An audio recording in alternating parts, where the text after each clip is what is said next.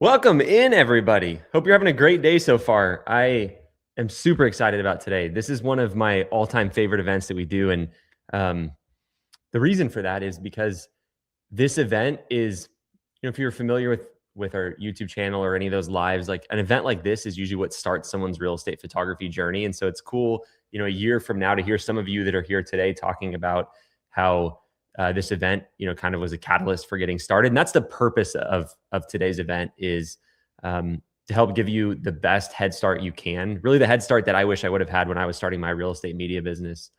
And I think, it's building a business is an awesome thing. It can do a lot of good things for your life. I mean, anybody that's built a business, and I'm not talking, big, successful headline making business. I'm talking about just a business that allows you to support yourself and live on your own terms and do something you like. I think that's really cool. And if you ask someone that's done that, they say how much it's impacted their life.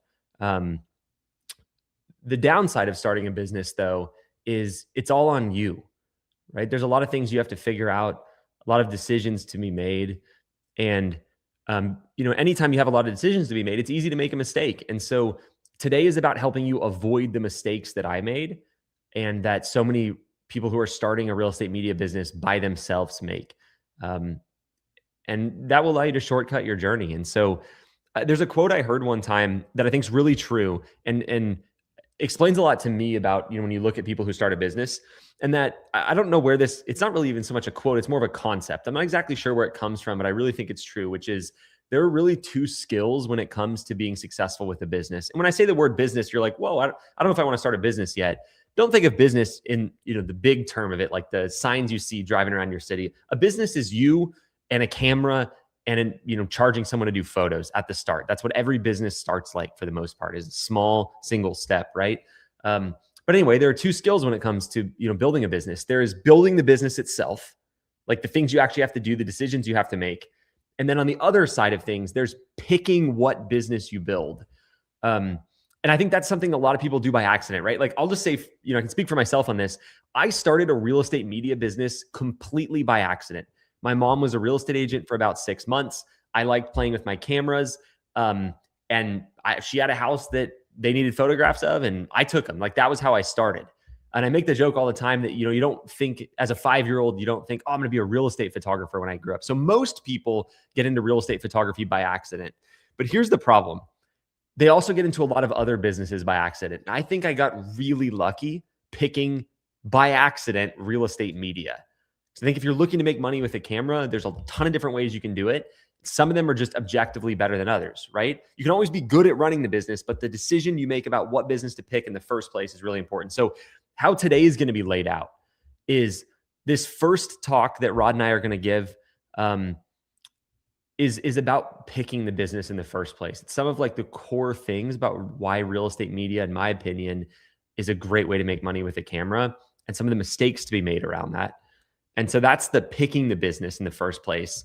And then we have, Justin, Colleen, and Scott coming to speak. These are all people who have built, well, Justin and Scott have built multiple six-figure a year real estate media businesses in the last couple of years. Justin in like the last year.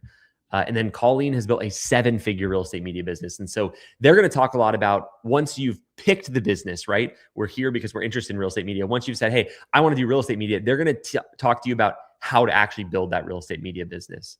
And so got a ton of stuff packed into today. I always, I understand that all of us have a lot of things we'd want to spend our time doing. And, I understand that picking to spend time with us today is an investment of your time. And so I always try to take that investment seriously that you put in and make sure that we give you a lot of value in as, easily digestible and rapid of a format as possible. And so that's what today is. And this first talk is really just going to start with that. But before we jump into that, Rod, first of all, thanks for being here. I appreciate you as always. And thank you for having me as always. Yeah. I guess we should, one of the beautiful things about a live event is we get to talk to the people that are in the audience. So share a little bit about where you're from. I'd love to know kind of the balance here. Like, are you newer to real estate media? Maybe comment if you've done your first paid shoot or not. So comment, I've not done my first paid shoot. Or if you have done your first paid shoot, comment, whatever you want to tell us about your business, your biggest month so far, whatever you want to share would be cool. It helps us get an idea for the room. This event is beginner focused. And I don't mean beginner as it's going to be like so basic information you can't do anything with it. I don't think that's what a beginner needs. I think a beginner needs really helpful, actionable info that they can actually work with. But this event is really engineered to help you do two things. One, figure out if real estate media is the right fit for you, real estate photography, and like give you some info to help you make that decision. And then number two, share with you some stories, through Justin, Colleen, and Scott, about how to build a business. And so if you've not done a paid shoot, you're absolutely in the right place. If you've done a few paid shoots and you're doing less than, $2,000 to $3,000 a month in real estate media, I'd say you're also in the right place. If you're already doing like $3,000 plus in monthly revenue, I mean, you're always welcome to hang out. You can always learn more stuff. I can learn new stuff every day. And so just know that this event is specifically designed for those of you that are either haven't done your first shoot or have got some momentum, but not a ton yet. All right, let's look at the comments here. Started the year January 2nd with my first paid shoot. Very nice. Have not done a paid shoot yet. Own a family photography business for 5 years now, expanding my real estate media business. Nice. Not done my first shoot. Not yet. 2 on my own, 75 for a company. Oh, nice. It's cool to see you. This is a great business to build, for yourself. Obviously, there's the right time for someone to work a job at a real estate media company, but I think there's a lot of power in this industry to own the business. So cool. Well, should we jump in, Rod? Should we do some wins from those that have already been doing this, or what do you think? I always love the wins. Let's do that. Y'all shower the wins in the comments if you've had any wins where you're at in real estate media. And it might just be you showing up for this as your first win.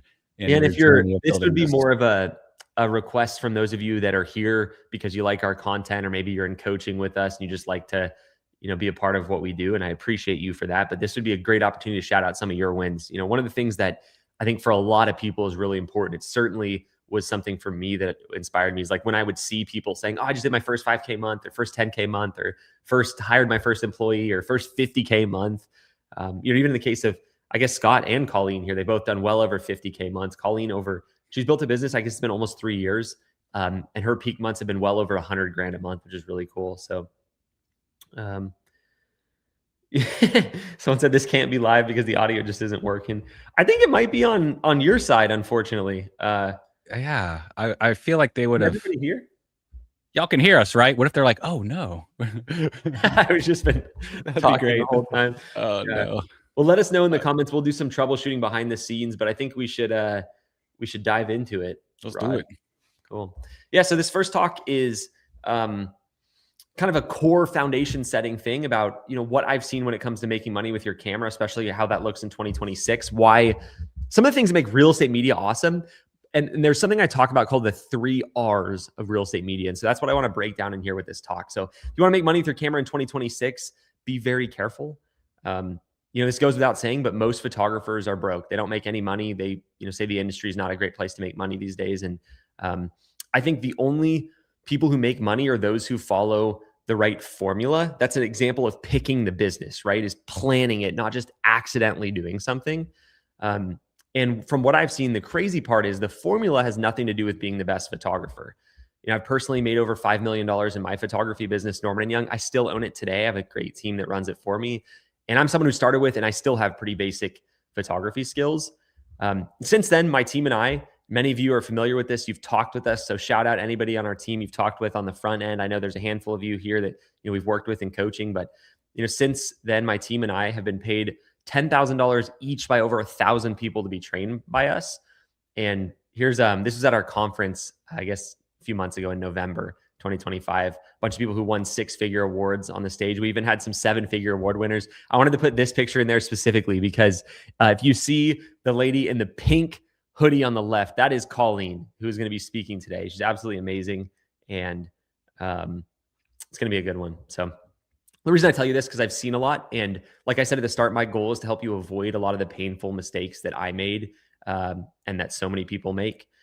And I'm going to do that by giving you an overview of the same formula we teach to our students. That way you can kind of use that formula. And this formula allows them to be successful in an industry where, like I said, so many people struggle. Photography is not known to being a lucrative industry, right? And that's because a lot of people approach it in no fault to them, but they approach it in a way that sets them up to make it so much harder on them.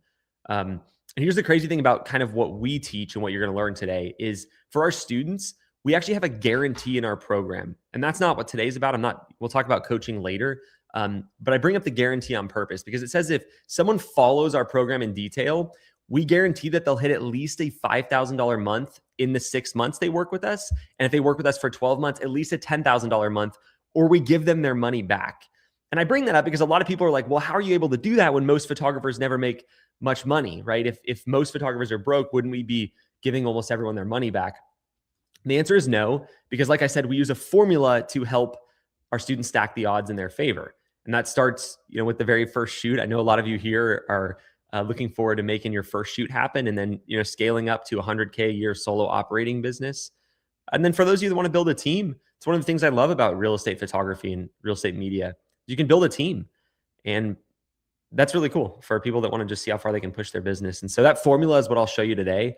I do want to say, you're not a coaching student of ours right now, so I can't guarantee legally or ethically that you're going to make any money from today's training. But what I can tell you for sure is that this would have helped me grow my business so much more quickly. I think speed comes from knowing what to do, but most importantly, it comes from knowing what not to do. And I did a whole lot of what not to do. So again, I know this is the promise of today. You've seen a lot, which is if you like to make money with your camera and you're willing to put in the work, that's what today's about. So I want to start with why most photographers don't usually make much money or any money. And there are a couple of reasons. One is the obvious. These phones are getting better and better every year. It's the iPhone 35, isn't it? Yeah. AI did me a favor on that one. But on a serious note, right? These phones are getting better and better every year. And I also think at the same time, people will describe what we have now as kind of like a gig economy, right? More and more people are realizing that a job isn't going to help them achieve their goals. It may be part of that, but they need to do some stuff on the side. So that means there's a lot of people trying to make money with their camera. And so what that results in is more and more people fighting for a smaller chunk of business.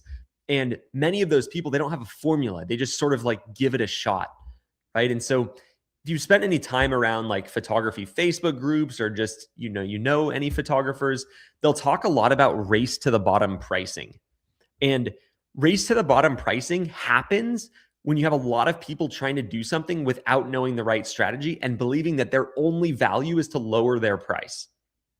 And what happens is they get what's called the vicious cycle of price, right? They lower their price, they provide less good service, they get less good results for their clients. Then they lower their price again because they don't get as many clients. And it goes down and down. And that's why you have a lot of people quitting on, what for many people is their dream to build a business, on one side, or own a photography business on the other side. And they blame the industry. And I think, and this is no hate to them, but it doesn't make it not true, is the real problem was their lack of strategy, right? It wasn't the industry in the first place. And so the question that a lot of people have is, how do the people that we work with avoid this? How do they compete in a competitive market? Even without prior photography experience or being a great photographer? And the answer and the truth of it is they don't, right? Competing is not the approach. And I know that, when you think of starting a business, you think competing. That's what it means. And there's elements of that, but I don't think that's the most important thing. Like thinking, how can you compete is kind of putting you behind. And so the reality is, at least with a lot of the students we work with and that we get to coach, most of them couldn't really compete. And that's not because they're dumb. It's just because it would be unreasonable to expect them to be successful competing with people who've been photographers for 20 years. So for example, most of our students, they're new to photography and many of them have full-time jobs. How would they compete against someone who's been doing this 20 years that's all in on this, right? Ruby's a great example of that. Ruby was a teacher. She built a $20K a month real estate media business on our YouTube channel where you're watching this. You can watch it later, but we did an interview with Ruby. And I bring her up because if you look on the surface, obviously Ruby is a very smart person, but she had the odds absolutely stacked against her, right? I mean, she was full-time as a teacher and she wasn't a photography teacher. Like that wasn't her. Like she's not been doing this for 20 years. I think I remember her saying she borrowed the camera to use too. She didn't even have gear yet. And then she didn't buy, she borrowed gear, if I remember straight in that interview, which was incredible. Yeah. And it's just like even more point to that point though, right? It's like, do you expect Ruby to be able to compete with that? It's like, well, maybe, but the odds are certainly stacked against her. And so here's kind of how we help students stack the odds in their favor, despite a lot of the baseline being against them. Right now, I don't think it's just about making money. It's like there are a lot of businesses you can make money, but it's not a fun business to own. I think the cool thing about this business is you can make money and do it with clients who love working with you. I mean, realtors get a lot of value from you as a real estate photographer, even if you're new, and I'll talk about that more in a minute. So here's what our students do. Enough talking about the formula. Let's, show it specifically. So the first part of it is they pick a niche. They don't just shoot everything. So for my business, Norman & Young, we only shoot real estate. I think most of you here know that at this point. But it's something I wanted to highlight because it's really important. Big mistake that a lot of people make when they're first trying to make money with a camera is they're like, beggars can't be choosers. We've all heard the phrase, right? I'm new to this. Who am I to say, no, I won't do that, right? And I think while that makes complete sense, it leads a lot of people astray. Because, in my case, for example, there's a quote I like, which is a focused fool will accomplish more than a distracted genius. And I think that, whether you want to describe yourself as a fool or not, I will describe myself as a fool because that's really helped me build my business. It's to go, let's not, in my case, let me not think I'm too smart and say, okay, assuming I'm an idiot, what's going to increase my chances the most, right? It's being focused. And so for me, that's allowed me to get good and our team to get really good at one thing instead of trying to do 10 things well, which helps us get the odds in our favor, right? And one of the things you'll see, from Colleen and Scott and Justin and all the wins that I have, in this presentation here, is these people all only shoot one thing as well. Like you're never going to see a win where they're like, man, I had a great week. It was a $10,000 week. I did 2 weddings, 3 portrait sessions, and 17 real estate shoots, right? Like it just doesn't happen because it's like, okay, if we are going to compete with people, right? Let's not try to compete with 5 different people at once, right? That's not going to help our odds in our favor. So all these people only shoot one thing. And, the ones we work with specifically only shoot real estate, right? Because that's what we teach and that's what you're here to learn. And I know you're probably thinking, duh, I'm here to shoot real estate, but the temptation will be extreme. I promise you, within your first few shoots, you're going to have even a real estate agent. Let's say you just only go for real estate agents, which is what we recommend. You're going to have a real estate agent go, hey, my daughter's wedding is in 2 weeks, and I really just want to save some money, so it doesn't have to be that good, and I'll pay you $1,000 to do it. And that right there is a challenge and a decision. Trap. It's a trap. Yeah. And it really is a trap. I mean, on a serious note, it's like, okay, you could maybe shoot that wedding. you know, hope you do okay because you can't reshoot a wedding if you mess it up. But like the other thing that's going to happen is you're then going to spend 2 weeks trying to figure out how to shoot weddings. Maybe they're only paying you $500. Maybe they don't have a big budget. They're not expecting the best photos, but you still want to, it's a wedding. It's important in their life. Just because they don't have the money to pay for a $3,000 shoot doesn't mean you want to, give them an awful service. So here's what happens. You spend 2 weeks trying to learn how to shoot weddings. That's 2 weeks you could have spent trying to get better at real estate photos or get more clients shooting real estate, right? So we wasted that 2 weeks. Then you're going to shoot the wedding and you're going to do a terrible job. No hate to you. It's just you're new, right? I do a terrible job when I do something new. And then that real estate agent is going to think you're just terrible in general. They might not even say anything to you, but they're going to be like, wow, Eli, wasn't that good.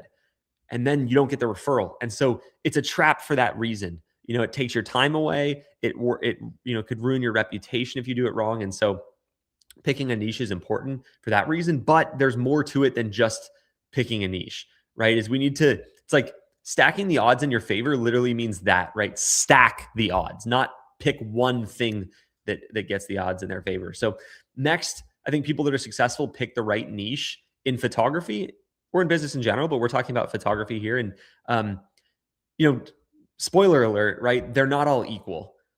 And so you have to pick the right niche and you have to approach the niche well. And so I'm going to, if you're a current wedding photographer, portrait photographer, I'm going to bash on your industry a little bit, not out of hate at all, just because you have it so much harder than we do.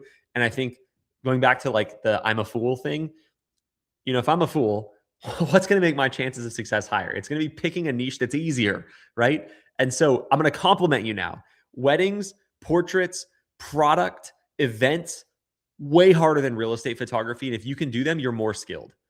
The problem is skill is not, you don't want to, that like picking a high skill thing for the challenge of it is not necessarily the easiest way to make money. So for example, with wedding photography, wedding photographers can make great money, but it requires a lot of skill. It's high competition. It can be pretty stressful, obviously. And, we have a lot of wedding photographers that we train to shoot real estate who want to get out of it. And Mayus is a great example. Another live you can watch on our channel. He built a $26K a month real estate photography business in 9 months. He was done. He was like, I don't want to shoot weddings anymore. It's too inconsistent. I have big months. I have small months. He had a baby on the way at that time. And I guess almost a toddler now probably. But either way, no, probably not a toddler. It was like 6 months ago, right? So still a baby, still in the baby category. Either way, inconsistency on a serious note was not going to allow him to provide for his family in the way that he wanted to. And so he switched from wedding photography to real estate photography for those reasons. Now he has weekends with his family. Yeah, instead of at weddings. Nice. Portrait photography, we touched on this a little bit earlier, is being somewhat killed by the iPhone. I mean, there's always going to be people who pay for portrait photographers. It's just not as common as it used to be, and there are more people trying to do it than ever.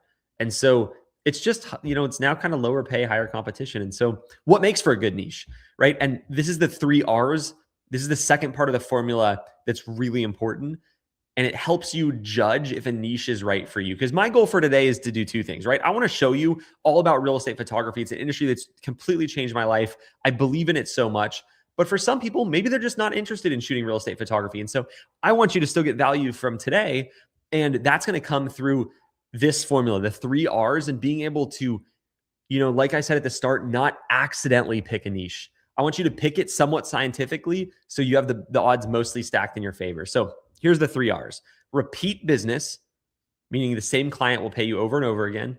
Required work, meaning there's a reason that they hire you, and that reason is strong enough to make it so it's unusual for them not to hire a photographer to get those photos.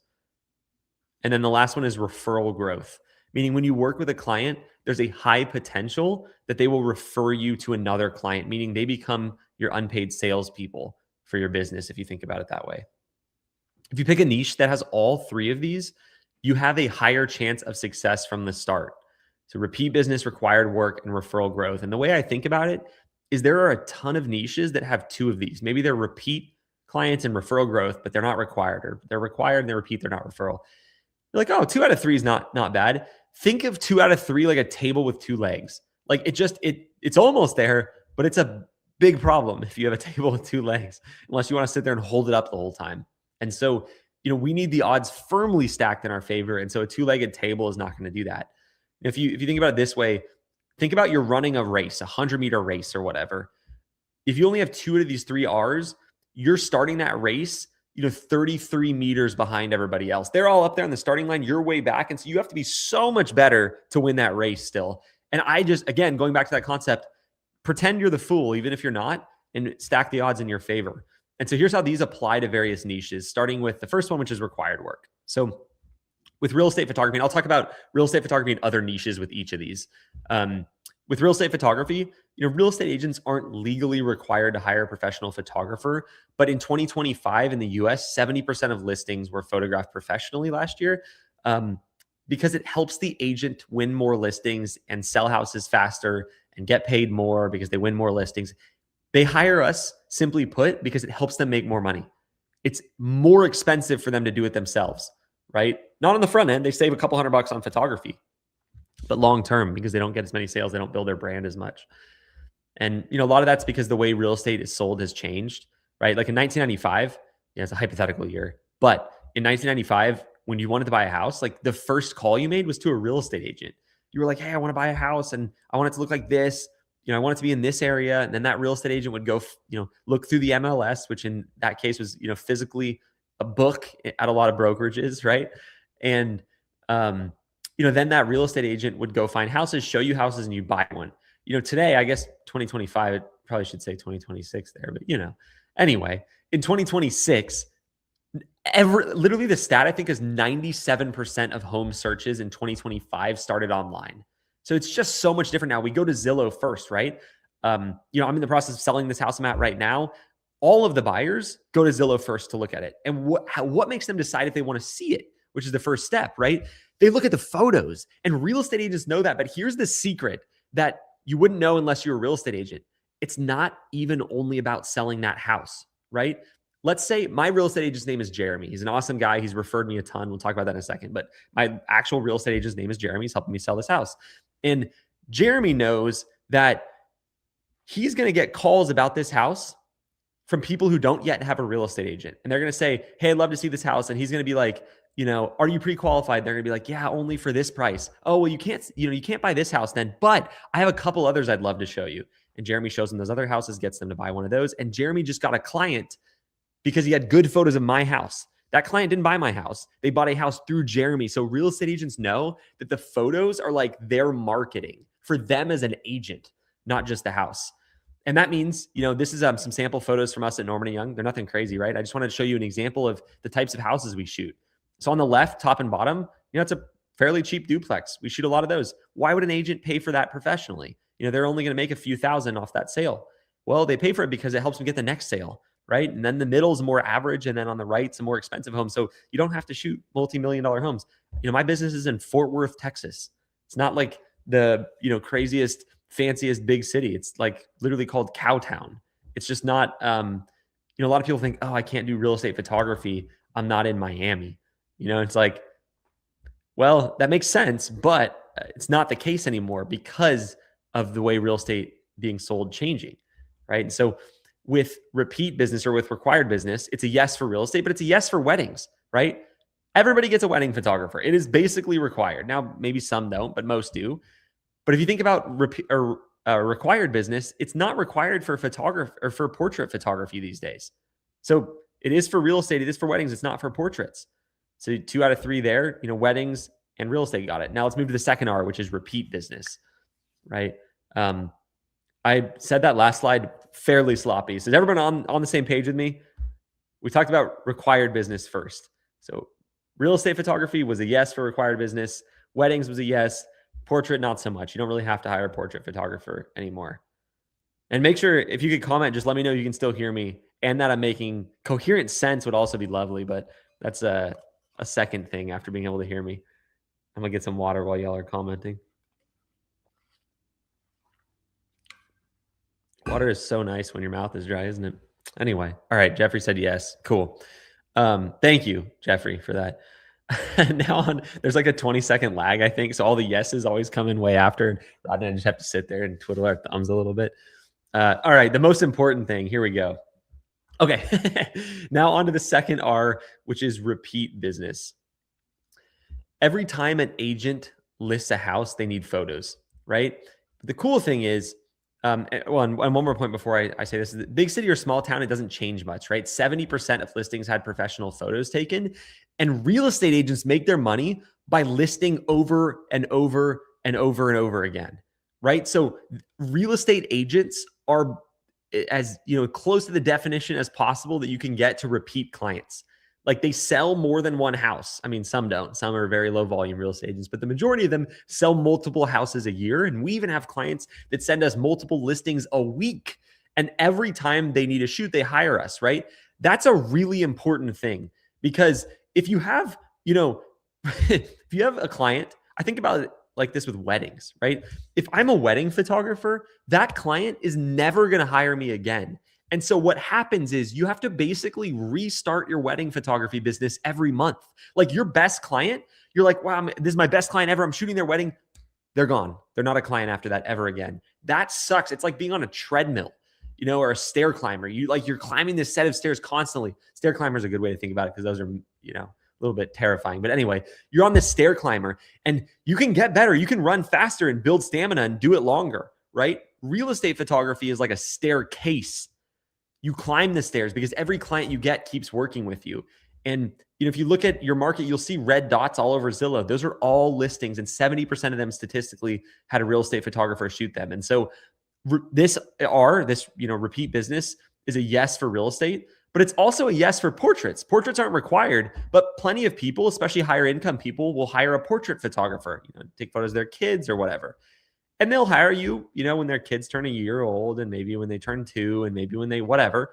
Well, so it is repeat, right? So in this case, portraits wins one, right? But weddings loses this one. It's absolutely not repeat business. You're never going to shoot a wedding twice for the same person. There's plenty of jokes to be made there. Maybe they get a divorce and maybe you shoot it again, but they're not hiring the same wedding photographer they did their first wedding. That's crazy, right? So it's just absolutely a no for weddings. And so now on to the third R, which is referral growth. And answer this honestly in the chat.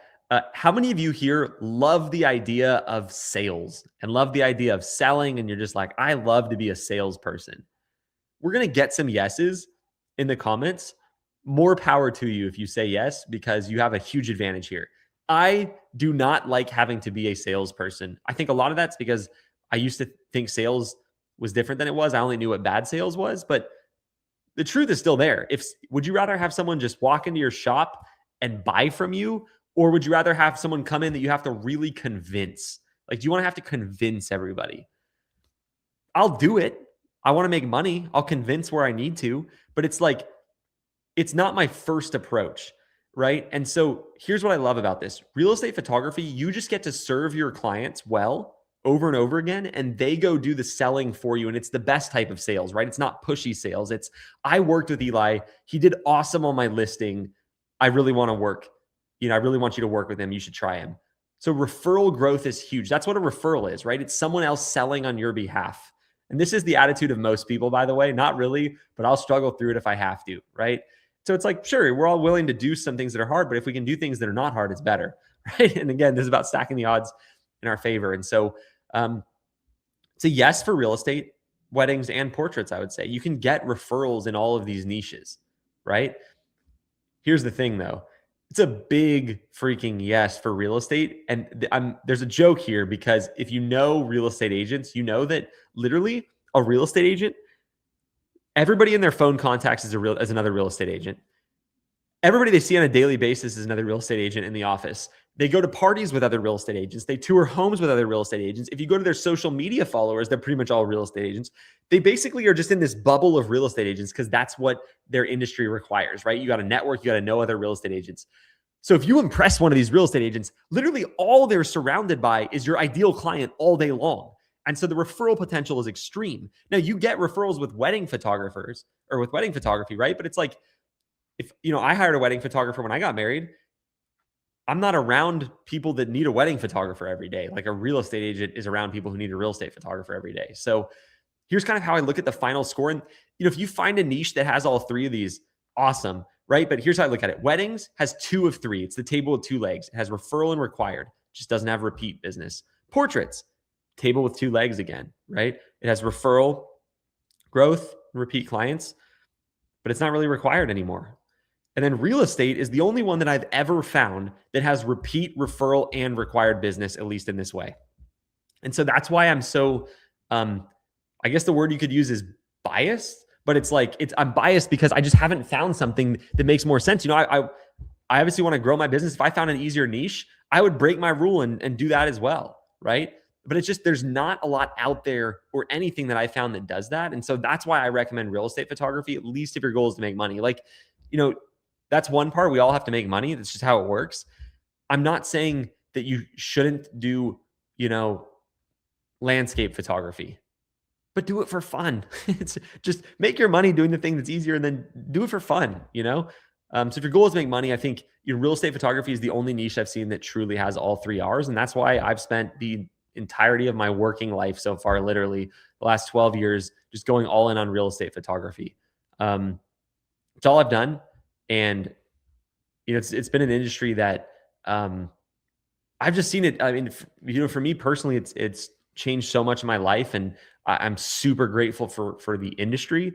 And more importantly, I've been able to coach a lot of people, my team and I now, over 1,000 at this point, in a one-on-one format with our team. And I've just seen it change their life as well. And I think there's two elements that have made that happen, right? There's definitely that the industry just has a lot going in our favor as real estate photographers. That's important, but then there's the approach of actually putting in the work to do it. So if you can, we've talked a lot about the industry itself, and then we'll pivot to more talking about, as this event continues today, like how to put in the work. Because just because the industry is great doesn't mean it's just easy.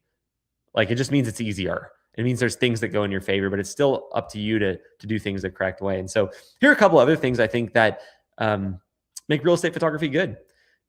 Again, back to the core thing, stacking the odds implies that we have more than one odd, and the more we can get, the better. So at this point, like I said, I want to honor your time. If you're like, I don't really want to shoot real estate, but I found a 3 R's niche that's going to work for me, like, go pursue it as hard as you can. The rest of this is going to be all about real estate photography, but I wanted to give you that filter because I know a lot of people are like, you're here because you're like, I'm kind of looking at weddings. I'm kind of looking at real estate. I'm kind of looking at this. Like, hopefully this gives you the tools to decide that. But if you're interested in real estate photography, let's dive in a little bit. So here's a couple things. Number one, I think it's somewhat overlooked, at least compared to demand. And that's mainly because people see the invoice price and assume it's not a good way to make money. So what I mean is they'll look at, you can see on the left here, it's a $173 invoice. That's one of our cheaper invoices. And then almost an $1,000 invoice on the right. That's one of our more expensive ones. They'll look at those and be like $500, $800 for real estate versus $2,500 for a wedding shoot. Why would I shoot real estate? Right? Makes sense. But what they don't realize is that a busy real estate photographer does 4 real estate shoots a day. A busy wedding photographer does 1 a week. That's like, so it's just, you're comparing a huge invoice that you can only do 1 a week that takes literally like 15 times as much work as a real estate shoot, if not more, to something that, the average real estate shoot is going to be like an hour, an hour and 20 minutes, depending on how fast you are. And that's not for the most base package. That's for a, fairly middle ground package. And so it's just, you have to look at overall earning potential. And what we've seen, again, this requires you to do a lot of things right and get fully booked. But like a fully booked real estate photographer will max out somewhere between like $15K a month on the low end and like $30K a month on the high end. You have some people that have pushed past that solo, but I just recommend hiring a team at that point. And so that you have to look at like the total earning potential, not just the per shoot potential. And I made this joke at the start, but like no one just wakes up in the morning being like, I should shoot real estate photos. And so I think that's another reason that it's kind of under the radar. Like if you ask somebody right now, if you went and said, hey, give me all the ways you can think of to make money with a camera, they're going to be like, shoot weddings, shoot portraits, shoot food photos for rest. Like they just never say real estate. So it's kind of an under the radar niche. Second thing that I think is important is the gear is pretty cheap. You don't need super expensive gear. You can, find more about that on my YouTube channel. Not going to go into detail on that today. But you can get started for like well under $1,000, especially if you're willing to go used. And I love used gear. We still buy it at Norman and Young. Like my goal is to make money, not spend money. And so if you can get away with, if you love expensive gear, more power to you. Buy it, enjoy it. But if you don't, get the cheap gear, it'll get the same result done. Third thing is fairly low technical skill required. When it comes to shooting real estate, pretty much everybody uses a process called HDR, which sounds kind of complicated. It's really not. Your camera does it all for you.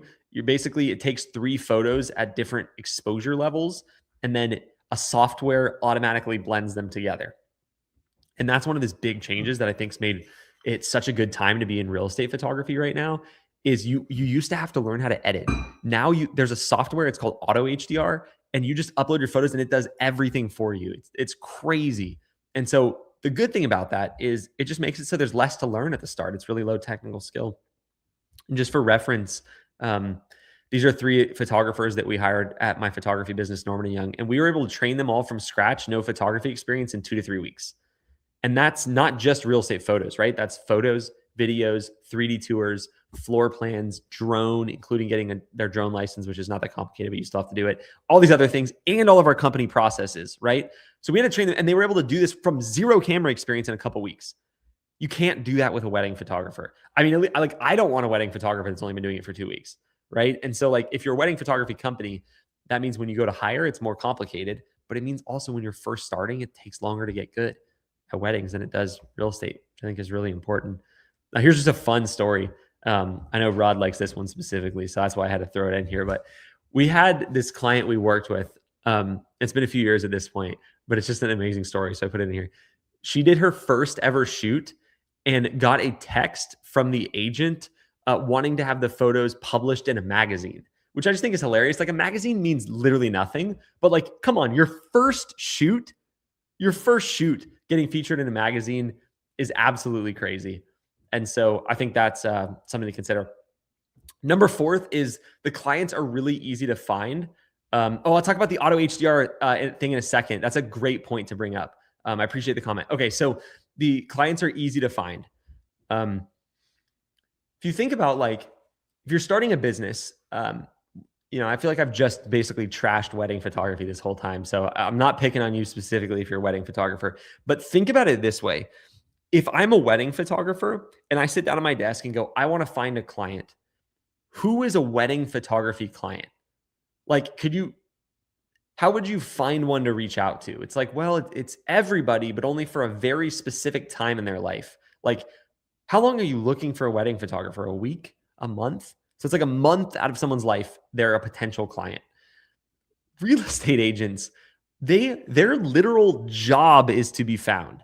Like, they're marketers, right? They have Instagram accounts that say I'm a realtor. They have Facebook accounts that say I'm a realtor. They have billboards on the side of the road. They have Facebook ads they run. They have benches at bus stops that have their face on them. Like, it's literally everywhere. Like, they are trying to be found. That is so important because it makes my job as a real estate photographer easier. We teach something called the Instagram method to our clients, our coaching students, when it comes to finding clients. And the whole reason it works is because you can literally find unlimited real estate agents in your area on Instagram, like virtually, right? I mean, there's thousands of them in most markets. And I think that's really important. So the clients being easy to find just makes it easier. Here's a cool one. Our model, and don't just like run with this, we'll get more into it. Scott is specifically going to talk about it today, but with the Instagram method, you offer a free first shoot because agents are repeat clients. So it's just like a company offering a free trial. You do that, you do the free shoot well, and they hire you for every shoot after then. It's like you give away, a $200 shoot, and then they hire you for $2,000 a year in media over and over, right? But sometimes you catch a big fish with this. This is pretty cool. So this guy's first name is Chase. He said, I just closed a deal to be a brokerage's exclusive photographer. They said they average 100 shoots a month. Only got this because I offered a free shoot to agents on Instagram under Eli's direction. And I happened to send it to the broker. So here's what the crazy thing is. The average real estate photo shoot is going to be somewhere between like around $275. If you're doing things right, maybe 300, 315, 330 can go up from there. But let's say it's 275 just for reference. So $275 times 100 shoots a month, $27,500 a month. So this guy, Chase, is going to have to hire employees. This is a little bit ago, so he's done that by this point. But like just from that, and so the volume potential is crazy. Now, I'm not saying you catch a big fish like this every time. This is a rare fish to catch, but you don't catch it unless you try fishing. And I think the only way we can do this is because real estate agents are easy to find. And then the last thing is it's flexible around your life. I think one of the most important things when it comes to starting a business is how you do that while you still have a job. I would imagine most people here have to make money every day, every month, right? maybe there's a few of you that, have some retirement, or you're retired, or you have a big savings account. You could just quit and go all in. And that's awesome. If you do, that's amazing. Use that to your advantage, but most of us, have to work, right? And so we have to be able to build a business around our job. And that's what we recommend to our students. We recommend they replace their income on the side before they quit their job. That's way less scary, right? Some people love to just quit and go all in. Also, I got to pin this because that's amazing. Anyway, some people like to quit their job and go all in. I don't like the financial pressure of that. I don't think most people do. Some people like that, but you can do that if you want. But our recommendation is you build this on the side. Because the good news is, let's say you make $6,000 a month right now. And this is just rough math, but you make $6,000 a month, and it's $300 per real estate shoot. So I'm gonna do 6,000 a month divided by $300. That means you only need to do 20 shoots a month to replace your income on the side. Yes, it's going to involve working more hours. There's always a sacrifice when you're doing something, right? When you're trying to start a business, it's like, do I want the sacrifice of financial pressure to quit my job and try to build this, all at once and hope it goes well? Or do I want the pressure of working more hours? I'll take the working more hours pressure all the time because I'd rather have more money, because it scares me when I don't have money. And I think most people are like that because we don't want to run out of money. But anyway, that means that you can build this on the side. So like 20 shoots a month. I mean, if you do 4 shoots every Saturday, there's 16 shoots right there. And then you squeeze in a couple, one a week before or after work one day, or you do one on Sunday. And I'm not saying it works out to be this perfect schedule every week, but like the math works out where most people can build this on the side without having to quit their job in order to make time to do this. And I think that's so cool, because not only then when you quit your job, you're comfortable with this, but you also have 2 incomes at the same time. It's like maybe, the first month you make $6,000 with your job and you make 0 with your real estate media company. And the next month you make $6,000 with your job and you make $1,000 with your real estate media company. Like whatever the growth, some people grow faster, some people grow slower.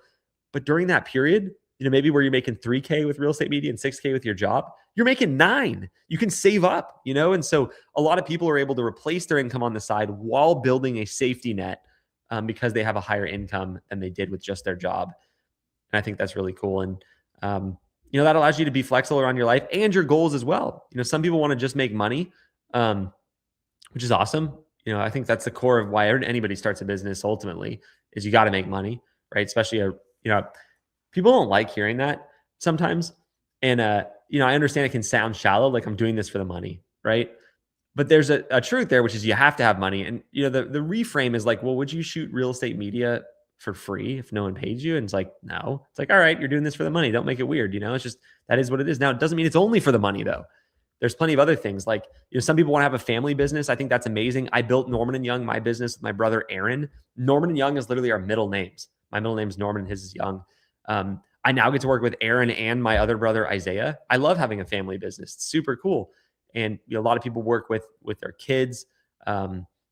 It allows them to create an asset they can pass down to. And just think, if you're going to spend a lot of your time working, it's like you might as well enjoy what you're doing and enjoy the people you're doing it with. And so if you're lucky enough to have a family you enjoy, working with them is always cool. Some people just want to, prove to themselves that they can do something they've always wanted to do. I think, I don't know, it's really easy to see everybody else doing something, and you have those little thoughts in your head of like, I don't think I could do that. Or like, I don't think that would actually happen for me. Or maybe someone told you that, right? Like, you told me you were going to start a business and they were like, oh, like, it's such a high failure rate and all this other stuff. And yeah, I think it's just cool to be able to like build something and kind of prove to yourself, not as like I told you to everybody else, but just like prove to yourself you can do something you've wanted to do. And I think it's easy to feel like you can't make a change in life, and you just kind of get in this lane and you get stuck, and it's like, oh, I missed that.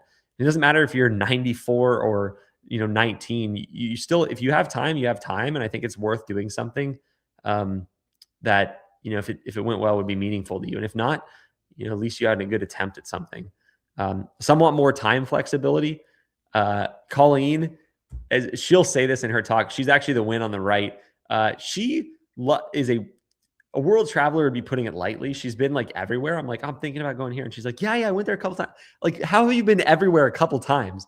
But anyway, a big goal with their business is they want to be able to build a business, and they built a 7-figure business in a couple of years that allows them. I think she's going to Finland actually in like 6. She's going on the 11th to Finland. Like, they built a business that helps them achieve what was important to them, which is time to travel. They love it, right? They went to Italy. Like, it's crazy. That's what they like to do, right? Some just want to quit their job. We make a big freaking deal of this in our coaching community because I think it's a huge unlock. And we even send a quitter plaque when people quit their job, and we celebrate it. And I think it's, a good entry level win, so to speak. Some people want to scale and build a team, right? You want to hire people and build a business that runs without you. And I think that's amazing too. And so the big point I'm trying to make is you have options with real estate media. You can do this solo. You can do it on the side. Everybody starts this as basically a glorified hobby. You start with a cheap camera and your first shoot, or your first practice shoot, and you just solve the next problem. But you can grow it as much as you'd like and use it to achieve your goals, which I think is really cool. And maybe that means you get to be on this stage in the future, which I would personally love. Look, the white bubbles there from where my face is supposed to be on the presentation. That's funny. Who are you looking for? I was looking for Justin, who's speaking. No, he's in there. He's in there. For sure he was there. I had to be. He was the MC. Like, where the heck is he? It's like, where's Waldo? And I don't want to spend too much time on it, but now it's bugging me that I can't find him. That's so funny. He's got to be in the back. He put everyone in front of him probably because he's that Scott kind of guy. He got to be in this, right? As well. All 3 of our speakers are, they're in this one. This is our 6-figure a year stage. So all these. There's Scott. He's right next to John on the right side. I still white shirt. Face. Anyway, this is all people who had a 6-figure or more year in their real estate media business in 2025 that came to our event. These are all clients of ours. We had it up on the stage. I thought it was going to collapse the stage. And to be honest, when I was like, all right, everybody come up here, it was like most of the room came up there, which was very funny because I went to go take one of those, cliche stage selfies when everybody was staging backstage, and it looked like the event was empty because everybody was backstage lining up here. So anyway, we had a group of 7-figure winners who had 7-figure years in their real estate media business. And I just think that's cool. I think celebrating those wins is really important. One, for the people on the stage to recognize that. I mean, that's a lot of 6-figure businesses that have been built, and that's just a small fraction of them in our community, right? But also for you and for me, when I was first starting to see that was possible, it's like, why would you do something that you don't believe is possible? A lot of people talk about manifesting and all this other stuff. However you want to define that, you do you, right? My take on it is, if you don't believe something is possible, you're not going to do the work required to make it possible. And so I think it's a very practical thing when I think about it. And it's like, seeing people who did it makes you be like, oh, I could do that. Like, I think it's so easy to put yourself in a territory or in a boat with nobody else and be like, well, that wouldn't work for me because this. And it's just Hold on a second. Stop the show. We need to. Yo, we don't send you a play. We can send you 2 now, Bailey. And congrats on winning the plaque that you didn't get. How about that? At this point, we've seen it a lot too, where it's like a lot of the people we interview on the channel and the students that we have crushing it that we interview on the channel, a big common thing that I've seen a lot now is that it's like, how did you first hear about us when you first started to jump in? It's like things like this. They were like, I was on one of the lives y'all did a year ago, or a couple years ago, you had a live, or you had an event, or you did a virtual event, and it really stems from that, So my thought is always, why not? Why can't that be you? Why can't in a year from now you be telling us, hey, that was me a year ago. I was on a live event. It inspired me. I jumped in, and here I am now. Y'all'd be surprised on how often we hear that now. It's been so much now. Every live. It's like every live. It's like I think I've heard and from people in person at our events. I've probably heard this hundreds of times now. I'm not even kidding. So it's like, it's not chance anymore. It's not a thing. It's just a decision. Like, you can decide right now that will be you 6 months to 12 months from now, that you will be the person that also says, hey, I saw one of those dang 8-hour events and I stayed for the whole thing.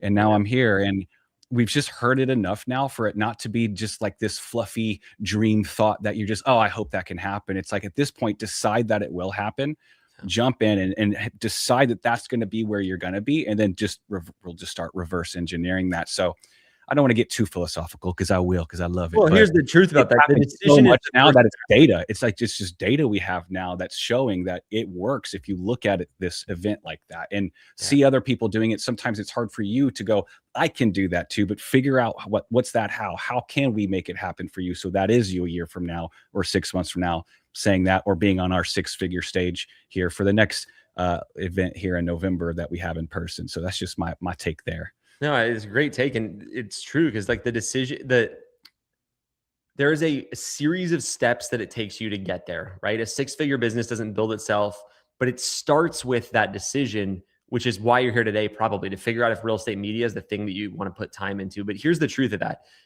It's the first step, but then you're going to have to back it up with time and effort, right? And so what does that mean? You make the decision. The blacklist comment is really making me smile. Please keep at it. Anyway, you make that decision maybe today, or maybe you're thinking about it. The next thing you have to do is invest time. So your next decision is like, are you going to stay and listen to these speakers? And some of you will, and some of you won't. And that's awesome, right? That's the purpose of today, is to figure out those that really want to make this happen. And the funny thing is, when you think, oh man, I'm going to go try to build 100K or 200K or 500K a year business, it can feel like this huge thing where you're like, how there's so much I have to figure out. There's all these steps I've taken. It's like, it literally, what is that quote? The journey of 1,000 miles starts with a single step. It literally is so true. It's like your first decision has been not to leave this event so far. The next one is going to be to learn as much as you can from our next speaker coming up here in 30 minutes, which is Justin, right? And then the next decision is to write down some things you hear from Justin. Then the next decision is, am I going to stay for Colleen? And then you stay for Colleen. Then you work. And at the end of the day, you're like, hey, what's the next step? Maybe you work with us in coaching. Maybe you try it on your own first. However you do it, you have a next step, right? You take that next step. Let's say you get into coaching. What's the next step? It's going to your onboarding. Then you get in the onboarding. What do? You meet with your coach. You do the next step. You do the practice shoot. You follow the checklist. Like you do it's one step after another. It's no like monumental thing. It's a bunch of little things. And I think hopefully that's inspiring, because like when I used to think about building a business, it just felt like this impossible mountain to climb. And it is so true that it just starts with a single step. And so let's do this.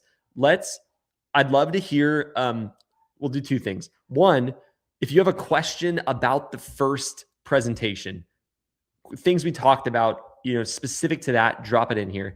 And then two, or drop it in the chat. And two, if you're already a real estate photographer and you're making some money, you're getting momentum, pass the momentum on to somebody by sharing like the most exciting moment that's happened in your business so far. Because I just think that's so important. Like some people will say it's fluffy to hear the wins, but it's like, I don't know. I mean, it gives you that little, because if the whole goal is to do the next thing over and over, the next little step over and over, maybe what you need is just a little bit of motivation over and over, right? It's not like one person saying they did their first 5K month is going to make you go like, all right. It's like, it's going to be like, maybe you're like, okay, I don't believe him yet, but we'll stay, like that's what it looks like. And so ask your questions. We'll do a few minutes of questions here. Rod, any big picture stuff that we should be talking about in this first session? No, I think you kind of nailed it perfectly there. Well, I could ramble on something, but I won't do that to everybody. On that note, that's it for today. No, I'm just kidding. All right. What is the Instagram method? Yeah. So the Instagram method, Carlos, is the first client getting or client acquisition method that we teach to our coaching clients. It's the baseline one. And Scott will be talking about it specifically today. The three people that are speaking. So Justin will be speaking first. Colleen and Scott are all people that we've coached. And so they're going to be talking about how the methods we taught them worked in their business and what those were. And so he'll go more into depth on that. But from a big picture view, it is you create an Instagram account. You don't become Instagram famous. Don't worry. You make certain specific posts that kind of show your company, even if you're just starting. It's okay. Everybody's just starting that's using it, right? And then you reach out to agents on Instagram and offer them a first shoot free. All right.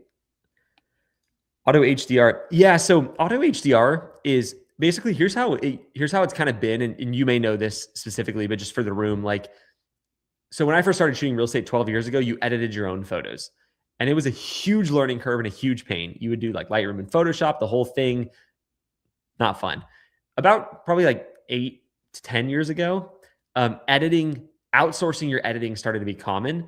And so you would send that to an editor. A lot of them were based in India or Philippines or Vietnam, partly because there's a cost of living difference. You can get it cheaper there, but more so because of the time zone difference. So like what a real estate photographer would do is you'd go shoot from 9 to 3:30. 9 to 4, whatever it is, 10 to 4, whatever your hours are. You'd come back, you'd upload your photos, you'd send them to an editor. At your 6 p.m., it would be their 7 a.m. They're just starting work. They edit while you're sleeping, deliver the photos in the morning. You deliver the photos to the agent the next day. Auto HDR is kind of the next evolution of that. And I'm giving you the backstory on purpose, and I promise I'll wrap it to your question in a second, which is auto HDR is completely AI editing. So you upload your photos and it does a really good job blending them. But here's the truth about that. With editors, there's inconsistency. With editing services like auto HDR, there's still inconsistency, but there's less. Like auto HDR is objectively better. Like we've tried a ton of different editors at Norman & Young. We edit a lot of photos. We edit everything through auto HDR. You can set presets in there. You can make corrections. If you don't like how something came back, you can have them re-edited. So it's just a different learning curve. You still need to have like some quality control checking on the photos. But if you let me know your specific issue, I can absolutely let you know. I'd also say the thing I like about auto HDR is their customer service is great. I don't own the company or anything. I have zero equity in that company. I'm just kidding. I wish I did. No, they are. Matt's great. Usually you can tell a lot about a company by the owner like you. I don't want to sit here and compliment you too much, but it starts from there. And Matt at Auto HDR is good. I pivoted from complimenting you just so I can compliment Matt, I guess. But we've been around him multiple times in person. He really is a genuine person too. So that combined he's a real estate his work ethic and that, like the combination of all that, he wants to have the best thing for everybody. And that's really clear. So that's why it's been really easy to work with him and them over there. So yeah. Let's see. A little bit off topic, but if you work from home, do you use or need a virtual business address? You can. A lot of people just use their home address. No one goes there. So on like the LLC paperwork and stuff, which don't, if you're hearing that, not you specifically, Jeremy, but just anybody else, it's not like a lot of work to get that set up. But a lot of people just use their home address. You can use a virtual address. It's like $50 a year, usually, depending on who you use. I'm just starting a real estate media business in LA and I'm doing 3 jobs already, but got the equipment. I did 3 shoots for free. Nice. Well, congrats, George. More volume. Just keep doing it. Ask for feedback on your shoots. Ask for referrals, feedback. Yeah. Yeah. You're in the process. Just, you got to keep going. And also trust that those 3, here's the thing that I see a lot of people back there in coaching do, or in general do, not even in that, but like they'll get a free shoot and the person doesn't come back to get another one like within a week. And the person's like, oh, I lost him. That agent doesn't like me. They hate me. You're going to conjure up a lot of things. And I assure you those things are 99% of the time not true. And just some simple communication with the agent. Hey, how did you like it? Hey, when do you think your next listing will be? I would love to help again. Do you have any, friends that would need this too as well? I'm trying to grow, would love that, or if you have any feedback for me too as well. And sometimes just talking to them and asking them instead of you conjuring and thinking up things, they might not get another listing for a month or 2 or 3 months. And you'll think all these things when those things probably aren't true. And I'll see a lot of people struggle with that. So I guess that's become impervious to that is my advice for you too, George, is, if that's happening, it might be all good. Now, also be conscious that maybe the shoot wasn't as great. Someone's first shoots aren't, especially if they're doing it without help, it can be hard. And getting that feedback from the agent and taking that feedback in humbly is also a big next step for you too. So well done on your first 3 shoots. That's pretty good, especially out in LA. Well done. Come on now. Something that I'm smiling because like it used to drive me absolutely insane is you'll do a shoot like especially when you're first starting this, like, please just let this be your lesson you learn from me and not the hard way. You'll do a shoot, you deliver it to an agent, and then you're waiting by your email. You're like waiting for the feedback. You will wait there until you die. Like here's the thing with real estate agents. If you do a good job, you only hear from them if you did a bad job. And it's not because they're rude. It's not because they're disrespectful. You have to put yourself in a real estate agent's shoes. And I think this is really important when you're building your business in general, because a lot of people will be like, oh, real estate agents are cheap, or, put yourself in their shoes. Here's what it's like to be a real estate agent. And here's where you fit into the process. So it's February 5th today. You're a real estate agent. Pretend that you sold your last property on November 4th. So 3 months ago, and you got paid $9,000, and then you had to pay taxes off that. So you made $7,000. You have not made a single penny in 3 months. Do you still have that $7,000? Probably not, right? Unless you're like a very successful real estate agent. Okay. So you haven't made any money in 3 months. Then you get a new listing and you're like, finally, I got another listing, right? What is the first thing that you have to do? You have to go pay a photographer to take photos of it with money you don't have. So, there's a lot of real estate agents. Not every real estate agent. There are plenty of successful real estate agents. I'm just putting you fully in like the tough shoes, right? They're going to pay it. What are they trying to do when they get the photos back from you? They paid them. They have no time to give you feedback. They're like, let me get these photos up on Zillow as fast as possible. Let me get this home sold so I can freaking get paid, pay off the $9,000 in credit card debt I have. And then they get paid. They make $14,000 in the next listing. They pay off the credit card debt. They pay their broker fees. They pay their taxes, and they have $0 again. Restart the process. You see what I'm saying? So it can be like a lot of people just think they're cheap, and it's like, no, they're not cheap. They're freaking stressed. Not everybody's like that, but that's a lot of them. So it's like, if they don't give you feedback, it's normal. And if they also are like, hey, how much does it cost for drone photos? And you're like $125, and they're like, oh, I'll skip it this time. Don't be like, oh, this cheap. Like, they just might not have the money, And I think that coming from that frame helps you serve them. And it's like, well, how do you serve them? One, you offer them a first shoot free. That saves them a little bit of money. And they're going to remember that. And they're going to hire you if you do a good job the next shoot. And you serve them well, and you understand that your job is really important, and your job helps them, feed their family as well. It helps you get fed. And so you just approach it with that attitude. And I think that's the winning attitude. And the other side of that is the clients that you start your business with, the ones that take you up on the free shoot, a lot of times are newer real estate agents because they value that free shoot. And the great thing about new real estate agents is they are trying to make a name for themselves with established real estate agents so they can do deals together. So if they like you as the photographer, they try to provide value to the powerful agents by saying, hey, I worked with this really great guy named Scott, and he was amazing and you should use him. So they refer you, which is awesome. But the other thing is, and this is like the case with Jeremy, who's my real estate agent, I'm selling my property right now. We worked with Jeremy when he was first getting started. We were first getting started. We basically built our businesses together. He's used me for years. When I sell a house, I use it. It's like, you just build this relationship that is, I think, special, and it creates a lot of connection where you keep them as a client. And so thinking about it from that perspective, like the mistake people make, and the reason I brought that up is everybody here would say that I haven't, like, let's say you were competing, you live in Fort Worth, Texas, which we have a lot of coaching students that we coach in our own market, which is funny. But anyway, let's say you're competing with me in Fort Worth.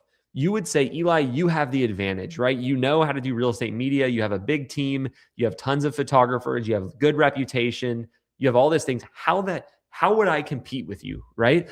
And it's like, well, the answer is easy, because if you put yourself in a real estate agent's shoes, do you like working with, like, if you have, let's say you hire a house cleaner, right? Do you want to hire the house cleaner that you can text them, you can call the cleaner directly, you know who's coming every week? Or do you want to hire the big company? Different cleaners every week. You got to wait on hold if you call them. There's no text number. Like, not saying we can't text normally, you can, but like, which company do you like to work with? The solo operator or the big company? You like to work with the solo operator. It's easier. Solo operators, you guys all here that are starting, have a huge advantage. I could steal clients from my own company all day long if I was solo. You can take clients from my company all day long, because all you have to do is share that you're new.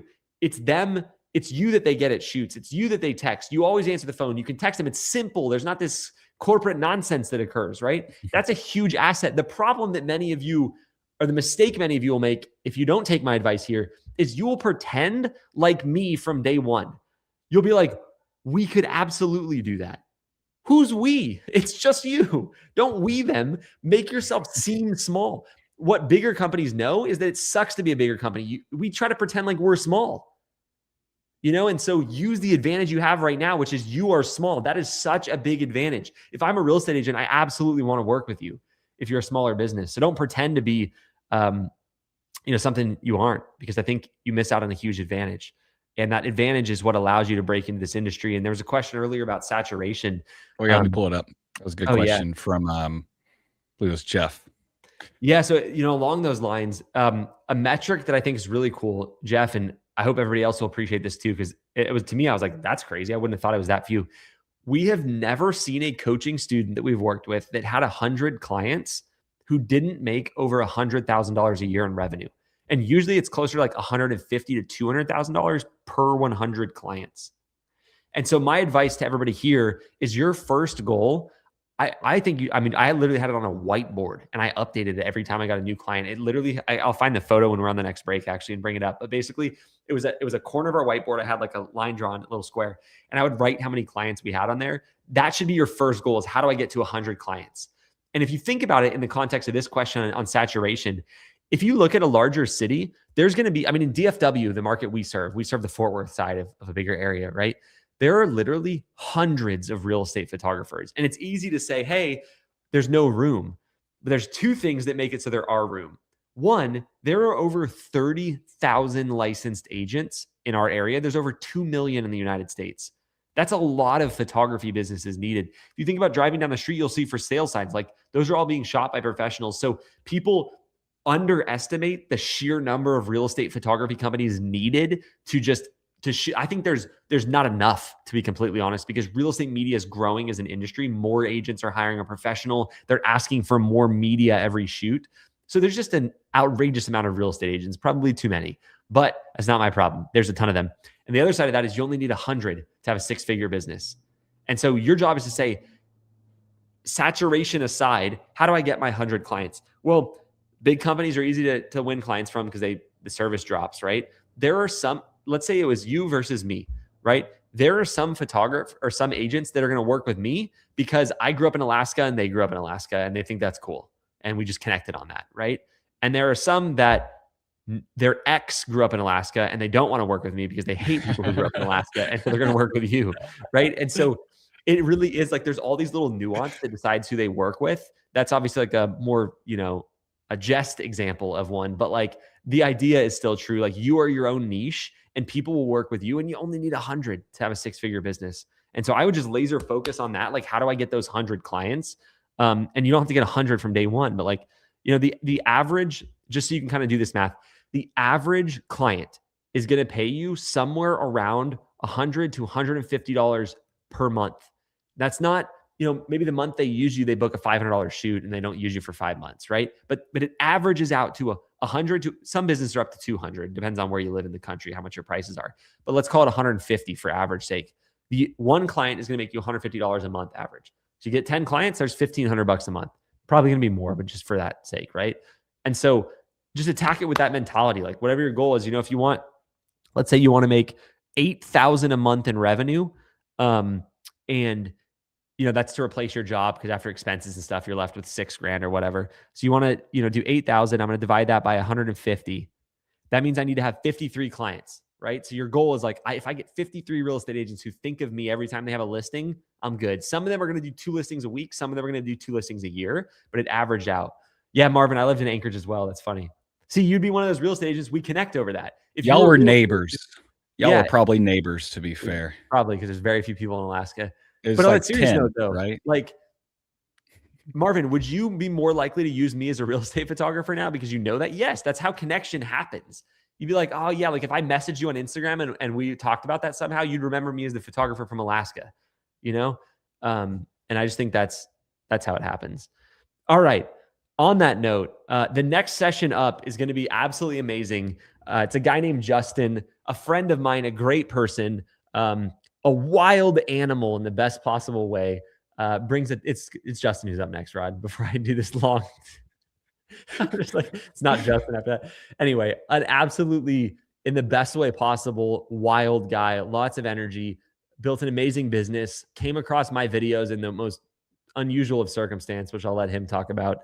Over the last year has built an incredible business, has a team. What else do you want to say about Justin? On that note, he also said that his big thing that inspired him in the beginning was hearing Colleen talk from on stage when one of our in-person events in November. Colleen had a talk on stage and he was watching a replay of that, and he'll tell the story probably more, but he was on something similar to this is what inspired him to get the results he got, which I think is really, keep that in mind when y'all hear him talk about everything, is that he was on something similar to this, watching, getting inspired. So yeah, by Colleen, shout out Colleen. It'd be great. I know, this event is not a 5-minute event. It goes for a while, but I'd encourage you to stick it out. If you're here this far, it tells me you're interested in real estate media. And man, I wish I would have had something like this to learn from these incredible people. And I can vouch for all of them. I've got, not only do we spend time coaching them, I've gotten to work with them in different capacity. They come share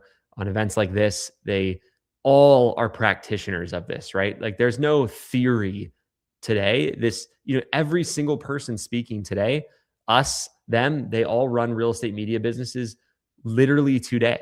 Like there's shoots going on in Justin's business today. There's shoots going on in Colleen's business today. There's shoots going on in Scott's business today. Norman and Young has who knows how many shoots today. And I think that's cool to be able to learn from people who didn't.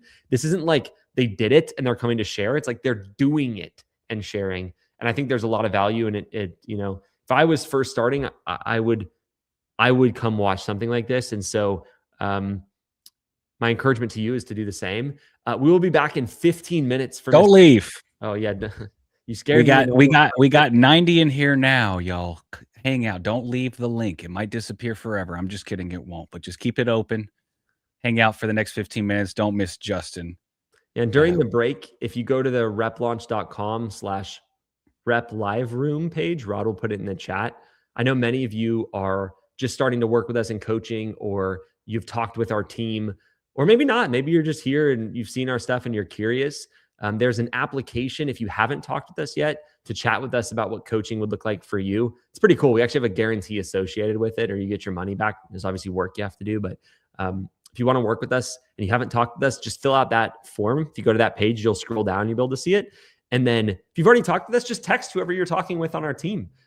They'd love to chat with you, and they can answer any questions you have. And on that note, we'll see you in 15 minutes.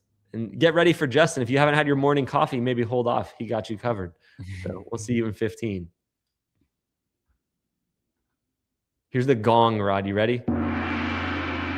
Oh, look at us.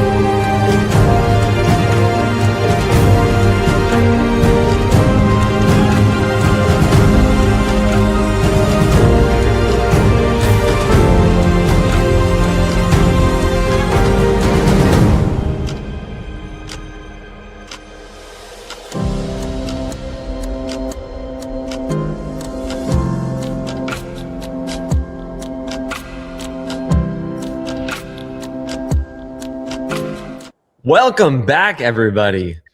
I feel like there's 30 people missing. Hold on. We had 90. We have 60. Now where'd y'all go? I had specific. We filtered out to the good ones, you know. I had specific instructions.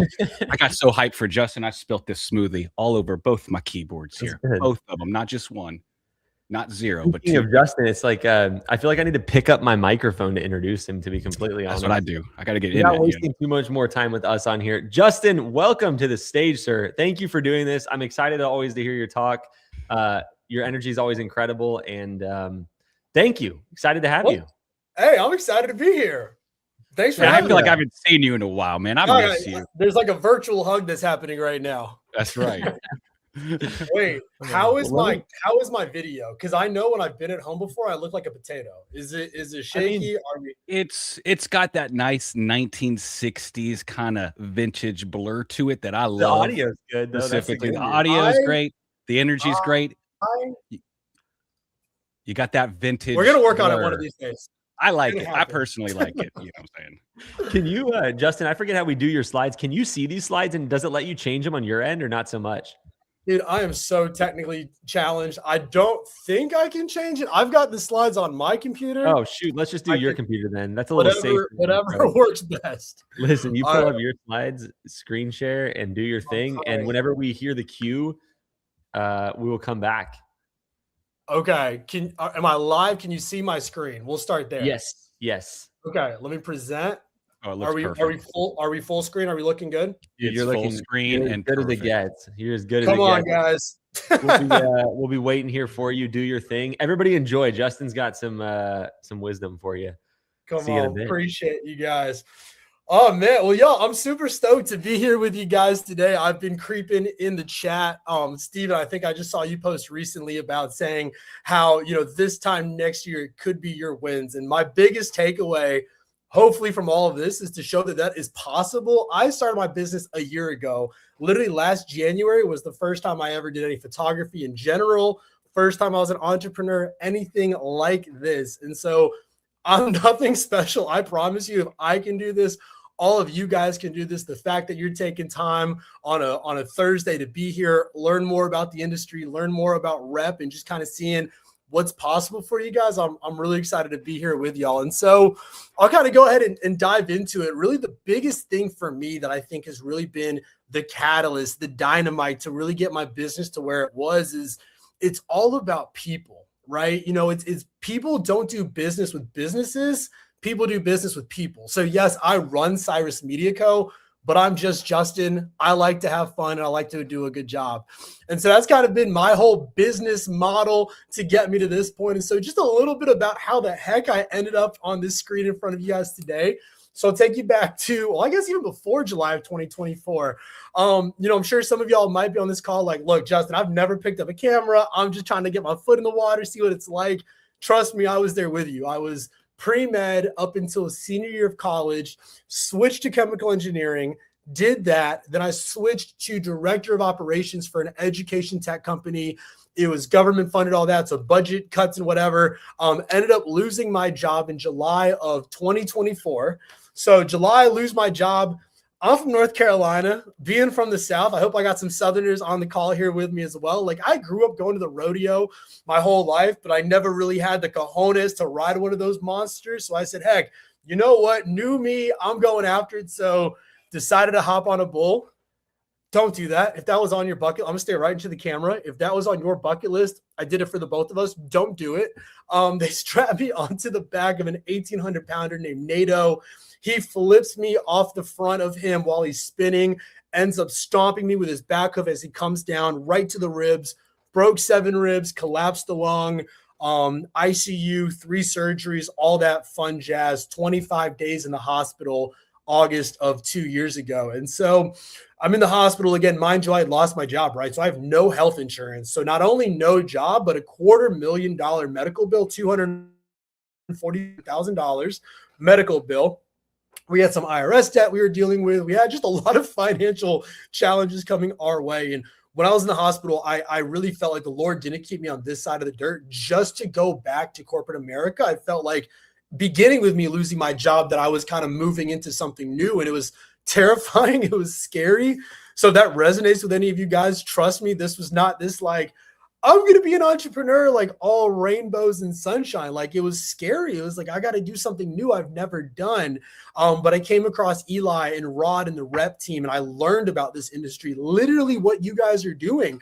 I was watching webinars. I mean, I joke about it, but I couldn't move my arm from the accident for about a month. So when I'm in the hospital, my mom is scrolling YouTube.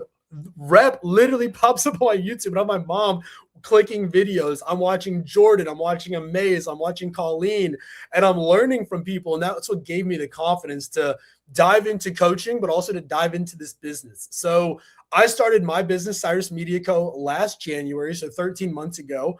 January 13th was our first shoot ever. And just from a revenue perspective, just to kind of give you a roadmap of what's possible, I definitely did not grow the fastest at all, but I am proud of the growth I had for what I needed in my life to pay the bills and everything. But we went from last January, we did $210, $1,200 in February, $5,000 in March, $12,000 in April. And then I think we had like a $19,000 month in June of last year. And so it happened quick. And, for me, it was a lot of the coaching. It was a lot of the community. It was a lot of the encouragement, learning what I was doing right, also learning what I was doing wrong. And it really propelled me to where I am today. And so at the end of this, we'll do a Q&A. I'm big on Q&A because I want to provide value to you guys, not just me ramble for 30 minutes. So when I was putting together this presentation, really the biggest thing for me is trying to think back. If I was starting over, or even if you've already started, what were those things that I learned and I did that really propelled me forward? And that's what I want to give you guys, is tangible things you can do to grow. And so really there's 3 large steps I want to kind of go over today. And again, we're going to kind of go over high level. Happy to answer questions later on. But for me, first and foremost, and you're going to see all of these have like an idolized first word. And the word here is intentional. Okay. And the reason for that is, right, without customers, you have no company, right? You need revenue, you need profit. We live in capitalist America. You got to pay your bills. And so obviously it's all about customers, getting them so we can serve them. So it's about being intentional, right? Like I don't just put out a Facebook post once, or I don't just like knock on random doors. Like I'm intentionally thinking, what can I do to get my name, get my brand, and be remembered, really get my name out there. And so first off, I got little emojis. Okay, my photos didn't work. Whatever, we're moving through it. Also, sorry guys, like if I'm choppy, I promise we paid the Wi-Fi bill. They told me it'd be better. So now moving forward, I will be back at the office. But we're working through, so hopefully you guys can see me fine, hear me fine, and see my screen. But anyways, number 1, I can't stress it enough, and you're probably going to hear from Colleen. You're probably going to hear from Scott. You'll hear it from everyone in the REPP community because it works.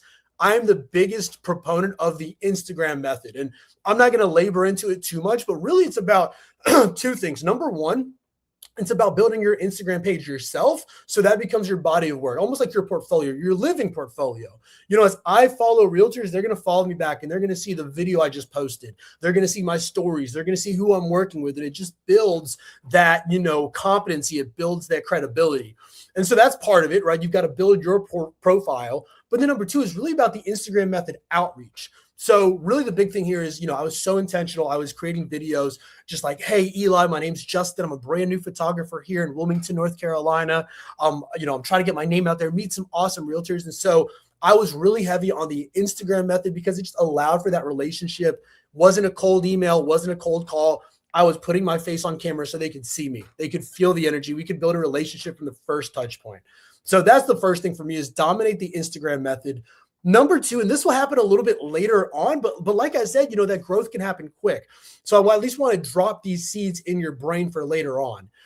Brokerage presentations, I think, are a high leverage opportunity. Really the way you kind of work to get them can happen multiple different ways, but really it's about the Instagram method. For me, got me in front of a lot of realtors, had a good product, built great relationships, did a great job. They referred me, grew me to other brokers within their brokerage. And by the time I had worked with, 4 or 5 of them, the broker in charge knows who I am, knows who my photographer is. We're now able to say, hey, could we come in and do a brokerage presentation, share a little bit about who we are?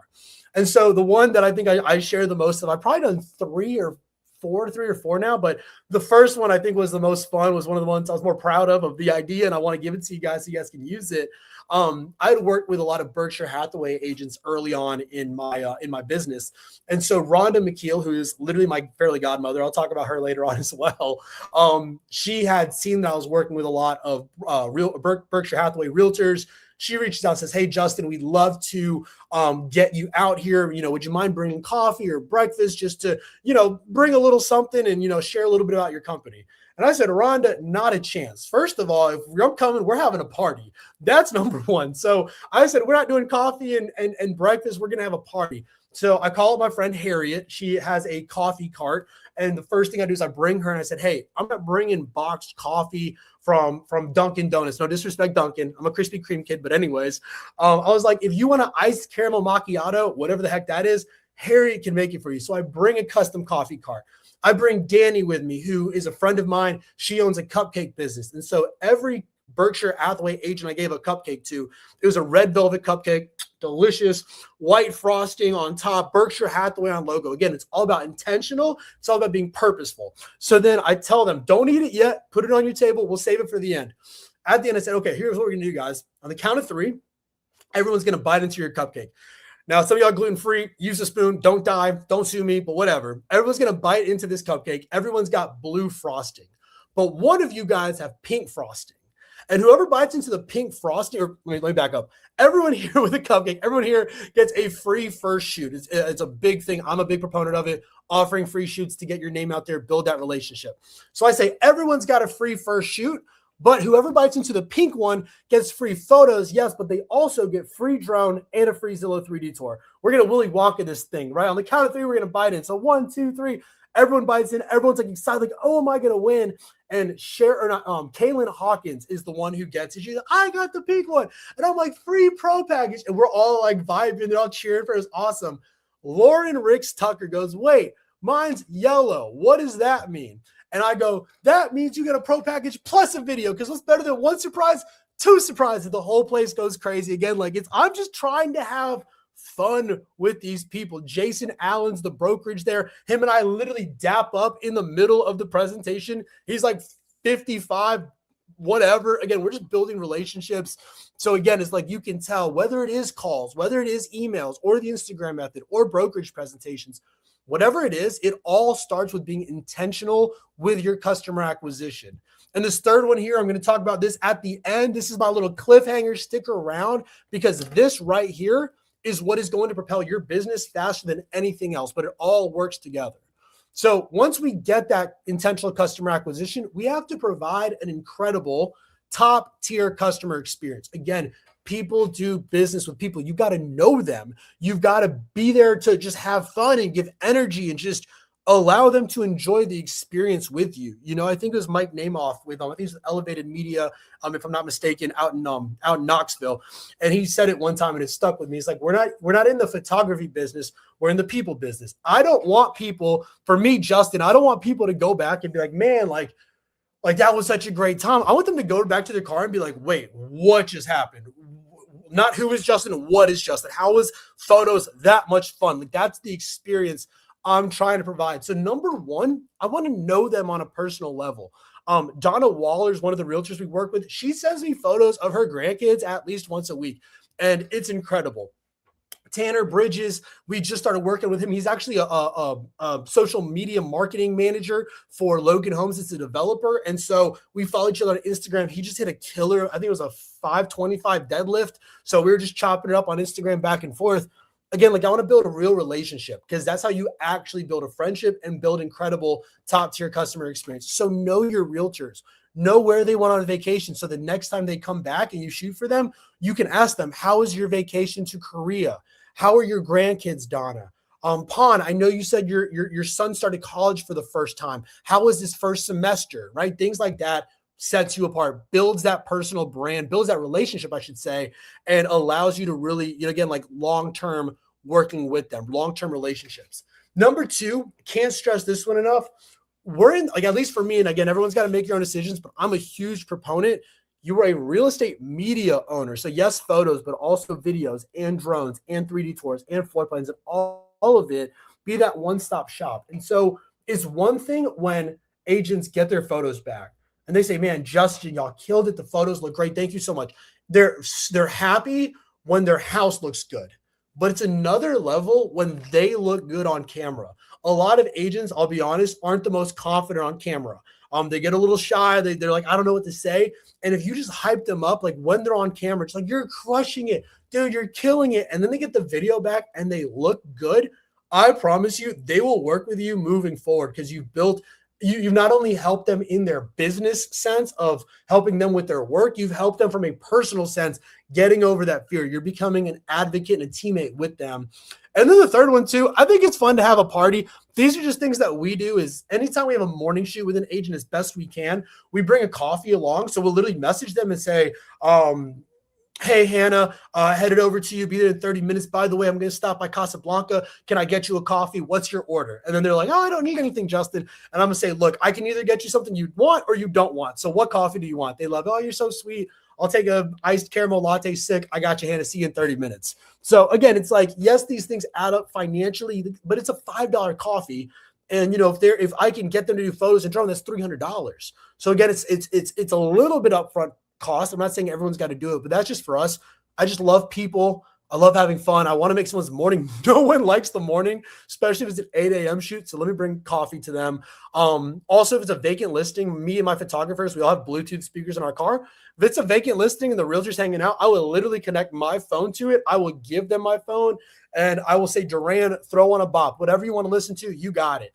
And so again, finding ways to just provide that top tier customer experience where it's not just like, hey, he was a fun photographer. He was a good photographer. It's like, no, that's the kind of person I want to get invited to. I want to invite to my birthday. I've been invited to 6 birthdays this last year. I'm trying to get to more. It's like, that's to me, the telltale sign of building real relationships. And then lastly, additional services, like don't be afraid. Don't give away the farm. I'm not saying that. You got to make money. But like, hey, if I'm at a shoot and they say, hey, I just want photos and a floor plan, but I know where we are, that when I put the drone up 300, 400 feet high, I can see the water. It's going to help them sell this. So I'm not afraid to throw in a free drone or a free Zillow 3D or things like that. Not every time, but it does, again, just show like, hey, I'm not just in here for the dollar signs. I'm here to help you make money. I'm here to help you build your brand. I'm here to help you with your goals. Let me offer extra services for free in the beginning so we can really build that relationship. So those are, again, we have that intentional customer acquisition. Then you provide this top tier customer experience. This is what I think gets overlooked often. That to me is like huge, like it's a necessity. This is like not negotiable, right? If you put in all that work on the Instagram method, on cold calls, emails, brokerage presentations, open house, you're doing all of that to get their business. Then you're providing a killer customer experience. You have to maintain that relationship in order for them to come back. That's the magic of this whole business, is the repeat referral side of the things. So you've got to be intentional of your consistent customer retention. Again, keyword consistent. So the two things I do, I have all of my realtors in my phone. We're switching over to Quo. If I were to start over, I would have done that from the beginning. Quo, open phone, something that outsources it, but throwing my pen everywhere. I've got it all on my phone. So regardless, I'll just message them.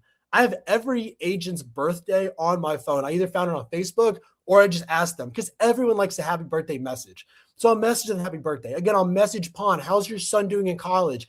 I'll message Jordan, hey, you crushed on video. How's the house market looking for you? Julio, congratulations on he just won a seat on the board of realtors here in town. How's the position been? Again, it's like touch points, like a friendship, right? If you had a friend that you didn't talk to except like when you needed something, it's not really a friendship, right? So I just want to build a relationship by just checking in on them outside of, hey, do you need another shoot? Hey, I'm doing drones half off this month. No, I'm just like, how are you? What's new with life? It snowed 12 inches where I live. I live in Wilmington, North Carolina at the beach. It doesn't snow here. It snowed 12 inches. Literally took the fins off the surfboard and went snowboarding. Like I messaged all of my realtors. I said, dude, A, how are you surviving the snow? B, are you an outside or inside person? C, I'm going to go sledding. You want to come with? I literally messaged that to at least 10 people. We have like 200 realtors. I couldn't invite everyone, but my real homies, I literally had Taylor Pulliam and his wife, Katie or Hannah. His wife, Mrs. Pulliam, came out and joined. So anyways, again, whole point, know your people by engaging with messages, but also on Instagram, That's again a reason why I'm huge on the Instagram method is you're following each other, you're building that relationship. So when they post something, I'm liking it, I'm commenting, I'm tagging them on stories, I'm inviting them as collaborators. It's all about being front of mind. If I build a relation, if I get your business through intentional customer acquisition, I have to provide an incredible customer experience while we're there. But then I've really got to continue to maintain through consistent customer touch points a strong relationship, which will lead to retention. When you do those things, you get the intentional customer acquisition paired with a top tier customer experience. You're going to have high customer retention. That's where you then get the reviews and the referrals. For us, it's a telltale sign. When agents give us referrals, it is them taking the time to say, hey, they did such a good job. I want to let other people know about their business. So for us, we have a high priority on getting reviews, simply just more so for us to know, like, hey, is this person willing to put their name next to endorsing us? And so when you do these things, let me get some water. I'm getting dehydrated. I'm getting excited, guys. I freaking love it. Yo, my whole life changed from a hospital bed 15 months ago, 16 months ago to where I am now. Like, it can happen so quick, and that's why I'm so passionate about this. I'm also trying to slow down a little bit so y'all can catch all the nuggets.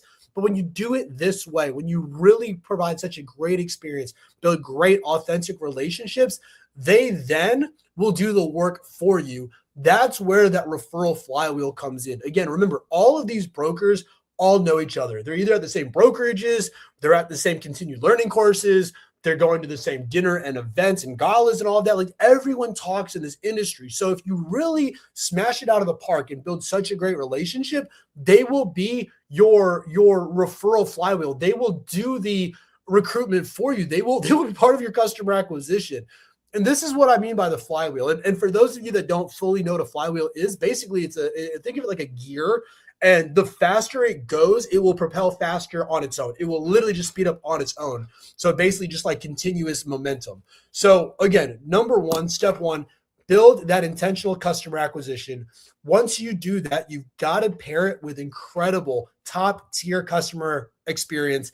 Then you follow up, build great relationships, maintain a consistent customer retention. From that, you're going to have more fans who are giving you reviews, giving you referrals, introducing you to more people, which then helps you get more customers who you can blow out of the water and build relationships with them so then they can find more people for you. I would say roughly 70 to 80% of our business right now has all come through referrals. In the very beginning, it was very heavy on Instagram method and brokerage presentation, but we've done so much that our brand is building and people are knowing who we are. Literally, I had a conversation with someone yesterday and it started with, I've been watching you guys. I'm really interested in working with y'all. I was like, it's kind of like a little stalkerish, but I dig it, girl. Like, watch all you want, but eventually you'll dip your toe in. You're going to give us a shot. We're going to blow you out of the water by bringing you a coffee, and we're going to be homies for life. So that is that experience. And I want to just share real quick stories of what it looks like when it all comes together, especially the referrals, because you don't know where those connections are going to come from. So like I mentioned, this is Rhonda McKeel again. She's my fairy godmother from Berkshire Hathaway, literally built such a strong relationship with her. It's also crazy. I've never shot for Rhonda. She has not had any listings for me. And number two, I had not met her in person until the event. We were just friends and like connecting on Instagram. And she was like, hey, you should go connect with Terry English. I'm going to put you in touch with Jennifer Davidson. You're going to shoot for Faith Duncan. She was just my fairy godmother. So Rhonda McKeel, had never met her in person. I never shot for her even to this day. And yet she still was who got me that Berkshire Hathaway presentation, which then we did 110 shoots last year for Berkshire Hathaway. Rhonda McKeel was catalyst number one for all of that. Number two, I'll tell you this. I've gone to a few open houses. It's not my favorite thing. I'm huge on work-life balance in the sense of I'm building this business to live the life I want to, not live to work. And so usually on Saturdays, I just want to spend time with my wife and with my friends. But anyways, I went to an open house with Bex, and she, long story short, a family comes in. It was a husband, wife, and their little girl, and the wife's twin sister. So the three and a half people, little baby. And the three of them come in and say, hey, can you hold our baby? We're going to go check out the house. Me and Bex are literally with a newborn. I just met Bex for 5 minutes at this time. We just connected on Instagram, popped into her open house.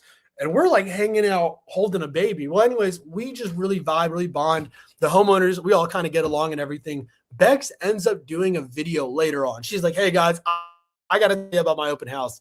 I didn't realize that she had like taken some sneaky videos of while we were there. So she had me in some of the videos. She's like, never have I ever been to an open house where I held a baby, let alone had a photographer show up and hold the baby with me. And she hyped me up. We've been friends ever since. But what's cool about this, I want to just kind of connect the dots real quick. Let me show you the power of referrals. Meet Bex through the open house. She puts it on her Instagram. She connects with Mandy. Mandy's on her team. I shoot for Mandy. Their team lead, Deb Conley, get introduced, shoot for Deb. Deb connects with Jennifer Pritchard. I shoot for her. Jennifer Pritchard connects me with, I forget her name. It's Carrie Regan or Carrie Reagan. And I ended up shooting for her. So literally from Bex, I had 7 to 8 realtors from that alone, from one open house. So you never know where that spider web of referrals is going to come from. So you've just got to be out there. Number 3, Vinny the barber. Like, it don't even got to be realtors. Long story short, Vinny's my barber. He knows that I'm building this business. He goes, hey, I got a guy named Corey. I cut his hair as well. He's a realtor.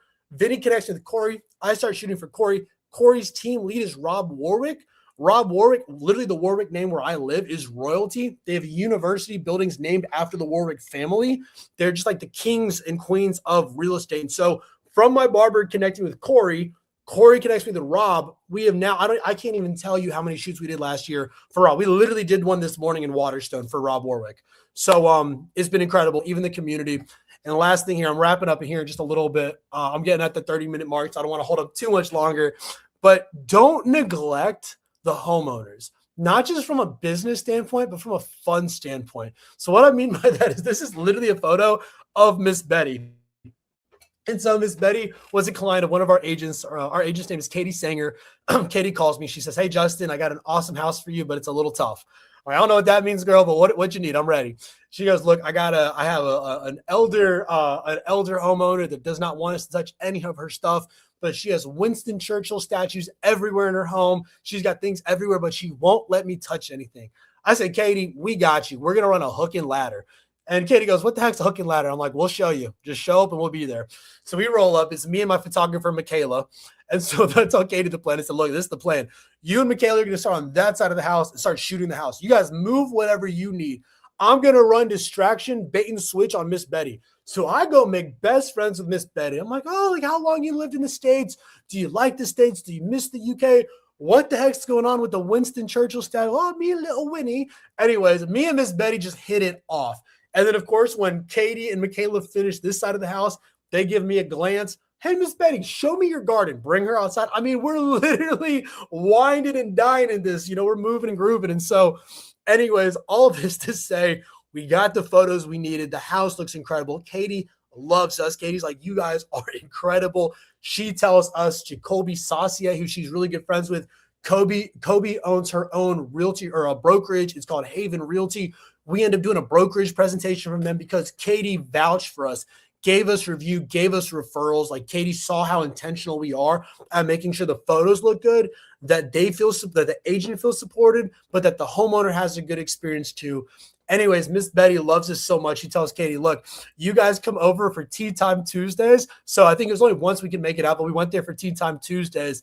And then right before Miss Betty moves away, she calls us, me, Katie, Michaela, and her went to this is Blueberry's Grill in town, and we got to do mimosas with Miss Betty. And so this job is just so fun. Don't neglect the fun. It can be hard when you're like, man, I've been grinding on the Instagram method. Man, I've got $247,000 medical bills. Man, I've got no traction. It is an avalanche that starts with a snowball. It will build over time, but just don't neglect how you can find your biggest customers and the biggest wins, whether it's a broker you've never shot for, an open house holding a baby, your barber, or the homeowner.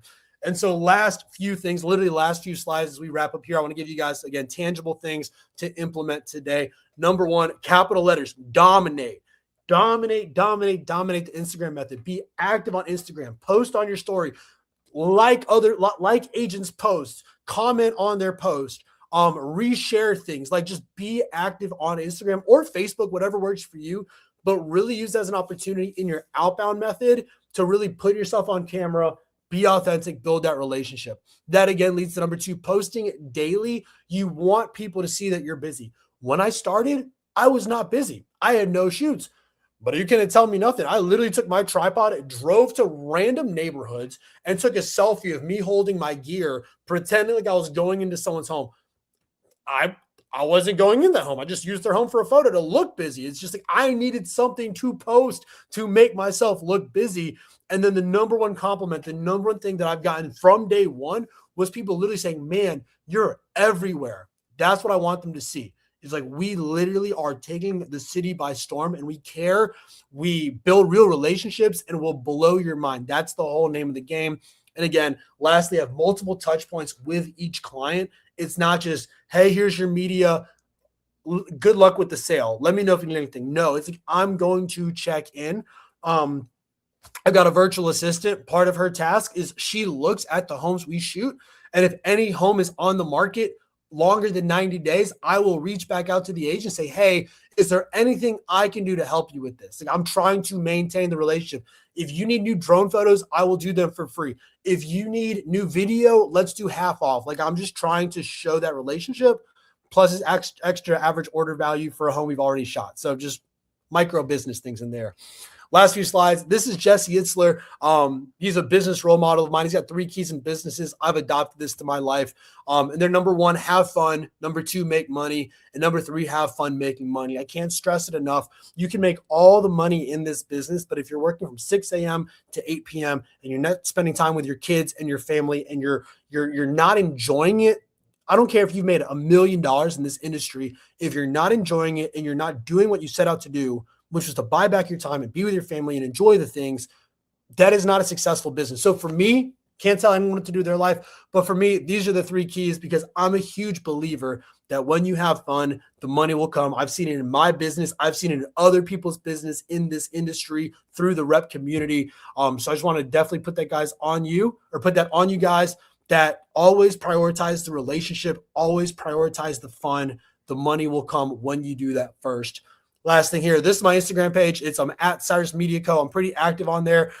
Whenever I've done these, it's been super sick. I've had a lot of people DM me, and then I've had some really cool friendships from that. Like, I'll literally hop on calls, hear about where they are in business. I've had people who are just starting out reach out. I've had people that have been doing this longer than me, giving me ideas.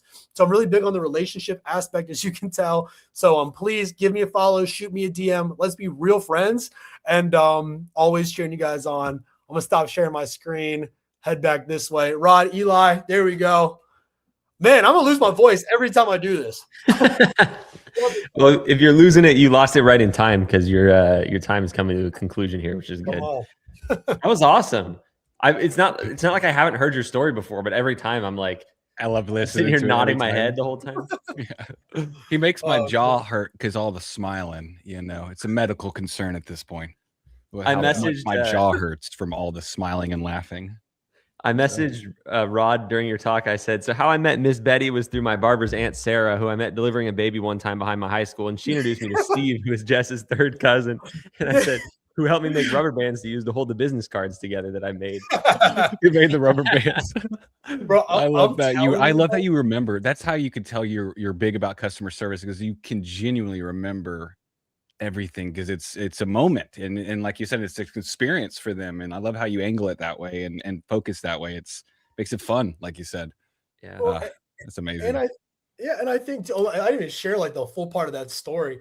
Like, I had one real Jennifer Pritchard was one of those connecting dots, and the girl she connected with through Jennifer was a girl named Mary. I'm on a walk at the beach with my wife, and a phone call rings. I pick it up. I'm like, hello. She goes, it was this like full Southern drawl. And I'm like, I'm born right outside of Lizard Lick. Like, my Uncle Darnell, my grandma Lois, like, I live it, right? I live at the beach now. I've lost it a little bit. But this lady named Mary goes, is this Justin? I said, yes, ma'am. Who am I talking to? She goes, well, my name's Mary. And I saw the video you did for Jennifer. And she posted, and I called her. And I said, ain't no way you can make a video that good. Who's your videographer? And she gave me your number, and now we're talking. And it's like, no, I was like, Mary, let's do a free video. Like, I just want you on camera. So it's like, it's easy to remember, because like, I'm trying to build every relationship. Like, Bex had a New Year's like cake giveaway, so of course I'm gonna go. I like cake. I'm a little chubby right now. I'm working on some New Year's resolutions, but like, I love Bex. There's just so many ways to build a business in this industry. And so for me, it's like, man, if you can make money 1,000 different ways, why wouldn't you do it the way that's going to be fun? So that's my biggest thing.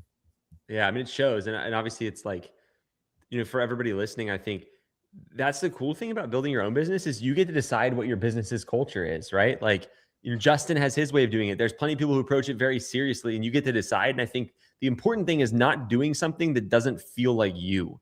I'm not saying you don't have to learn as a person, right? And push yourself to do new things, but like, it doesn't mean it. I like that you brought up Jesse, Justin. I know he's a role model of yours, as you said. And I just think it's cool. Like you can really go like, that's for me, the type of business I want to build. And I think if you build a business that's in alignment with you, you have more success doing it anyway, and you enjoy it more. It's like, you do things that I wouldn't enjoy. I do things that you wouldn't enjoy. Everybody here is going to have their own flavor on that, which is really fun. One thing I did want to point out that I thought was cool is you describe it as like a flywheel. And I think that's just such a good way to, especially and the reality is too, like all of us that have real estate media companies that are successful, basically all understand that the customer service side is the most important part. And that flywheel is such a real thing that you feel. And so I like that you put it that way. I think that's because we always talk about like have good customer service and they'll refer you, but it really is something. It's like you do that and then you get more clients and you get more good customer service and it gets faster and faster. Yeah. And I feel like, again, I can't speak for everyone in this chat. In fact, if you are like this, I'd love for you to throw in the chat just to see if I'm not alone. But for me, when I came into this business, I was so massive on, let me put it this way. I knew in the beginning I'd have to work extremely hard. You have to, it's like pushing a car. Like if you got to push a truck, that thing is heavy. But once you get it rolling, just don't press the brake. Just keep going, right? And so I knew in the beginning it was going to be a lot of work, which it was, but I saw it from the beginning that how the flywheel could work. I understood how the referral process could work. And I didn't want to do cold calls. That was never my first love. I was like, all right, I don't want to do cold calls. What do I have to do to not do cold calls? I have to have a lot of customers who love me to do the referring for me. I'm gonna focus on that. Like that feels more like Justin than doing the cold calls. That's just me. But yeah. I do think you would have some legendary cold calls though. They would be like the warmest cold calls. I mean, they would be wildly perfect, I feel. But here's the problem. And Rod, you can attest to this wholeheartedly. If I call someone random, I'm trying to get business. I will talk to one person for 6 hours. I will get their business, but it is not a good business move for me. I got to go quicker. Well, let's do some questions for Justin, everybody. We got a great one from Sergio, actually. Oh, yeah. Yeah, and please put your questions in there. I mean, that's the thing. The reason we like doing live events, right, is because they're live. You can talk, and we can talk with you, and it's not just, 3 people on a screen talking to themselves. So come on. Post your questions. Yeah. What's the question, Rod, that you found? Sergio's got one. How did you handle the initial anxiety of not being ready due to lack of experience? Like you said, you didn't start with photography or videography experience, specifically with videos. Yeah. No, this is a great question. And I appreciate the vulnerability. Sergio, I feel like the reason you're asking this is you yourself might be experiencing this. Truth be told is I feel like all of us do. I know there's people, hand to God, in this industry still that have been doing this for 2 or 3 years who, it's like they still get it because it's challenging sometimes, right? And so I think the biggest cure for anxiety when it comes to videos or comes to anything in this, number one is do it as soon as possible. Because if you put it off, it's going to fester. And just like compound interest for the bank, there's compound interest and anxiety. And if you put that thing off for months and months and months, it's just going to get bigger. I think being able to just do it as soon as possible and growing through the discomfort, that's where you're really going to be able to get over it. I also understand this to counter the anxiety. To me, if I think of real anxiety, not to diminish this, but what gives me more anxiety is being a wedding photographer and missing the first kiss. Because you can't be like, hey, run it back. My SD card ran out. Like, try again. Like that's real anxiety. If I mess up a video, which I have, let's put it out there. I missed a master bedroom, one of my very first shots. It wasn't like a closet, guys. If there's 2 things you need to make sure you shoot, it's the kitchen and the master bedroom. Just don't miss that. You'll probably be good. And I missed that. So there's anxiety with all of this. You're going to make mistakes, but I'd rather make them quick so I can get over it rather than just thinking about it. Yeah. So I think in terms of other just like actionable things, easy thing to do is practice at your house, practice at your apartment, practice at a friend's house, go to an open house, be like, hey, you can be honest. People relate with vulnerability. That was something I did in the beginning, and I still kind of do. It's like, I'm a year in. Like, I guess I'm not technically brand new, but I'm still calling myself new. So go to an open house and be like, hey, I'm learning, I'm new. I'd love to test it out. And you know what I'm saying? Like, just get yourself out there trying. So Sergio, man, like, biggest piece of advice is you're going to have anxiety until you do it. So you might as well do it as soon as possible. But also, last thing here is the fact that y'all are on this call. I gave y'all so much kudos for. I fiended. That's the best word. I fiended for Eli videos, for REPP. I went through every YouTube video I could watch. And there's videos on the channel that show you like the basics of how to do a video. That in coaching really dove in. My coach Karen, her and I had a lot of conversations on that.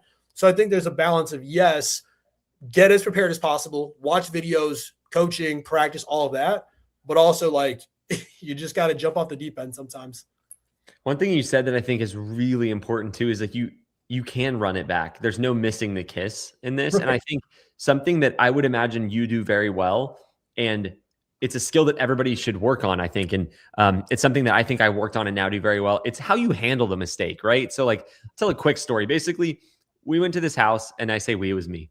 I started the mistake and other people continued it. It was a beautiful mistake, so I'm going to share it. But basically, I went to this house. There's a living room upstairs and there's a living room downstairs, kind of like a den upstairs and a living room downstairs. And I shot the full house, and the homeowner was this lady just waiting in the living room downstairs. And so I went to go, I'd finished everything, and I was going to only have her move at the end. And so I came in there to tell her that I needed her to move to do the living room. And I forgot. And I was like, all right, I'm all through. And that's not the mistake, right? So I missed the living room.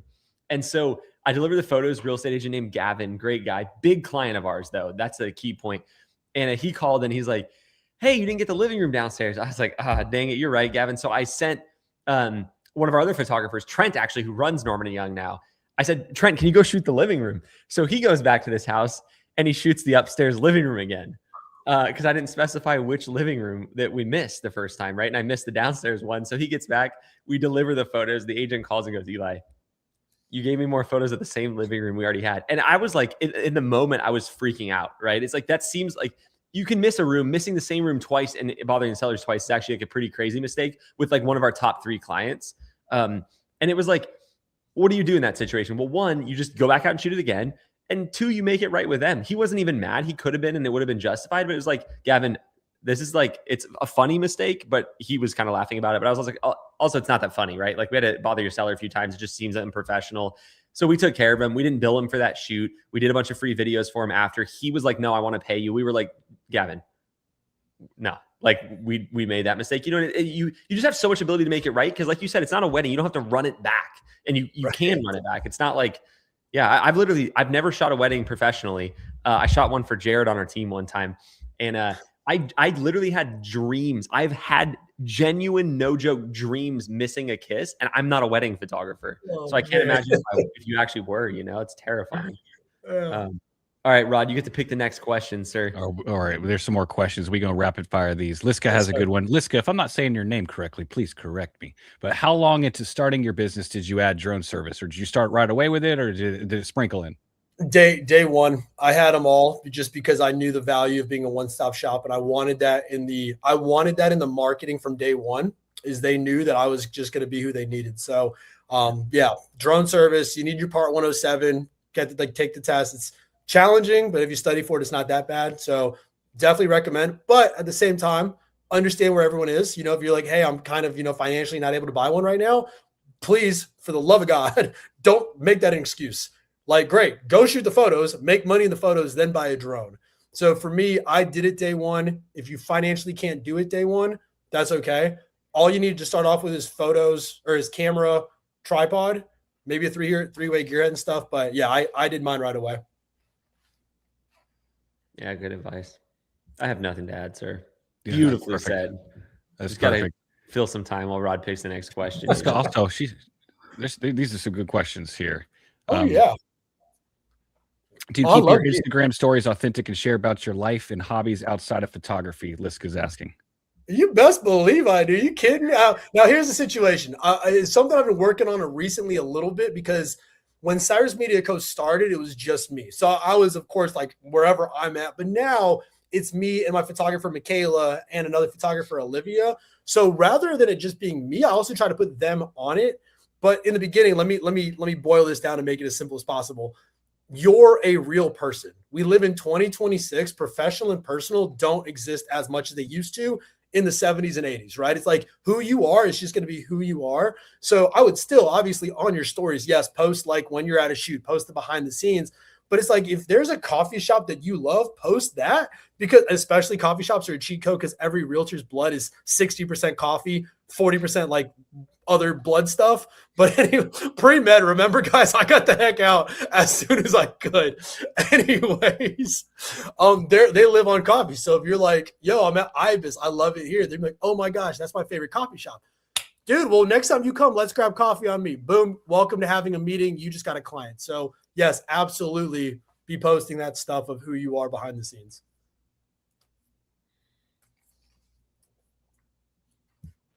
Another good question about editing, because there has been a few questions around the editing side. Liska says, clarified the most about choosing. Oh, wait, sir. What no, sorry, I forgot to read the question. Continue, sir. Sorry.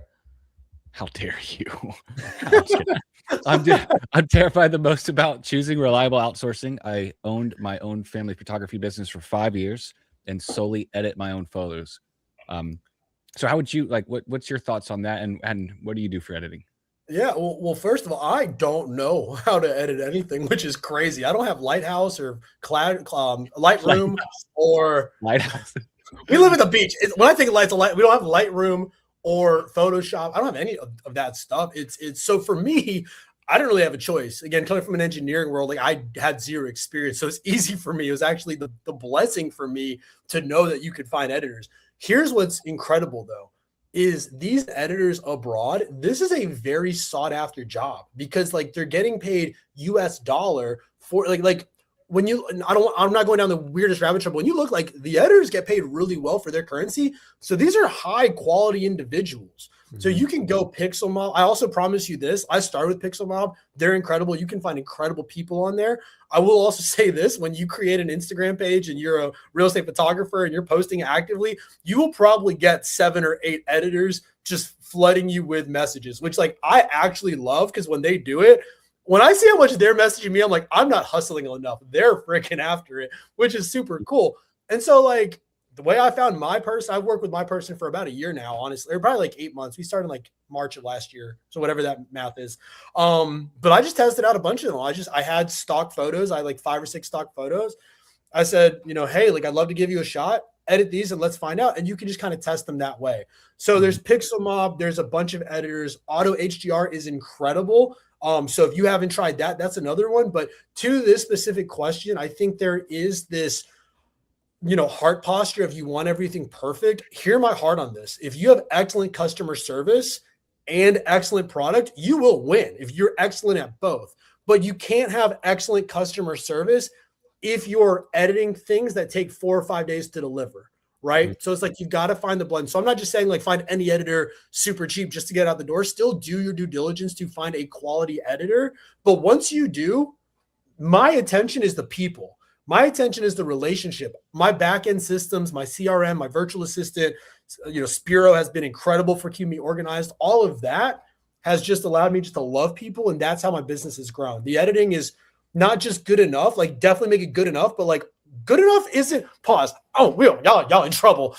I'm so passionate about this.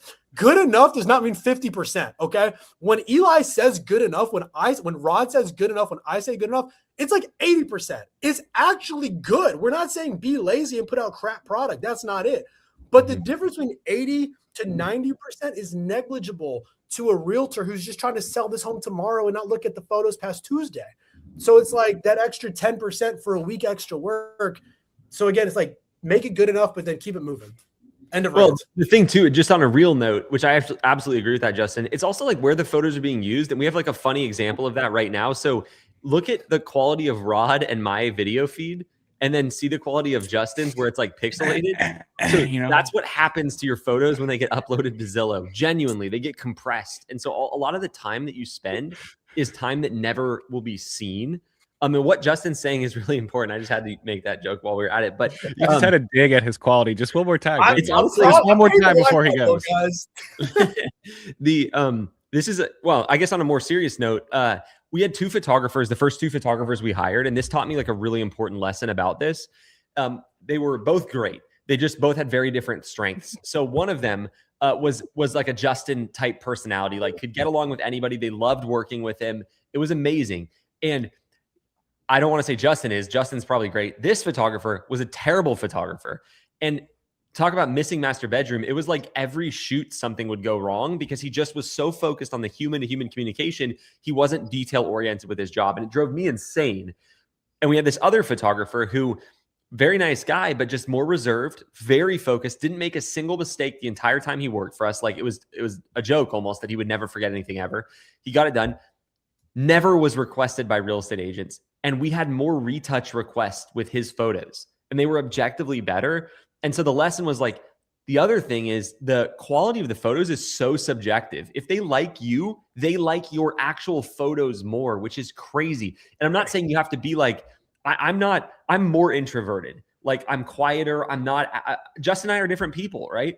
That doesn't mean you have to be high energy. It just means you have to be someone that they can tell cares, and care comes across in different ways. And so, I just think, yeah, it's like starting with the cares. And one thing Justin said when he was talking about that that's really important is when you think about quality, don't just think about quality of the media, think about quality of the experience. And one of those things that Justin mentioned was like turnaround time. Speed is really important to a real estate agent. Going back to the first talk where we got in the shoes of a real estate agent, they want speed because they need to make some money. They don't want you to spend 2 more days editing the photos. They want to get them live and get them going fast, and so they can sell the house. And so I just think really important to every decision you make in your real estate media business, I think you should make it from the perspective of a real estate agent. Like, yes. Is that going to keep me happy as a real estate agent? Doesn't mean you get walked on, because a lot of people say, I don't want my clients to walk all over me. Don't even use that language. It's irrelevant. Like, just think, how can I build a business that I can still make money and have the business I want, but real estate agents are thrilled to work with me? That's the, really baseline of it. And I think that's something that Justin does really well. And you guys have seen that. What you got, Rod? We got time for one more. What software do you use, good sir, for invoicing and all your stuff? Yeah, I'm full Spiro. They've built a system that just makes it literally seamless. Again, my biggest thing is I want to focus on the main movers. What I mean by that is I have a funny example. I've got a buddy, and it's cool. Also, what's cool about this is by me going through this, I've learned entrepreneurship through this as kind of like my container. And so I'm not this entrepreneurial guru at all, but I've learned lessons. And so my buddy Juan, he's got a handyman business. He's incredible. He calls me. He goes, Justin, I've been trying to figure out which credit card to get all morning. I'm like, Juan, it's a credit card. Pick one and go get another customer. So in the same way, it's like with this, it's like I did Spiro because it was seamless. I didn't have to worry about it anymore. I was caring about intentional customer acquisition, top tier customer experience, and consistent customer retention. And so I use Stripe as my payment processor for the invoicing. But that's, again, I use Stripe because it was already synced in with Spiro. I use Dropbox because it's already synced in with Spiro. So any questions that we have like this, like also I love the attention to details. Like I'd rather you have care than not care at all.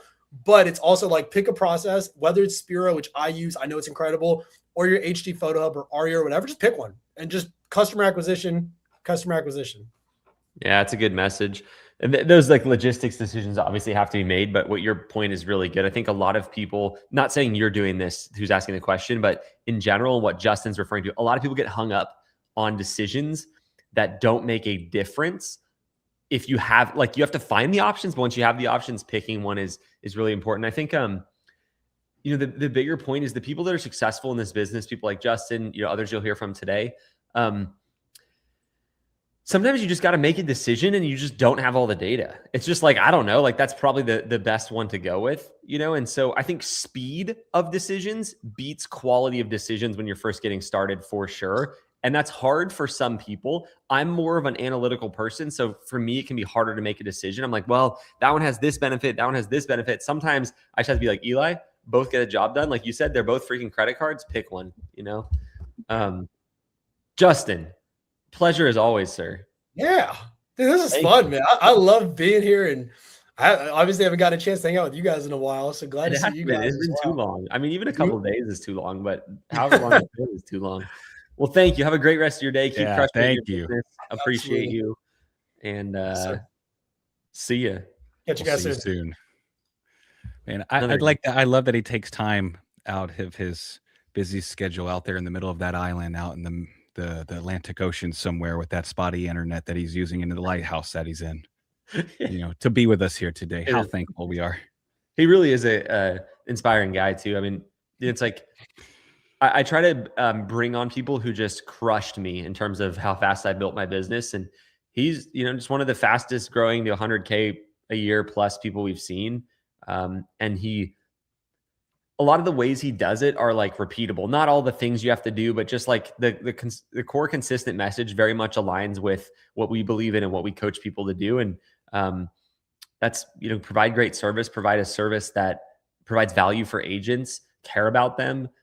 Think of, try to build a business more selflessly, if that makes sense, because I think that's what builds the business best anyway. So it's always a pleasure to have Justin on. And he actually stepped in like last minute with no prep basically, and was like our co-host MC for our REPP 2025 event. So good. And that's not an easy thing to do. It was like 400 people in the room. It was a big room. And he just like we planned it all great. It was just, it worked out where I needed someone to introduce me, and Todd, who is our main MC, needed someone to introduce him. And so Justin like stepped up, and just an amazing guy. He's like, the point I'm making with that is sometimes just being willing to just do stuff is like the greatest success secret, really. And that's what he is. He's just like, yeah, let's go. And I think there's some, like, it's an eager and willingness. And I think being eager when you're first starting a business is really important. Your clients need to know you're eager and excited. And that's everybody here that's newer, that's the advantage you have, is that you're eager, right? You move quickly. You're not this bloated corporate nonsense business. And that's a huge asset to clients. So, all right. Next up, we have a 30-minute lunch break. So we'll be back at 3:30 Eastern, 2:30 Central. I don't know what Pacific is off the top of my head, but 3:30 Eastern is what you can go from. So you're like, the math has gone too far. Yeah, I can go this way from where I am, but not left. Anyway, so 3:30 Eastern is when we'll be back. That's 32 and a half minutes from now. Colleen is going to be giving a talk. Colleen is an absolutely incredible person. Just a lot of strength of character, and has built an incredible business. A 7-figure one, pretty big old one. Like too. Getting there to multiple 7 figures, well over 100K months. Yeah, I don't know even what to say about Colleen. There's a lot of things to be said, but you'll get to hear them all and hear her story and learn from her. And I think sometimes it's just, there's nothing better than learning from someone who built such a successful business in this industry in a couple of years. I first met Colleen in one of our first conferences we did. I guess it was in 2023 in Miami. It was not a conference. It was called a conference. It was like 40 people in the room. It meant well, and everyone loved it. They just had to help pick up trash afterwards. It was like didn't have a plan for that. But you had to help with the hosting of. It was great. It was like a DIY event. But anyway, it's like 40, 50 real estate media companies. Colleen was there, having done $1,000 in total revenue with her husband, Tim. And they've built the business together. So anyway, stay tuned. Come back and join us. You can keep the live stream on. Those wins will be streaming. Use this time to think about things you've learned, take notes, core things that mean something to you. And if you don't mind, share something in the comments that stood out to you or something you've learned, because these comments will be open for the next 30 minutes. Rod and I will be in there, and we'd love to, have you pass on what you've learned already. And sometimes people can learn through other people. So yeah, no, and Colleen, y'all would be surprised. Like there's so many people here who have said, yeah, I heard Colleen speak at this or that, or one of our in-person events, or on these that we like to do. And she really, if you, what she goes over and what she says, if you really let it sink in and you take that with you over the next 6 to 12 months, like it's quite profound. And so many people here who are doing so well were quite inspired in the very beginning by Colleen. So yeah, I'm excited for you guys. So there was 82 people in here. So I'm gonna be counting. Okay, so we want to make sure all 82 of us are here together again when we come back. So y'all don't leave. We'll be hanging out in the comments though as well. So I hit the heartbeat noise too soon. Hit that gong. The gong is here. Man, we're gonna have too much fun with this. Hold on, get that gong though. Here we go. All right, see you guys in 30 minutes.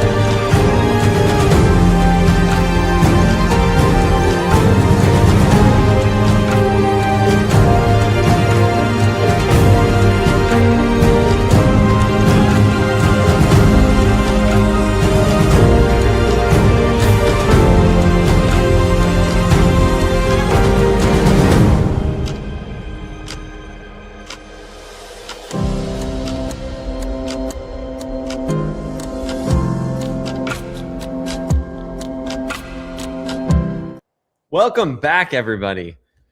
I'm excited for this next one.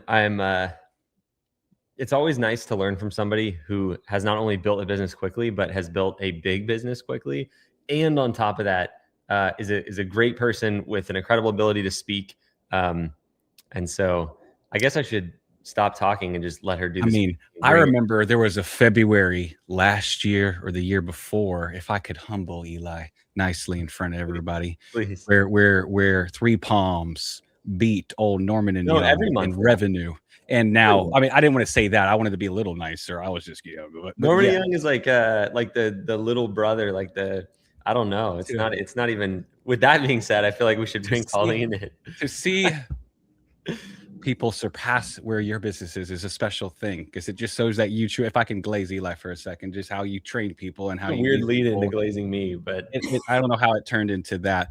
But then Colleen, just the amount of people we've heard lately that have been like, Colleen's talk inspired me 2 years ago over here or over there. It's like Colleen's talk everywhere is like a big common denominator that we're hearing lately from everyone. That's kind of been a big revelation lately. So I'm so excited for everyone to be able to hear from you.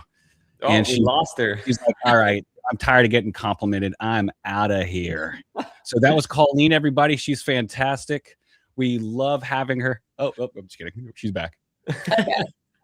We complimented you too much. I'm so sorry. I came on strong with the complimenting. I know. Okay, here we go. How are you? I bounced. I was like, I'm out of here. No. I can't handle it. I'm gonna need to get me a Three Palms hat, by the way. I'm a hat fan, so I'm gonna need to get one of those because that looks pretty dang cool, to be fair. All right, Rod, I'll bring you one next time I see you. Perfect. Colleen, thank you as always. I'm excited to hear your talk.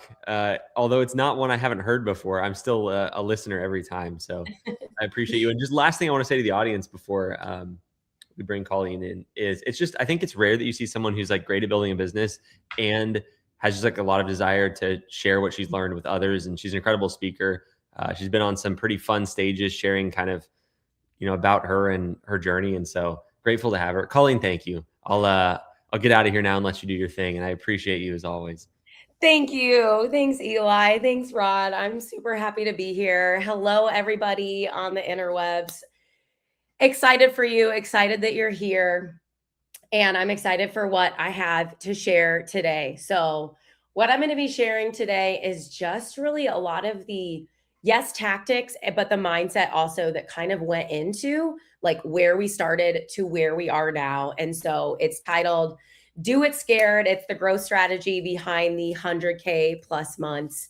And I'm really excited because we just hit our first 150K month last month, which was really exciting. So it tells me that, it's working. We're doing something right. So I'm here to share as much as possible with you all here today. And so I think the first thing that I wanted to start out with, because I 100% remember feeling like it was impossible and like binging all of Eli's YouTube videos and seeing him on Facebook and things like that. And I'm like, can I do this? Can we do this? Like, my husband and I started our business together. My husband had never picked up a camera. I was trying to pick up a camera to shoot people. It wasn't really working. I wasn't really quite managing it all. And then I saw this and I was like, I don't think this is this going to be possible for us? And it is. So I want you to know that this is so possible for you to build a business that's going to work for you, whatever that looks like. It doesn't have to be 100K, 150K month of business. Your business is going to work for you. And this is totally, totally possible for you. We didn't have any training in photography. I had never run a business before. I never worked for a small business before. I always did corporate. I felt like I had to stay a corporate person forever, and I didn't. So I'm glad you're on this call today because this is 100% possible for you. Because I know that because I'm not special. Like anybody can do this. So my name is Colleen Kidd. Our business is based out of Fort Myers, Florida. That's in the Gulf Coast down here in Southwest Florida. Started with my husband, Tim. He's always had a background in retail. So he was in retail for 20 years and he was like, this effing sucks. Like, I'm out of here. I'm sick of, spending every holiday, not with my family, things like that. My background's always been in accounting and corporate finance that I hated the entire time I did it. I felt stuck with the golden handcuffs for sure. But we decided to start this business in like late 2022. And we did. And here we are. So we've got We've got 8 photographers on our team, 5 virtual assistants, and 1 full-time admin. And so I think so much of business is the inner self, like the inner game. It's nothing exterior. Like you sign up for coaching or you watch Eli's videos, like all the tactics are there. The tactics are not what's going to stop you or what's going to hold you back from starting your business. It's you, yourself. That is what is going to stop you from picking up the camera, from calling that first client, from starting your business. And so that is the biggest thing that you need to master at this part. And I came up with these 3 truths. And the first truth is the clarity does not come before the action. Like it's impossible to prepare yourself to get it right or to get it perfect without actually going out and doing it. So you don't have to shoot a bunch of houses and perfect it before you go out and you get your first client. Life doesn't work like that. You will never feel ready. You have to act anyways. The more you act, the more you just say yes to things that feel so dreadfully uncomfortable and you go out and do them. That's where your clarity is absolutely going to come from. This will be the number one thing that holds you back from starting this business, from getting off this call today and saying, I'm all in. Because that is exactly what we did when we said, I'm going to buy this coaching. I'm going to invest in this. I was like, we have to, if we're doing this, we're doing it all the way in. I see other people doing it. There's no way we can't do it. And then that second truth is that the fear just doesn't go away. You just have to get louder than it. There is so much that you could allow yourself to just get scared and use that excuse and step away, not just in building a business, but in life, in your corporate job, in your personal relationships. You have to act in spite of the fear anyways. That fear is just your brain really holding you back, saying, alarm, alarm, alarm. Can we do this? Like your brain's just trying to keep you safe. It wants you in your comfort zone. Starting a business is not going to be in your comfort zone. It doesn't work that way. Nothing that's worth having is going to come from being in your comfort zone. So that fear, it's there to keep you safe. It is not there to help you thrive. It's fake. That fear is fake. It doesn't always go away. You just have to get louder than it through doing action. And I believe that success is really not built from your strategy. Because if it was, a million people would have successful real estate media businesses because the strategy is actually not difficult at all. The strategy is probably about 10 to 20%. Probably 10% of the business, whereas 90% of it is you, your identity, your psychology, the belief that you can do this, you identifying yourself with the kind of person that can go out and start their own business, that can call on realtors, that can get clients, that can accept money from people. That's a big one for people. People talk themselves out of it because they money starts to scare them. So that success is really going to come. It comes from you. It comes from your identity. And I like to talk about this stuff because it's true. And it is the thing that's going to move you to the next level. So my overall advice, the overall theme here is you have to do things before you're ready. You have to do them scared. You have to do them with shaky hands, because you're never going to get good at something if you don't have the reps. And repetition is absolutely the mother of skill. It is the only way to succeed and get better. Ask any successful person. They have not done it without failure. They have not done it without being scared. And so when I was thinking of like, what are kind of the 4 stages that we went through in business to get to where we are now? What was I doing at those times? What was I thinking? What did I mentally have to push through and persevere through when I was building my business? And so I've broken it out into 4 stages. And that first stage, when you're first starting your business, you're literally at $0. I call it the perseverance phase, because there is so much perseverance, mostly mental, but also physical and just action, that you have to do in order to get through this. But I cannot tell you how much better your entire life will get because of what starting a business shows you about yourself and what you learn about yourself. You'll become a more confident person in your personal life, in your business life. It will take you to levels in your life that you could never imagine. And I'm not talking about money. That's a byproduct. You master this stuff, you'll make money. Perseverance through this stage is key. So my mindset, literally, it was, we are doing this. We are all in. Like No excuses. When you start giving yourself excuses, you're just setting up to fail. That's your brain. You know, that fear is saying, hey, I need these excuses so I can fall back on them and be like, see, Eli can do it, but I can't do it. Colleen can do it, but I'm not built for that. That's going to be excuses. So decide you are all in. Give yourself no excuses. There's no reason why you can't do this. Define your goals. Your goal shouldn't be, I saw Eli do this, or I saw Colleen do this, so that's what I want to do. Your goals need to come from you. What does your life look like? What do you want your life to look like? Do you have kids at home? Is it important for you to spend time with them? Do you have nothing going on right now and you're like, actually, I can dedicate my entire existence to this? Great. Just because, you know, somebody else does that doesn't mean that you have to do that. Your business should work for you. You don't work for your business. So what are your goals? Write them down. Why are you starting a business? Understand your why. And then own your timeline. Again, your business works for you. So it's not like, oh, I want to have a, you know, $500,000 business in the next year. Well, why? Is that just an arbitrary number? Like, what is actually possible for you with the other things that you want to prioritize in your life? So understand your own timeline. Don't understand other people's timelines. You're not other people. And then really just understanding that imposter syndrome. You're going to feel it. I still feel it. I have a little bit of it here on this call. I always do. And I think it's a good thing. I think it helps drive me. It helps keep me on my toes because there is always more to learn. But that imposter syndrome, everyone has it. It's not unique to you. You have to see it for what it is. It's fake. It's there to help drive you. So here's what moved the needle for us in that perseverance stage, that stage when you have no idea what you're doing, but you've seen evidence from other people. You've seen there's so many, I've met them in person, so many people who have changed their life because they've been able to do this. They're like, I can't believe this is my life now. I can't believe I own my own business from cameras. It's insane.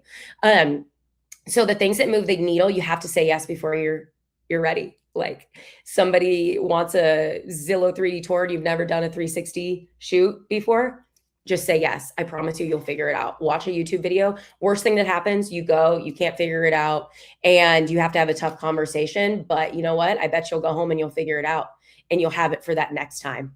And there's always more clients to get. There's nothing you can do to mess up your business. You can always get it back. So saying yes before you're ready. I think a big thing for us was really showing up authentically on social media. End of the day, you want to start a media business, you've got to have a media presence. And so when you're doing all this work to go to events or do the Instagram method or cold calling, when somebody does come and land on your page because they're going to look you up, they need to see a real business. So when I say show up authentically on social media, share your why, share your story. I need to see your face. Who is the person that I can expect to be on site when somebody comes to take my pictures as a realtor? Because there's lots of great photographers. Your photography skills that you're going to hone in on are not what's going to build your business. It's going to be you, your personality, how you make people feel on site, the connection that people feel to you. So show up authentically on social media because you can be yourself in a one-to-many fashion. And then making those in-person connections, as well as doing things like the Instagram method. I just personally feel there's a little fatigue on the internet. Like, it's important. Like, I just got done saying how important it is, but going out and making personal connections, that's literally what can set you apart in the beginning. Because people who have big businesses, they're not always able to go and make those in-person connections. So get in front of people, walk into an open house, go to the million events that realtors are throwing literally every week, walk into the brokerage thing, call up your mom's best friend that's a realtor, take them out to coffee, get in person, and then just really consistency over perfection. Stop trying to perfect everything. Just go out and get more reps. Be consistent. Keep doing the cold calls, keep doing the Instagram method, and you will get better over time, and you will get better through your mistakes. Zero possibility of creating success in anything you do in life without making mistakes. Mistakes will push you forward.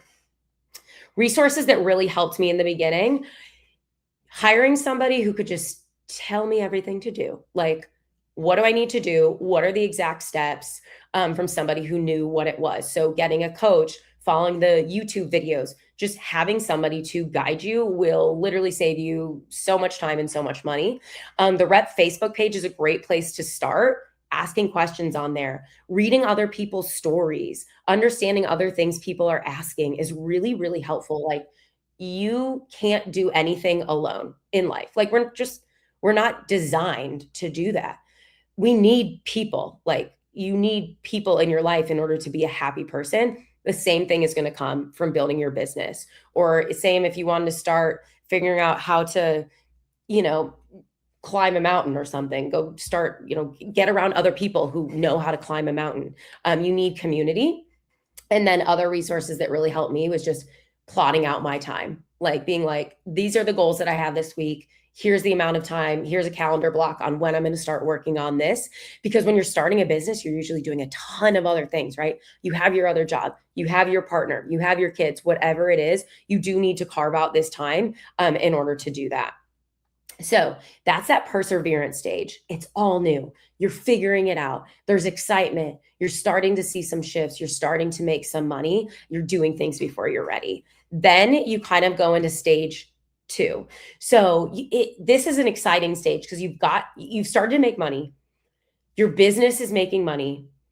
And all of a sudden you're starting to believe that you can do this. You're like, okay, like this is happening. So I call this the identity shift stage, because you're no longer just like somebody with a camera. Like, I think this is where you start to shift from like a photographer to like, you need to believe that you're a business owner. So the mindset is from photographer to business owner. I am not a photographer. I am a business owner. I just want that to sink in because it's a really important distinction. You're running a business. Even if you plan to be a solo shooter, which is totally fine, you're still running a business. A mindset around that there's nothing that you can't fix. There's no mistake that you can make in your business that you cannot fix. Because if you have the mindset that your mistakes are happening for you and not to you, they're happening for you so you can learn from them, then there's literally nothing you cannot fix. We lost a huge client. Our prior number 1 client, we lost this year. And I literally wanted to crawl into a hole and cry. And I did. I shed tears. I'm not going to pretend that I didn't. And I let myself process that. But then I started looking at it. I was like, I need to really look at this from what can I do to learn from this so that I can be even more effective the next time I get bigger clients. I dissected it. I learned it. And I've landed 2 larger clients since then with a lot more information on how I can treat them to the best of our ability. If I didn't have the mindset around that, I could have just thrown my hands up and given up, or I could have, worse, gone into a victim mentality and just blamed the client. It's the client's fault. I did nothing wrong. They did everything wrong. I did everything right. Your first instinct is to do that. Like, I wanted to be like, well, they did this, and that. And I'm like, well, that doesn't serve me. And that would be me feeling like this shit's happening to me instead of for me. And so on the other side of it happening for me, I landed 2 clients that are together over 3 times as large as that one client. The other mindset shift here I had was, understanding our worth and realizing that your success doesn't equal understanding your worth and realizing that busy doesn't always equal successful. Like, you have to be smarter. This is really where the business owner over photographer comes in. When you're a business owner, you're working smarter, you're not harder. You need to learn to start letting things go. Start offloading things to a virtual assistant. Start offloading things to other people that can help here. So here's what moved the needle for us here. Building self-respect before expecting client respect. So feeling confident in what I was doing, knowing that I was doing the right things, building foundationally, just not acting so fast that I'm just all over the place. Like, I need to start gaining respect for myself, or else I'm going to allow my clients to walk all over me. And that respect can come from raising your prices, even though it feels scary. Offloading to a VA, even though it feels scary. So start raising your prices, start understanding your metrics. You can't operate. I am a big person operating off of my intuition a lot. And your intuition is so important, and your gut is so important. But if I'm not backing it up with numbers and metrics and understanding, I'm going to be continuously making emotional decisions about my business instead of gut decisions that are paired with data that is actually telling me the real story. Really starting to invest in systems. This will help you start to feel that shift from a photographer to a business owner. What systems do I have? If I doubled my business tomorrow, would these systems hold up? Start really building from that perspective. Hiring your first photographer when you hit that 10, 15 ish $1,000 is typically a rule of thumb. That really helped move the needle. Coming from a place of knowing that, like, I'm not the only person that can take great photos. I'm not the only person that can dazzle my clients. I'm not the only person that can walk into a room and direct a shoot. And then again, as always, doing things before you feel ready. Resources that helped here, again, getting a coach. And what really helped me here was getting a coach, or, listening to coaches or podcasts about mindset. So the coach that I got here was actually somebody that was just really helping me understand myself better. Because the more I can understand myself, my strengths, my weaknesses, the better I can place myself in my business. The better I understand myself, the more successful, hands down, I'm going to be. People are always like, how did Three Palms Media grow so fast? And I always say, because I have a really deep understanding of who I am, how I operate, what my triggers are. So when I know what my triggers are, I can start to build practices around them so they don't pull me under. So this could be, if you don't want to go out and get somebody that's a coach that can help you, you could do something like listen to your favorite podcaster talking about this stuff. Maybe that's Mel Robbins, maybe that's Jay Shetty, maybe that's Tony Robbins. Those things really, really, really helped me. And then speaking of podcasts, the Spiro podcast is absolutely fire. Like, it is so good. I did not discover it early enough in building a business. I wish I had. All they do is talk about business of real estate photography. And it's just so helpful. And they bring on guests. And the best way to learn in this business is learning from each other. So, something else that helped us here was that REPP conference, connecting with other business owners, because they speak your same language. Like, how good does it feel when you meet somebody that gets you, that understands you in whatever area of your life you're looking for at that moment?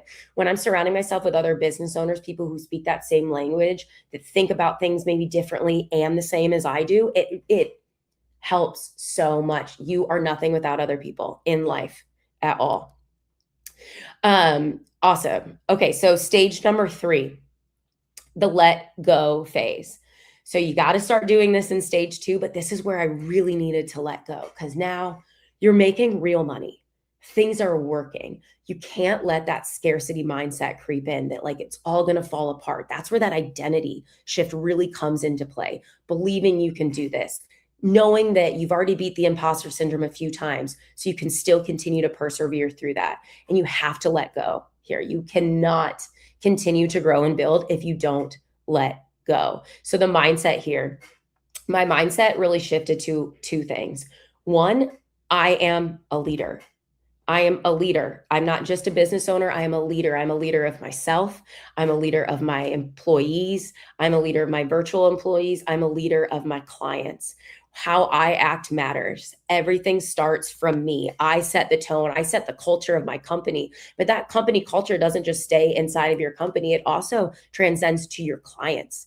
Like, people want to work with us because they love working with us because of who we are, how we lead ourselves, how we lead our clients. The value that we add to ourselves directly translates to the value that I'm adding to my clients. And so really understanding that my mindset shift here was like, I'm not in the business of photography. That's just as our service. That's like what we do. What we're in business of is we're in the business of communication. We're in a client service business. If our communication's not good, our product does not matter, guys. This is like the art of like a photographer versus the art of business. You're a business owner. You're no longer a photographer. Photography is just what we do. Perfect photos is not going to build your business. Communication is going to build your business.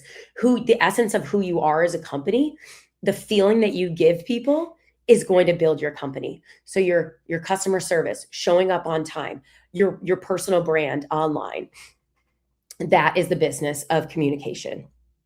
So here's what moved the needle for us: delegating, hiring more photographers, hiring an admin, letting somebody else answer the phones. That felt hard because I felt like, well, I need to be the heartbeat of my entire business. I am the heartbeat of my entire business, but I can lead others to be a heartbeat as well. I can lead my admin to be the heartbeat as well. And again, doing things before you feel ready. That is the key to life. Do it scared, do things before you feel ready. And then really, really building systems that, protect creativity, that protect your standards, really systemizing things, because it can get out of control real quick when you're at this stage. And the fourth stage is that flow phase, that CEO phase, that 50,000 and up. So the mindset here is really that, listen, your business and your life, for that matter, are going to go up and down. There is no constantly up and then you're up forever and you've beat the life, you've beat the system. You're always going to be met with adversity. Your business is going to go up and down. And something I had to learn the hard way, I was tying a lot of my self-worth to my business. So if my business was doing good, Colleen was doing good. I was feeling good about myself. If my business was not doing good, based on these standards that I made up, then I didn't feel good. And so I was very emotionally tied to my business, very up and down. You know what that causes? You to lose your cool, you to start, stop setting the tone for your business, for a negativity to creep in, for your employees to start being affected by that negativity. So really learning not to emotionally react and going back to those foundations that there's nothing that I can't fix in my business, and that I am a leader, and that consistency and just keeping doing things before we're ready is what really is going to build your business. You lose a client, how can we learn from that? How can we keep building from that? This skill is crucial to life. So many things that are crucial to life are crucial to business. And I think that's a big point that I'm trying to make, is that's why coaching and community is so important, because it'll help keep you in track when you want to lose your mind and you want to burn it all to the ground. So learning not to emotionally tie yourself to your business and emotionally react. And then, reconnecting with purpose, not having my entire identity be Three Palms Media. It's not healthy. It's not good. So reconnecting with your actual purpose. So for me here, it was, wow, my purpose is actually really to guide others and to help others understand themselves better. So how was I able to do that? By owning a real estate media business with my employees, really helping meet them where they're at, understand them as a person, and helping them in their growth, their personal development, as people. And that was really something that helped me reconnect with my purpose. And lo and behold, did it not also help my business? Because when you help people become better people, they're going to be better employees. Your clients are going to be happier. They're going to be more referrals. That was a byproduct of just reconnecting with what I felt like my purpose was. Maybe your purpose is something else, but go reconnect to that, get grounded, find that happiness, because it'll help really fuel that business for you as well. So, the biggest takeaway here is that you can do anything. You just have to decide that you can do it. So whatever's telling you that you can't do it, whatever's in your brain right now saying, oh, well, Colleen can do this, but there's no way I could do that because of where I live or who I am or my skill set or where I've come from, whatever it is that you're telling yourself right now is absolutely bullshit. It's bullshit. Whatever, that's just fear coming in saying, well, I can't do that.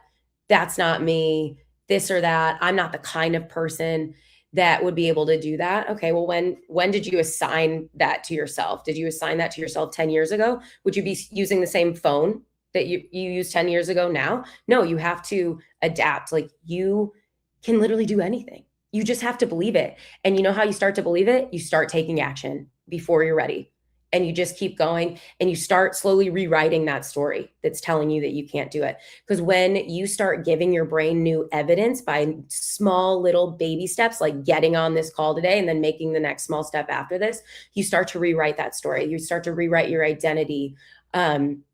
you start to rewrite not who you are, because who you are is what's going to drive you if you allow it, but you start to really rewrite what you're capable of and how who you are is going to push you forward in your life. Like whatever you feel is your biggest weakness, I guarantee you there's a lens you could look through where it's going to be your biggest strength. So just believing that you can do anything and persevering through that by creating small action, you can absolutely do anything. So our success, this is where I feel our success really truly came from. I understood my limiting beliefs. I understood that the thread of my life has always been that I'm not good enough. So I let I'm not good enough hold me back so much in my life. You know, the reason I don't have any hair, all my hair fell out like 15 years ago. I have alopecia. And that really triggered a lot for me because I already felt like I wasn't enough. So when my hair fell out, that was a lot of evidence for me to be like, see, I'm not enough. I'm not worthy. No one's going to love me. But I really started to challenge that belief for myself. And I started slowly doing things like wearing a hat to the gym, telling my best friend that I lost all my hair, things like that. And it just kind of compounded to where I started to understand that this is actually a strength for me. Like this could make me better. I could allow my hair loss to make me a stronger person instead of somebody who really hides because they already believe that they're not enough. And I turned it into my biggest superpower. It helps me be recognizable. It's brand recognition with my business. And it's taught me things like what actually matters and how powerful being yourself really is. Because when my hair was stripped away, it really felt like my identity as a female was stripped away. But your hair isn't what makes you who you are. It isn't your identity. I am what makes me who I am. And so, you know, I could have taken that and hid forever, or I used it to challenge myself to actually allow me to see that like I am enough exactly as I am. My worth or my success doesn't come from the dollars in my bank account or the color of my hair. It comes from me. And so I've understood those limiting beliefs, and like I still get triggered where like something happens and I'm like, oh, it's because I'm not good enough. And I'm like, wait a minute. I know this. I know this feeling. I've been here before. I am good enough. This is just my brain trying to really protect me. But I know better. And I know that when I push, I start to rewrite that story. And that story is no longer that I'm not good enough. That story is that I'm worthy exactly as I am. We leaned heavily into community. Literally, I can't stress this enough. Like, I can't. There's no way that my business would be what it is if I wasn't around other people doing the same thing. If I didn't make those connections at the conference or in the Facebook group that I could call, you know, I could call my friends. I could call Scott. I can call Mike. I can call Aileen, and we can chat through things. And I could call them with a bad day and they can be like my cheerleader and try this, and then vice versa. Community, hands down. We were not afraid to hire. That is where a big part of our success came from. Don't be afraid to hire that first virtual assistant. Don't be afraid to hire that first photographer if that's part of your goals. It will teach you so much, and it will take your business to the next level. We were not afraid to make mistakes. I've made a lot of mistakes. I continue to make mistakes. Once I got comfortable with the idea that like, there's no way I'm going to grow as a person or a business without mistakes, I started looking at them as opportunities instead of something that can tear us down. And then a big one is just really showing up online. Like my clients know who I am. They know what I love to do. They know our why. They know the things that I put out there. I'm not saying you need to put your whole life online. Do what you're comfortable with, but how much more do you like a product or a business when you understand like the why behind it? So showing up online is really, really, really powerful in my opinion. So these are what I have for you today. Thank you so, so much. I really, really appreciate that. And I am so, so happy to answer any and all questions that you all have. Eli, cue us in. That was amazing. Thank you, Colleen.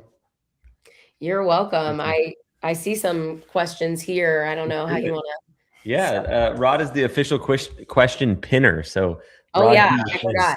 He's got to do a stretch before he pinned one and look like there. So, I love what you said about like just like actually just saying you are a business owner, because I know in the beginning sometimes we'll if we start with that with somebody, it can overwhelm them and they're looking at the top of the mountain. And that's why like I love in this we kind of ease them into the thought of it, and then you can kind of take them into like, look, like if you treat it like a business, it'll react like a business. Is kind of how that felt, is what you were saying. So I really like, I don't know, the way you explain that, I feel like is what really hits for me and hits for others to go, you know what, I'm gonna do this. Do it scared. Do it scared. That's gonna be that's all in time. 10 years, that's gonna be on shirts on everyone's gonna have that. Do it scared. I love that. So it's so good because it's like it's just what you have to do. Like there's not like a way around that. It's just like so simple. And I think that's why it hits.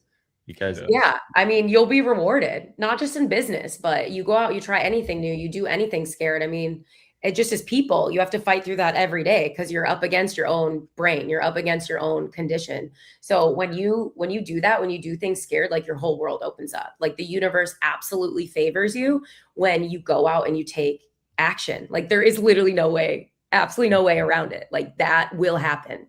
If you do that, it will happen. Yeah, and I like how, I mean, you kind of tie it together with the old iPhone thing. Like, do you use a 10-year-old phone? Do you use that old programming still? And I think a lot of the time, I mean, at least if I think for myself, it's like the fear is what makes me feel the safest with that old programming. And so the doing it scared is what snaps you into that new thing it's so easy to, I was thinking about it as you were talking about it, just like the different things that I've bought into that were just like, I thought of as me that just like weren't the case. It was just like something I somehow had this weird contract with myself about. And so I like that, a weird contract with yourself. Like I'll say it as like, well, that's just the story that I bought into. Like, how long have I been married to that story? Like, where did I develop that, trace that back and break it? Cause I'm the one telling that story. Nobody else is. I can change my story at any time. You're going to change your story, you'll change your whole life. So it's easier than I think it's like when you're facing it, it's not easy, but I think once you've like made the switch mentally, it's like almost easier than you think every time in a way too. Or maybe it's just because you feel good about it because you're like aligned again. It's like, oh, okay, I'm doing something I want to be doing, or it always hits when you talk. So I appreciate that. Let's do some questions, Rod. What you got? All righty. Let me see here. We don't have a lot actually yet. This is a good one. Let me see the process of hiring help. Choose a specific company. Okay, here's a hiring one. We'll start right off with that. So what was the process of you hiring help? Did you use a specific company? Great question. Sure. So the first person that we ever hired was our virtual assistant. So a virtual assistant is a real human. They just work virtually. So ours are in the Philippines. It's great because it's inexpensive labor for us, but we're paying them more. Like our first hire, her name's Febby. She went to college to be a teacher. She was making like $2.50 an hour. As a teacher, she makes $10 an hour with me. Now we worked her up to that. My first hire was at like, $4.50, $5 an hour. But so I used onlinejobs.ph, onlinejobs.ph. It's a marketplace for Filipino employees. I like working with Filipinos. They speak great English. I like their culture. They're very hardworking.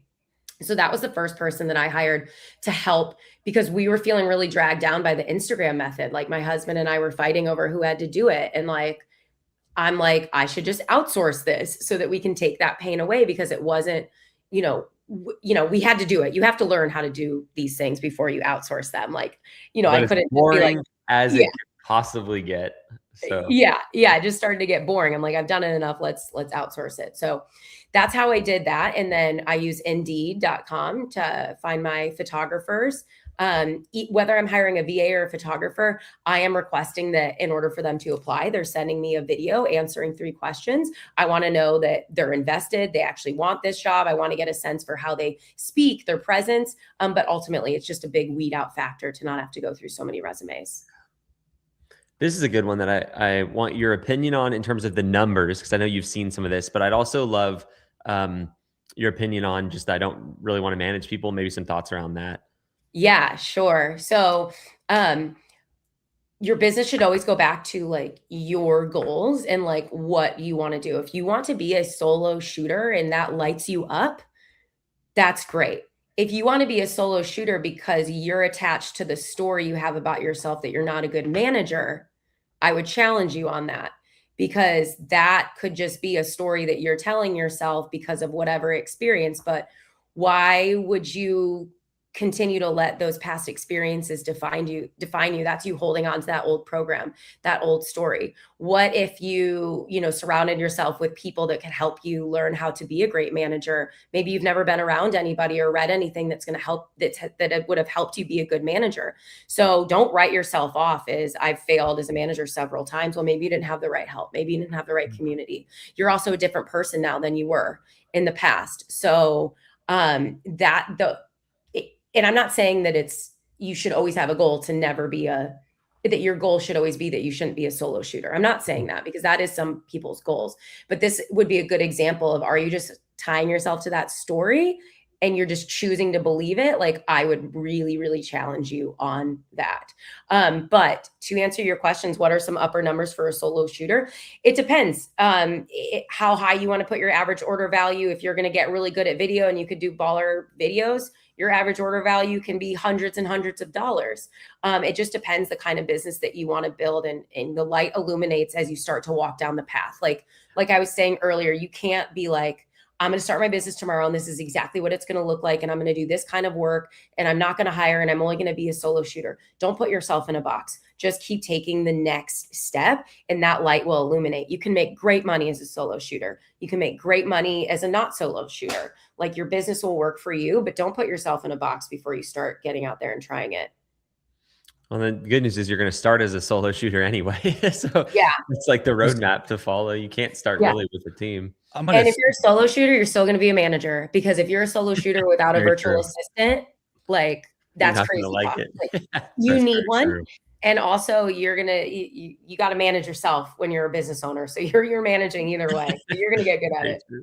Is there a point? I'm gonna sneak in a question here, because now I'm kind of curious.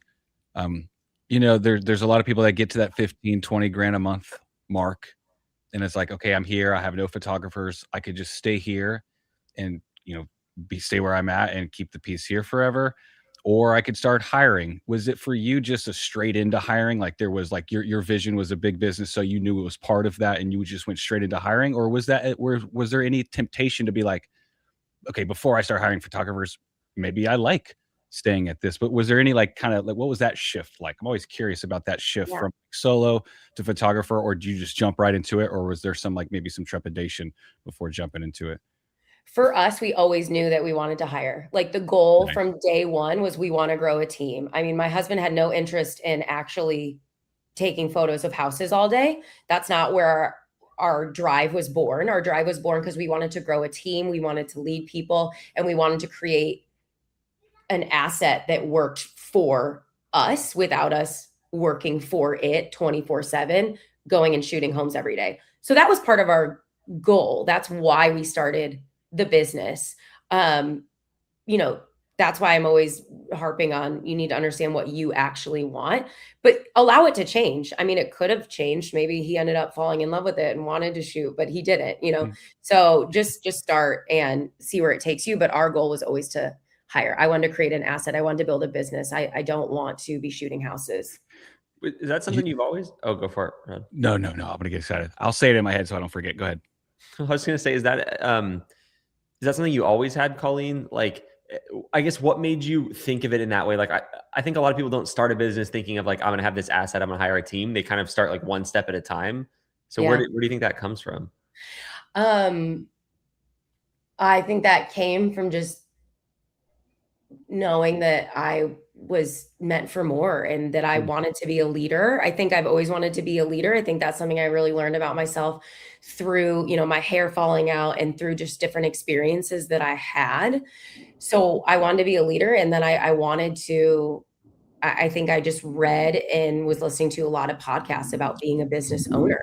And I wanted to be a business owner. I didn't want to have a job for myself anymore. I hated my corporate job. I hated working for the man. Like, I wanted to build something and be making more passive type of income. So that's where that came from. And when I saw your, videos online, you talking about how you could build a business with, because I liked photography. I liked taking pictures of people. And so that's what I was going to do. I was going to build my own business, but be a photographer. And then I started getting exhausted by that. And then I saw your videos and you talking about how you could actually build a business.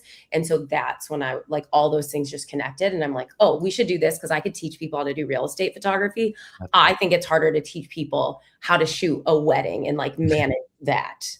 Yeah, agreed very much. We talked about that a lot at the start. It's just Rod has something. Look, I'm so excited because what you just said ties it. I'm so glad you went first because you had that vision of being a leader, and it's been quite apparent with the posts you make about your team and how you talk about your team in the past. And there was a post, it maybe had a flashback and I was trying to find it just then. I'm so glad I found it because I was like, if it wasn't her, this would have been really awkward. It was April 8th, 2025. It was a screenshot of one of your VAs, I believe. You were able to purchase his first home. Yeah. Because of working with you. Yeah. And you had the pictures of the home, glorious home, very nice clouds. Yeah. Very nice house. I mean, and just to nice thank the gratitude to you to be able to purchase his first home because of what you provided for him. I just remembered that randomly from last year, and that's like what you're explaining now. It's an incredible thing to be a boss when you're a great one like you are, and it's the you serve your clients, but also when you have a team, you get to really help shape them and lead them, and that's an incredible thing too. And I can tell you do it well because you make posts like that about your team, like through sprinkled in throughout the year, I feel. And so it's just talk about a little bit about running a team, just like I know we've talked about a little bit, but just in that sense of what else has like the people on your team been able to do, like stories like that. That you can think of, because I don't know, that's like for me, running a team, helping a team, that's my favorite part, just what the team accomplishes, and that's what makes me want to do this. And I think a lot of people sometimes have that fear of running a team, but just don't realize running a team with this in a good way is a really, really great thing. So anything on that topic that you could talk about a little bit? Yeah, definitely. I mean, I wanted to like lead a team and stuff, but it's so much better than I thought. Like I'm creating so much more impact than I ever actually thought I'd be able to do. And that's been one of the most rewarding parts. And that's something that I would have never known if I didn't just do it scared and say, hey, we're going to do this. And we're going to not take any no's for an answer. So, the first employees I had were really my VAs, and all of their lives are changed. One of them she can support her whole family now. She got to leave the country for the first time. We bought her a ticket to the Taylor Swift Eras tour. That was like her dream. No way. That's insane. That's cool. In Singapore, because they didn't go to the Philippines. So we flew her to Singapore. I was like, we're getting you to see Taylor Swift. That's so cool. So things like that, one girl on our team is able to raise her kids from home because she can work now on her farm, doing our social media content, stuff like that. But then my photographers, one of the photographers on my team, she actually is a photographer. She's a wedding photographer, and she just had low self-confidence with her stuff and with her prices. I'm like, she's the bomb. Like, she's so great. People love her. Her work is amazing. And I had to really work with her through a lot of mental blocks on raising her prices. So she raised her prices, and she said to me maybe like 4 months ago, she's like, I have $13,000 in my bank account. Like, I've never had that much money in my bank account before. And it didn't come from Three Palms. Some of it did. It came from her recognizing her worth and raising her prices. And because of that, I see how much she gives to Three Palms Media because she just feels like we've helped her so much. And that it's not like my goal to like make her feel like she needs to help us. Like, I actually just had a conversation with her this past week, and I was like, I know our time is limited. Like, you need to really do your own thing. And she's like, I know, but like, I don't want to. I want to stay at Three Palms. And I'm basically the ones telling her that she has to go. Yeah. And that's not all my employees. Other employees are actually going to really stay with us, and they're gonna make more money than they ever thought they could. But that I helped one of our other employees really help him with his DJ business. Again, not charging enough, not coming at it from a business mindset. There's a guy on our team. He was born he had cancer twice when he was younger, and it caused a severe deformation in his shoulder. He has no shoulder, so his arm's shorter than the other one, and super strong guy, like has not let it hold him back from anything physically. And he's great with the camera, but his confidence is so affected by this. And the amount that I've seen him grow as a person from the near 2 years now that he's been on our team, the way his life has changed, like, I mean, that's all I needed right there. Like, so those are the really cool things that we've been able to do by just taking time and like treating them as individuals. Like I always say, like I treat each employee different, not better or worse than the other, but people require different things. They respond to different things. They're motivated by different things. Not everybody on my team is motivated by money. They're motivated by other things, one-on-one time, public shout outs, whatever it is. So really understanding each person on an individual level, I think is why we're so strong as a group. Yeah, that's amazing. I think that's why people struggle with management too, because I think they try to make it too rigid and like this is the skill set. But what you said that I think is really important is like, and the way I look at being a good boss or whatever you want to call it is you just take the time to get to know everybody so that you can work with them as they need to be worked with. And I think the goal being, and this is what you said as well, if everybody leaves your team better than they came to it, I think you're winning as a manager. Your business is going to win. You're going to lose people all the time because you upskilled them and then they went to go do something else, and that is part of it. And it's normal. I think where you really suffer with management and with your team is when you try to keep people in your company in a way that's not serving them. And I think just last point on that is like, management is not a character trait. It's a skill you build. And so nobody is a good manager when they first start. And it's about taking those lessons, whether they're from other people or your own lessons, and just learning them. And, I'm sure you're a much better manager today than you were 2 years ago. Yeah. I was never a manager until I started my own business. I mean, never like an actual manager. I was never a manager in my corporate life or anything like that. So yeah, I've had to learn a lot and I'm continuing to learn more about it. The better leader I've become, the better my business has become, because I'm leading myself first. I'm leading my team second, and I'm teaching them to lead themselves. Last, I guess, question on my end would just be, is there a book or something you've read or listened to recently that you think would be good, like tomorrow listening for everybody who's here today? Anything come to mind? I think that anybody who is considering starting a business, the thing holding them back the most is definitely like their inner thoughts and like how the imposter syndrome. So for me, I like reading books and things that kind of teach me to have a deeper understanding of like how the world works. And that starts with like you and once you master your internal world, your exterior world will follow real quick. So things that have helped me with that is listening to podcasts like Mel Robbins and Jay Shetty. I love Mel Robbins' book, The Let Them Theory. It helps you understand like that you're in control of only you, and you can't control other people, but you can control how you react. And I think that that's like a massive skill that you need to start a business, because you can't control these like clients and everything that's happening around you. So understanding, like, I feel like she really teaches you how to lead yourself. So I think that that's a really good, very digestible one, because she's just talented with the art of explanation. That's one that I really like. Has nothing to do with business, but everything to do with business. Everything at the same time. That's such a good one too, because especially if all of us care about other people's opinions. But I think probably it's a bigger weakness than it needs to be for a lot of us. I mean, maybe I'm just speaking for myself, but it's a great one. I put in the comments, Let Them by Mel Robbins. Colleen, thank you. I appreciate you. I appreciate your time and the effort you put into sharing. And thank you.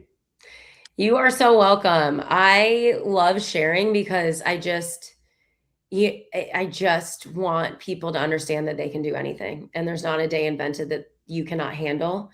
And whatever you want to do in life, you can do. You just have to start small so that you can believe that you can actually do it. So, just getting on a live like today, all these people on here is a step. So keep that momentum, and literally anything is possible. So thank you for having me. We'll see you, Colleen. I'll see you in March, I guess, at my house at the Forward Mastermind. So. Yeah, I'll be there. Bring a couple extra hats, please. Okay. And I must say, it's pretty tempting to just quit everything I'm doing here with Eli and just come work for 3 comms. I gotta kick Colleen out. Like y'all got a nice culture over here. They mean over here, you know. So. You know, I'm eventually going to be looking for a head of sales, Rod. So I mean, come on now, overbearing here. I make Rod say good morning to me every morning. Every day. It's awful. He hits me up at 9 o'clock every day too, because I know what he's doing. He's just making sure I'm there at 9 o'clock over here at my desk. I know he's not a minute later. Not a minute later. I made him stay till 5:02 one time to make up for being late. Man, can't believe you. But thank you, Colleen, as always. Seriously. Thank you. Thank you all. Have a good one. Bye. You. See ya. She's gonna go enjoy that perfect weather where she's at real quick, I imagine. Yeah, I know, for real. She's in like the perfect part of Florida where it's not too sweaty, but it doesn't get snowy. Just the water is so great there too. It is. It's just baby blue. Well, that was another great one. Colleen, I mean, I think everybody can probably tell why I brought her on. Just, I love what she talks a lot about the internal battle and like people. I thought this, so I'll speak for myself on this. I was when I first started my business, first of all, I was an idiot. Still am, but less so. But the biggest thing that I truthfully think I was an idiot about is I thought it was all tactical what I needed. And so I wouldn't listen to things where people were talking about anything related to the like kind of more mindset oriented stuff Colleen said. I was like allergic to it. Literally, I was, and it's so silly because the things that you think in your head, like the things you believe and the mindset stuff determines what skill set and tool set you use. That's what the tactic is, right? So you have to learn, like everybody here has to learn what camera they need to buy, how to shoot real estate. There's plenty of tactical that goes into it. That's not what holds people back because there are so many people that know how to shoot great real estate photos that make $0 doing it. And so it's like, well, if that's the case, why is it, right? And there are so many people who suck at shooting real estate photos and make a lot of money doing this. And so it's just that really makes a difference. So the next one up is more on the tactical side of things, talking a little bit more about his numbers. He'll be talking about the Instagram method, how to get those first few clients and that sort of thing. And so we will be back here in about 17 minutes or so. 17 with Mr. Scott. Let me verify that is what indeed the schedule says. I believe it is at Scott at 3:45. Yep, you're right. That math is right. Okay, math is good. No, wait, it's 18 minutes. 4:30 or 4:45 Eastern time. So just to stay on the Eastern time thing, if you're Central time, it's going to be 3:45 and 15 minutes. If you're Eastern time, it's still 15 minutes, but 4:45. Thank you, everybody. We will see you very soon. Enjoy some more wins in the interim, and we'll see you in a second. I guess I should hit the gong again. That's like I discovered this morning, and oh man. 15 minutes. I mean, this is going to be too much fun. Too much. See ya.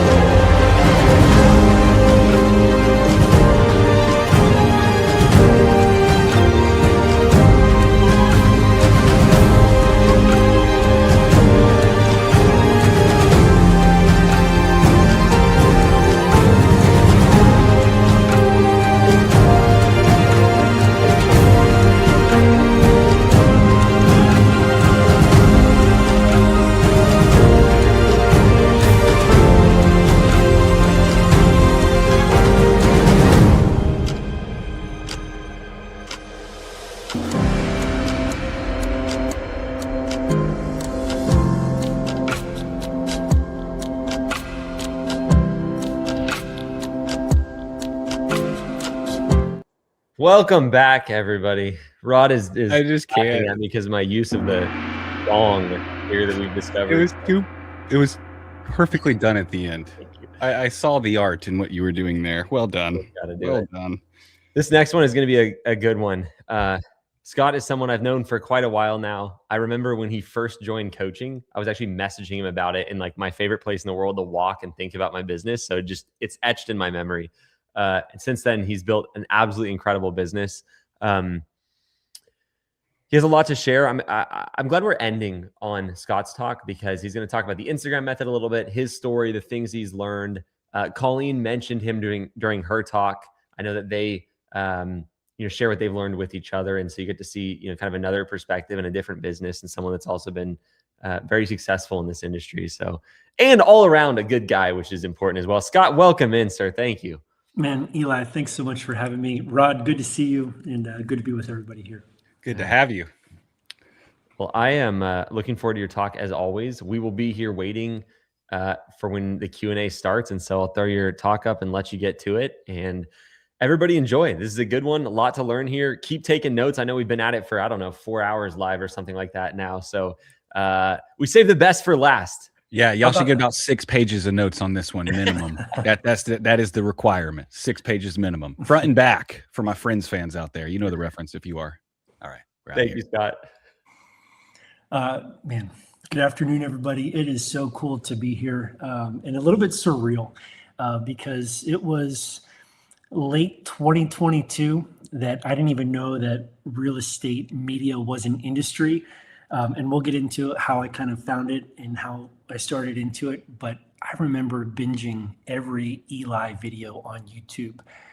He just provides so much value. And so I took all kind of notes and learned. And so to get an opportunity now on the other side of that, 3-4 years later is pretty epic. So happy to be here and joining all of you. Hopefully I can share just our journey and let that be an encouragement to you that it can, this industry is an awesome one and can work for you, and hopefully answer any questions that you might have. So I do want to just go ahead and get started and hop right in and share with you how I hit $10,000 revenue months after moving to a brand new market. So let me just make sure that we go here. Oh, perfect.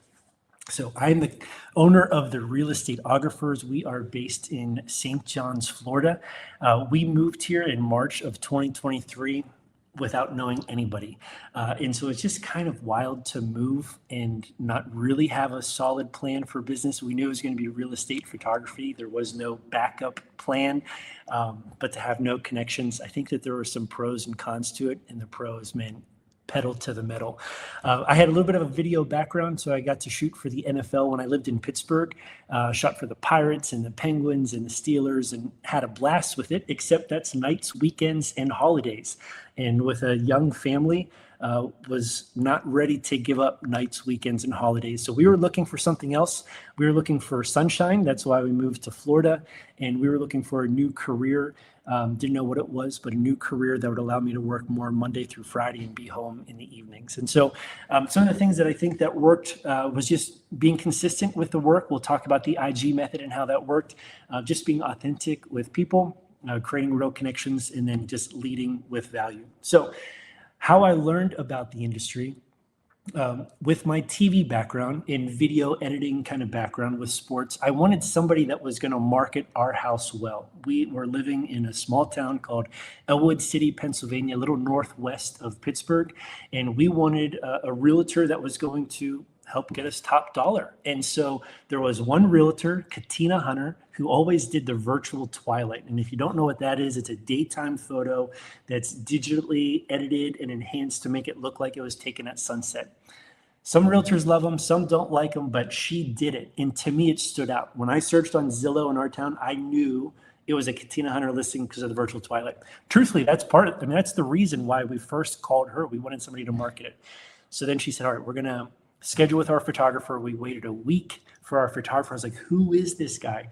Peppered him with questions. And that's when it clicked, like, I think I can do this. And that's when just did that binge into all of Eli's videos, inspired to learn. Here's an opportunity that I can keep a camera in my hand in a different industry and be home on nights and weekends and holidays. So I don't know if it was the right plan, but we moved with no plan and no job and just took a full leap of faith.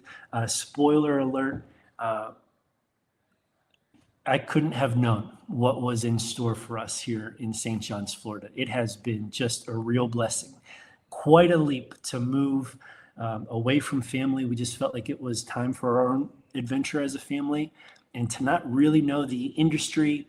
It was just, this had to work, and it's been a real blessing. Get to share some updates with you along the way. So let's share some of that now. Our first shoot was March of 2023. I know that this is small. Maybe you can zoom in and see it. This is March of 2023, and then this is the current month that we're in, February of 26. You can see that now this is revenue, but you can see revenue has been slowly just growing on a pretty consistent pattern, month over month, year after year, and that has been just amazing. So last year we were averaging about $40,000 months. We have 6 part-time photographers, which is insane to even say. I remember starting coaching with Eli, and he's like, "All right, what are your goals?" And he's like, "Do you want to scale?" I said, "No, I just want to do me." Like, I don't have any plans on scaling. Well, you quickly have to figure out, are you just going to cap yourself out at business and say, "I'm not taking on any more clients because this is it"? Or are you going to say, "I'm going to try and figure it out if I can hire people so I can grow the business"? And that's the route that we chose. It's certainly up to you, however you want to do it, be a solo photographer if you want to scale, but scaling has been an awesome opportunity for us to grow. We have 4 virtual assistants that help us. I have stepped away from shooting mostly. However, not the best update. I am shooting a little bit right now because we just started doing some premium videos. We can talk about that later. Also, there has been an uptick in work here in Northeast Florida. And so I'm taking some overflow shoots, and it is wild. Our phone is ringing kind of off the hook. I don't know, it's like an old school reference, off the hook, but you get the idea. Business is going really well to start 2026. We have 500 clients, 2,000 plus shoots. And so here's just a little bit of the journey that I wanted to share with you. I think we closed like March 10th, and my first IG message went out, Instagram message went out, I think like March 11th. I mean, it was the next day, without furniture in our house, sending IG messages just to get this ball rolling. So here we're about a month and a half into it, but there hasn't been a whole lot that's come out of it. We've had 3 or 4 people say yes, but not enough to make it work. And so we had a little bit of a cash reserve, but then you start thinking like, okay, something's going to have to change here to make this work because we've just moved to a new city and a new state. But what I didn't realize is seeds were being planted early on by doing this Instagram method, and growth was coming. So let's fast forward now to December of 2023. So I don't know, 8 months later. Real Producers is a franchise magazine that highlights the top realtors in each market. So the one here in Jacksonville, I got connected with, really cool opportunity with them. They gave me an in-kind sponsorship for all of the value that we had provided them in taking some photos for the top agents in the area, that they gave us a sponsorship. And it put our name on the Jumbotron. This is where the Jacksonville Jaguars play. All right, at the end of the day, it's some letters on a Jumbotron. Yeah, it's not that big of a deal, but it was just special because there was a lot of hard work that went into that first year. There was quite a roller coaster of ups and downs, trying to figure things out, and then to just be gifted this like sponsorship and this opportunity in front of top agents was pretty special. So the turning point was consistent outreach, even though the results hadn't started coming in yet, and then just leading with value. Just to backtrack a little bit, and we might see this, but the chart, I mean, this first month was like $300. Then it went to, I don't know, I'm thinking like 7,000. Then it went to 13. Like things ramped up pretty quickly, particularly after that April 25th, where I'm like, I don't know if this is going to work. But mindset that worked for me is positioning myself as a helper, not a hirer. And so by leading with value and offering them something, I'm not saying, hey, can you hire me for your next shoot? I think people build walls up on getting pitched to like that. But if you can present like, hey, I'd love to provide a shoot to you. I'd love to show you the quality of my work. I'm looking to build my portfolio. Is that something that you'd be interested in? And it almost feels silly to say no to something like that. Something that Eli taught me early on was being small. It's me. I will be there for the shoot, and I'll make sure that you get that delivered. That's the win when you're just starting out, is that you are personally doing everything. And so not saying we, not trying to sound bigger than you are currently in that stage. Be honest in where you're at. And I think that people really respond well to that honesty and that authenticity. And we'll talk a little bit about that kind of messaging here in a second, but people want to see authentic versus polished. I think people want to do business with people and not businesses. And so the better that you can kind of communicate and share your story with others, I think you're going to get some fans, and those fans turn into clients. And then that third part is just sharing your story. So I was very explicit on when I moved here in sharing that as part of my story. With realtors that we had just moved to the area, and I was looking to build my portfolio and use that. And so whatever your story is, maybe you are at a full-time job and you're looking to position this to be a full-time job and you want to make that transition, that's your story. If you're shooting weddings on the weekends, but you're looking for something Monday through Friday and you're available, that's your story. Just whatever your story is, make sure that you're sharing that with agents so that they can connect with you. All right, let's talk about the free shoot offer, because I think that this hangs up a lot of people on why are you giving away your services? You could be making money. And so for me, without going to the slide just yet, I like to bet on myself, and I like to invest in things that I can control. And if you're saying, would I be willing to give $200 or so, and we can talk about that, in a shoot in exchange for the chance to earn their lifetime business, I'll take that deal all day, every day. What's beautiful about real estate is realtors are constantly getting listings. And when they're constantly getting listings, they're going to be calling you. If you do a good job, you show up, you smile, you serve them well, they're going to be calling you to get that repeat business. And so the free shoot is a way to say, are you willing to give us a shot to earn your business in the future? So I sent a personalized message, something like, I just moved here, happy to share a listing so that you can see the quality of my work. I sent custom videos. This is a little bit about the IG method, the Instagram method. I sent custom videos. Now, you don't necessarily have to do that, but I think that it was a personal touch that really helped on the open rate of realtors seeing it and responding. It's not just one video that was recorded and sent off. Now, if you have no time and you can't do it, custom, so be it. At least you have a video. Make sure that that machine, that these messages are getting out there. Don't let that hold you up.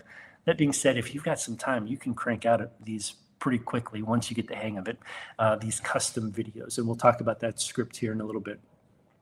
The free shoot offer, there's no pressure to work with us. There's no strings attached like, hey, if you do this for me, then I have to do this, whatever. If I do this for you, then you have to do this for me. There's no strings attached. It's like, hey, can we get a shot? That's what we're looking for. And I think people are willing to give you a shot. This free shoot offer is perfect for newer agents because there's a lot of startup costs and things are tight early on. So you're gifting them. But it's also great for existing agents because you're allowing them to see your work at no risk.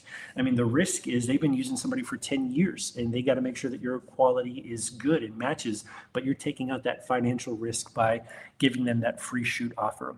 Again, it just kind of feels silly to say no at that point because the worst thing that could happen is they'd have to just schedule another shoot because the photos weren't good. But you'll learn how to shoot real estate.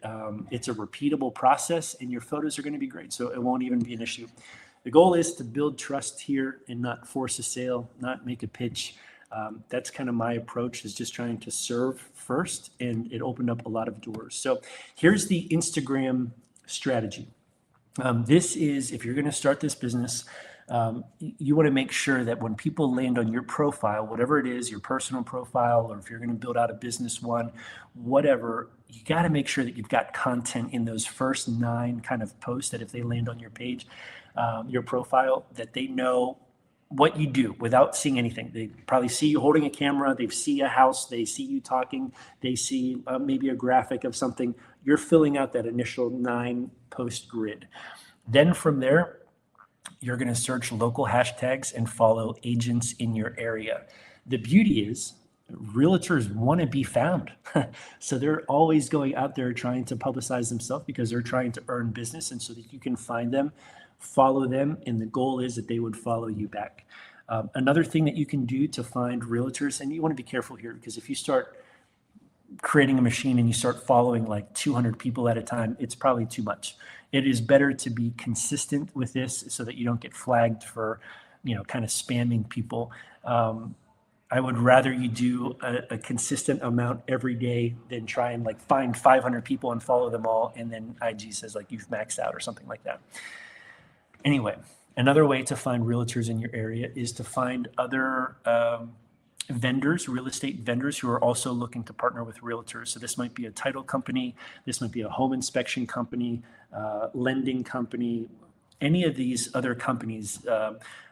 See who they're following. They're trying to find realtors to work with as well. And then that's a way that you can start finding realtors that are in your area that you're not already following. This next one, I want to just be careful and put a little caveat here. At one point, and at this point, 3 years in, I'm only messaging those who follow us back. And the reason is I'm trying to avoid spam, right? If you don't follow me back and I send you a message, it's going to go into that request folder or even like a hidden folder, and they may not see that for a while. It's not the end of the day, because if they find it a month from now, they still see it a month from now. So for now, I would just be sending, but certainly anybody that follows you back, when you send them a message, now it's showing your message in that main inbox, and that's the goal. So don't let that slow you down, that concept of letting people follow you back. I'd rather you just be sending messages. That's what I did early on, but at some point, makes it a little bit easier that you're not landing in a spam folder whenever they follow you back. I like the personalized message on the reaching out. I think that it really works, and just worked on connection, not like mass messaging. So here's the results of the first 6 weeks. Again, this is not knowing what would happen 3 years later. This was just diving in. Okay, targeted outreach, stories on Instagram, engaged with agents that showed interest. I sent 364 messages. March 16th through April 27th. So what's that? A month and a half, kind of. 364 messages. So a reasonable amount, not a huge amount of quantity, but I feel like the quality was very good. 49% of people responded. To me, that number is insane. I mean, that was either a thumbs up, a heart, a response yes, a response no, but 49% of people responded. Even if they said no, that's a win, because they now know who you are and that you're starting a business. And so whether they use you or not, you're planting that first seed. And there might be several other seeds along the way before they do give you a shot, but a no now is still a win because they know who you are.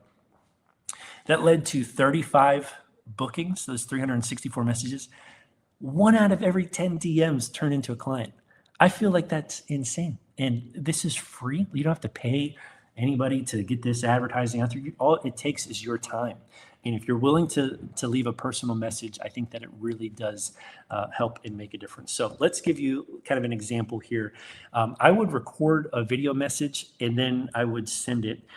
Just to clarify, I would not record the video in Instagram. I'd record it on my iPhone, just camera app, so that it would be my photo gallery. That way, when I hit send in Instagram and I like attach that video, it starts with a thumbnail. If you record a video just in Instagram, it's going to just have text video with the play button, and you kind of miss that initial personal touch of people seeing your smiling face. Quick caveat, as you're trying to get a good thumbnail, just make sure you're smiling so that your first thumbnail is not like this, and that's what people see in their inbox or something. It starts with a smile. Hit record and then let it rip. So this is the follow-up text I would send.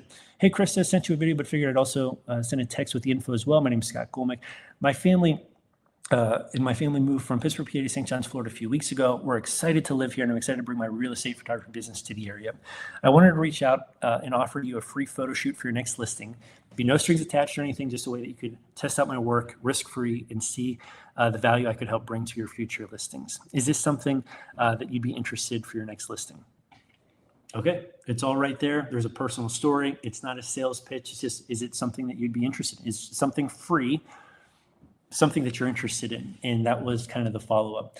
So the personal introduction with family context, figure out what your family context is. and put that into that kind of text and part of your video script. It's a clear value proposition. We're just offering a free shoot. There's no pressure. It's so laid back, and it's a simple yes or no to choose. So one of the things is just to give before you get. There is something to be said about just that posture to be able to give. And one of the best people at giving, I think, is Eli. I mean, the amount of information that's given out on YouTube on an event like this is unbelievable. And it's the same thing that I want to do with realtors. I want to give them so much that they want to just obviously work with us, lead with so much value. And so the free shoots help build my portfolio and trust with agents. The other thing is just consistency wins. And so 364 messages in 42 days, and that really helped things take off. This is something I learned from Eli, and I love this phrase: the best known photographer is better than the best photographer. And it's not an ego thing about being the best known, but it's a business thing. Do people know that you exist, that your business exists, that you're there to take real estate photos, that you're part of the market? And so by being visible, building that relationship on Instagram, that helps. And then once you start shooting for somebody, word spreads. You show up on time, you smile, you deliver on time, and you're easy to work with, you're flexible. You do those 4 things.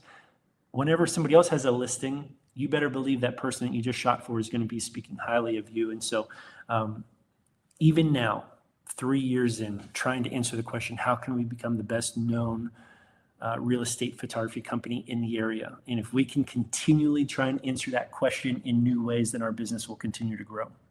I want to take a second just to talk about rep coaching for me. So Eli talked about it. I mean, I remember where I was when I was talking to Eli about coaching. And the cool part is I didn't have any questions on like, is this a real program? Is there going to be value? I felt like I knew Eli because I had watched all of his YouTube videos.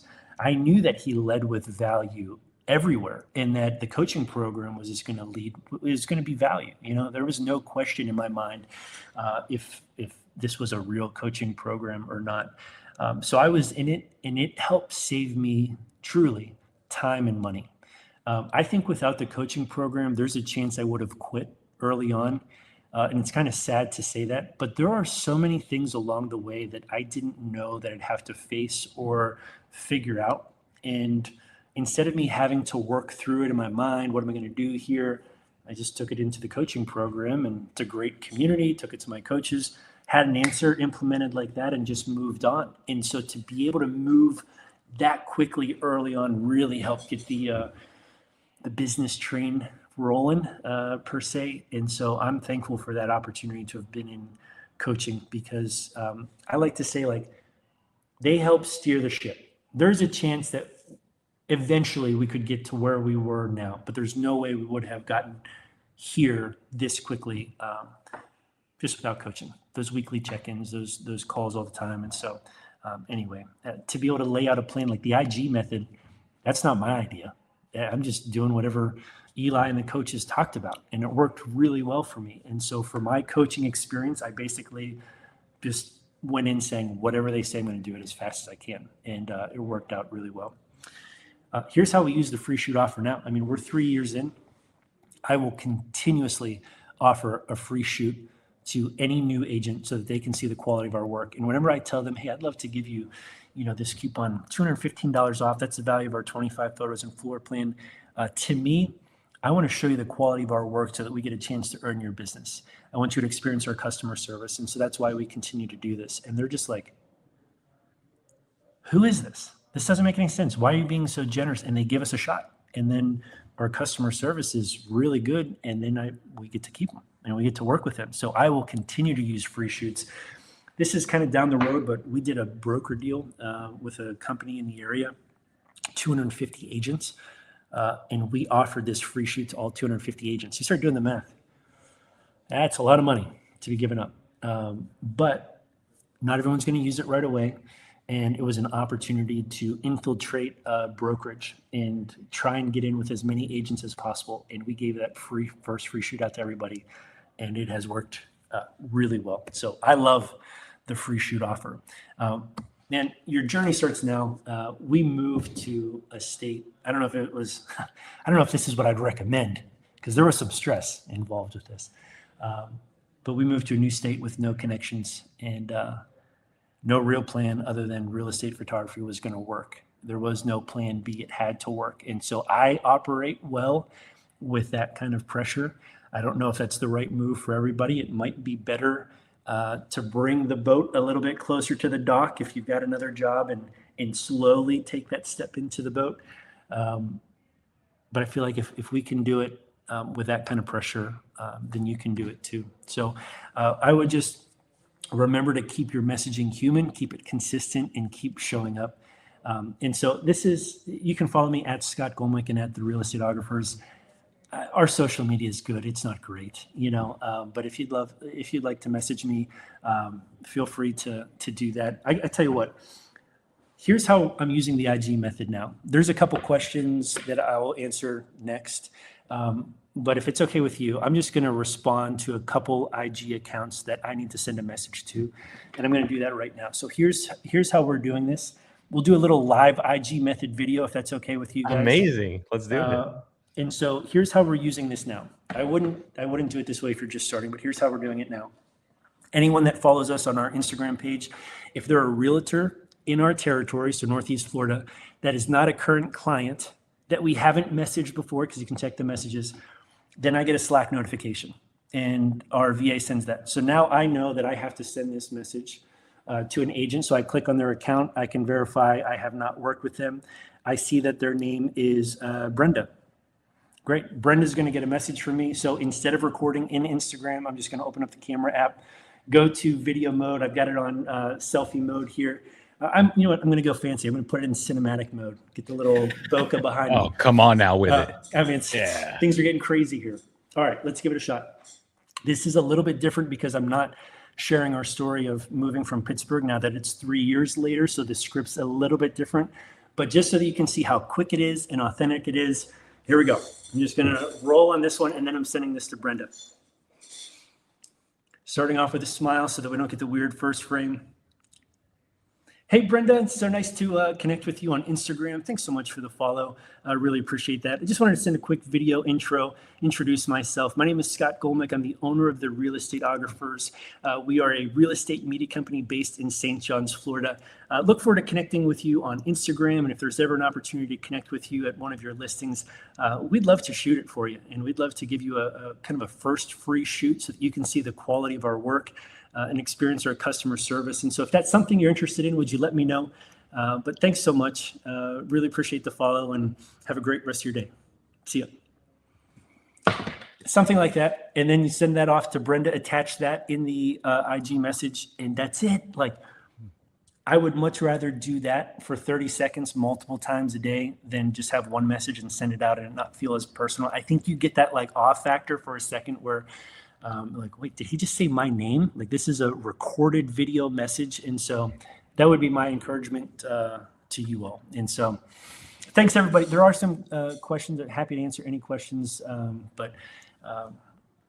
Yeah, I mean, if you want to hit the ones that you already had, that'd be great, because I think those were some pretty good ones. And then, yeah, for sure. We'll kind of rapid fire through these. And so how do you choose who to message? In my opinion, you will spend too much time, particularly early on, trying to figure out if they're a top producer, not a top producer. You know how many times we've messaged the spouse of the broker who doesn't have any sales but has the connections? Like, if they're a realtor in your area, I would be sending them a message. Don't worry about trying to figure out their production early on.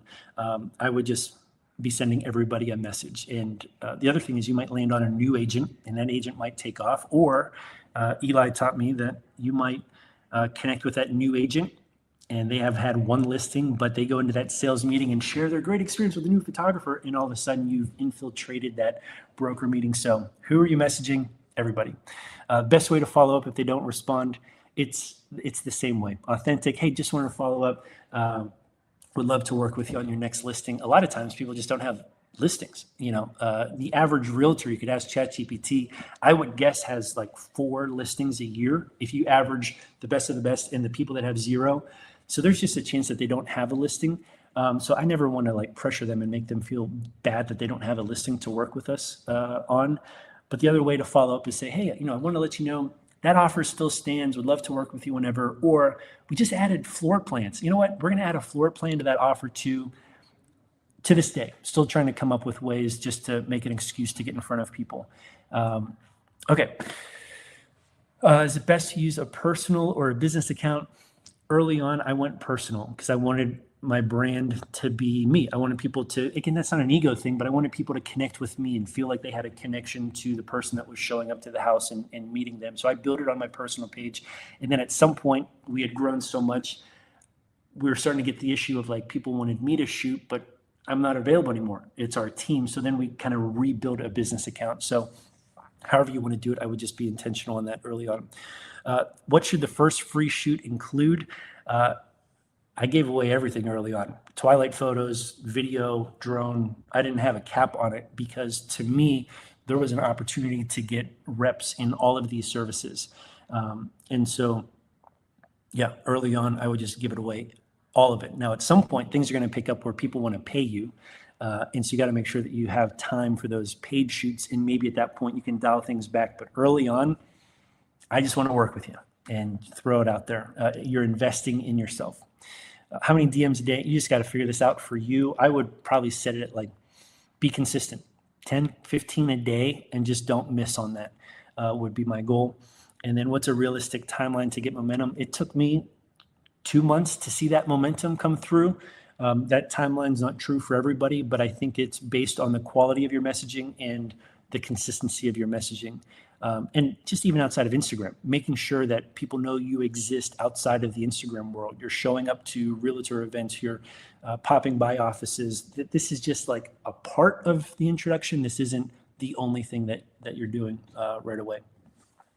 And then how do you balance free and paid? Yeah, you will be the only one that can answer that. And at some point you'll have to make that decision. I wouldn't turn away free shoots. And at this point we're still offering free shoots because it's a great lead magnet, but particularly early on, you make sure that you've got room for those paid shoots too.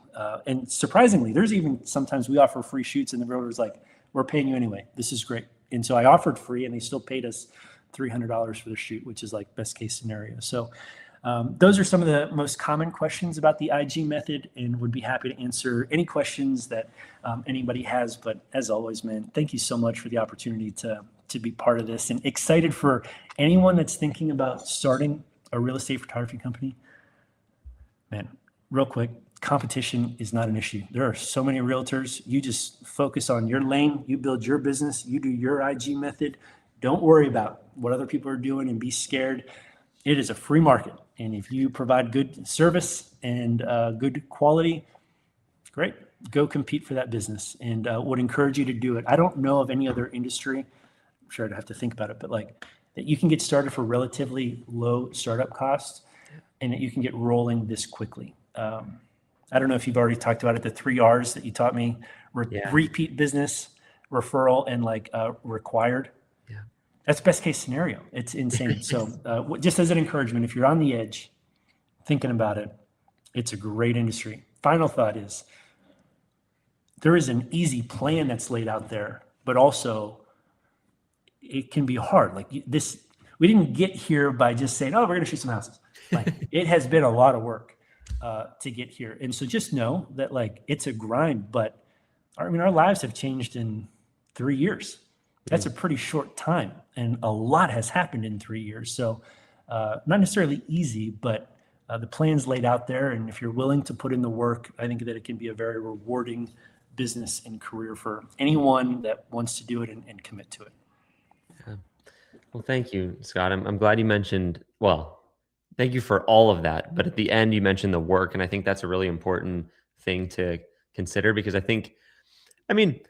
especially if you look at like online education in the industry, there's a lot of promotion of stuff that's like, oh, you barely have to do anything and you're going to get all of this upside. And I think that attracts a lot of people. Wait, really? What are those things? Okay, send me a link, dude. Hold on a second. We're over here putting work into things like idiots. That is, you really got me with that one, Rod. I'm not going to lie. Like my train of thought just completely left, but it was worth it, I'm sorry. But no, I mean, it's very true. It's like, it's easy to want to go do something. The problem with that is it doesn't set someone up for success, right? Like you saying that, Scott, and us repeating it and trying to be as accurate as possible at the work required. It's like when you get there, then you're not like, oh, what is this? You're not expecting it. And so I think it's important to be prepared. What you said, and we started out the event today with basically a discussion on the 3 R's, because I think that's so important. But it's like the idea and sort of like the big premise today was there's a skill when it comes to picking the business. Like picking the right business is important. And the 3 R's, shape that and talk about why real estate media is a great business. And then it's like, okay, once you've picked it, there's the actual building of the business. And that's what like your talk's been about, Justin's, Colleen's. And so I just appreciate you ending on the work because a lot of people, without that, they go in unprepared. And then first thing comes up that's difficult. And you're like, what the heck is this? And it's such a normal part of it. What's kind of like I'm just curious more, like what's your future? Have any of your future plans for the business changed? Are you just continuing to scale it? Are you happy where it's at? Or what's that look like for you? Gosh, it's fun. It's changing. This is an awesome time to be doing this because things are popping right now. Things are busy. We just hired a local admin and she's been, I describe her as we just hired Michael Jordan in his prime. I mean, she's an absolute rock star. Oh, nice. And has changed everything. So we're busy. We just rehired back a photographer for this month to help bridge a gap. We just hired somebody that's going to have weekend availability, and we just hired somebody that's going to be doing Monday through Friday, 30 hours a week. So like our team is growing, and while we're growing, our quality is like maintaining a high level. Like there's not a whole lot burning other than we're busy. And that's a great problem to have. So to answer your question, I'm just laser focused on Northeast Florida, building our team, seeing how much market share we can get. And outside of that, I don't know. I would love to, and I experienced this in January. It has changed a little bit once things got really busy, but like, oh, Kelly's got the admin side. Like she's crushing it. We gave her a title, Operations and Client Success Manager. Best title ever, and she's absolutely crushing it.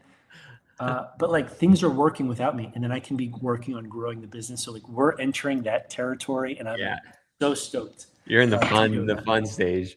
Yeah. Not that it's all fun, but to me, it's the fun stage because you get to work on the growth side. You're not just stuck doing shoots and stuff. Not that there's anything wrong with that. You got to do it when you got to do it. But very cool. Let's do some questions from the audience here. So if you have something you want to ask Scott, I was in the backstage chat, like between us and all the speakers. And I was like, why is there no questions? But I was just not in the right place. So, well, there's been someone commenting named Scott, who I've been purposely waiting for you, Scott, to answer Scott. I mean, it just, it was just too perfect. So I'm sorry for Scott's been, and Scott, I hope you're here now though. Scott, that's commenting. It says Scott Liest. But how do you go about pitching your services to an agent who says they already have a photographer? So let's say you're doing the Instagram method, right? And someone's like, oh yeah, thank you. I already have a photographer. What do you do? Cuss them out? Because I'm pretty sure that's what y'all do. think that's the best business move ever. Get really mad and angry. That's what you should do. No, it's like, hey, totally understand to get that. If there's ever an opportunity or you're in a pinch, we'd love to be there for you. And so if there's ever an opportunity, we'd love to work with you.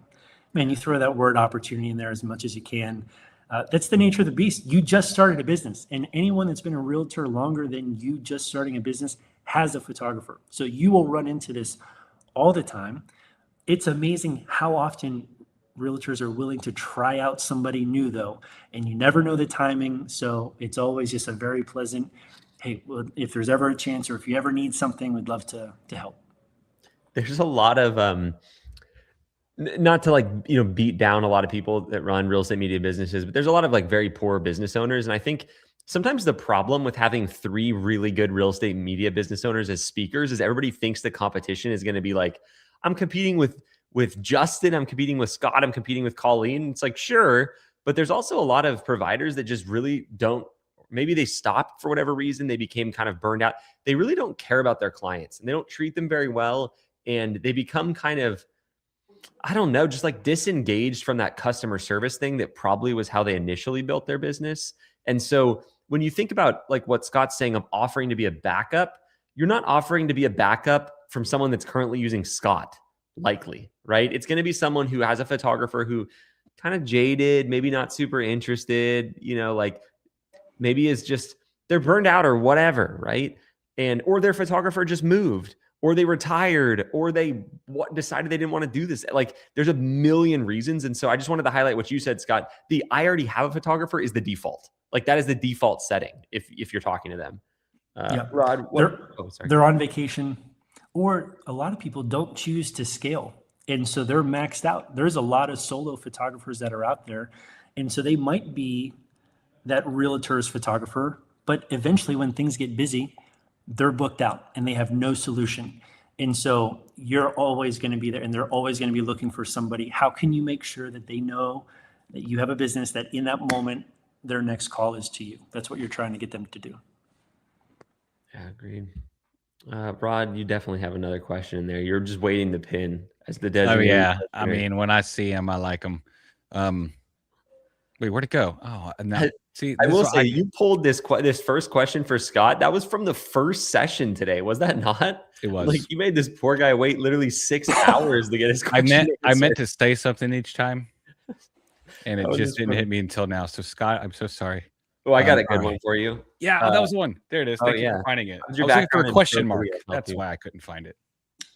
Truthfully, not a whole lot, because shooting sports is very different than shooting houses. Thankfully, the walls don't move when you shoot a house, and so it's easier to shoot. But shooting pro video, I had never touched like a Canon R6 before. I didn't know how to use the settings. We were using broadcast cameras that like the lens was $200,000. So like that was not applicable to real estate. And so the other thing is it's a lot of business stuff. And so maybe there was a little bit of help, but I think it's like when we hire, here's a good way to answer the question. When we hire, I'm not necessarily looking for photography experience. It can help, but this is a customer service business. And if you can treat people well, then you're going to earn business. And so how does pro video help? Like that experience might've been helpful, but if I was interviewing myself, it's more about customer service. So to answer your question, I don't know that it really helped, but it's more like, can you provide great customer service? And if so, then you can start a business, whether you have any photo or pro sports background or not. I think it's irrelevant. Ooh, this is another good one. I stole Rod's question picking. I was going to ask him if he got ran over by a wide receiver. But did you ever get like, steamrolled by a wide receiver or like a distance back full steam? Never steamrolled. However, there was this time, story time. I was in St. Louis when the Rams were still in St. Louis. Mm-hmm.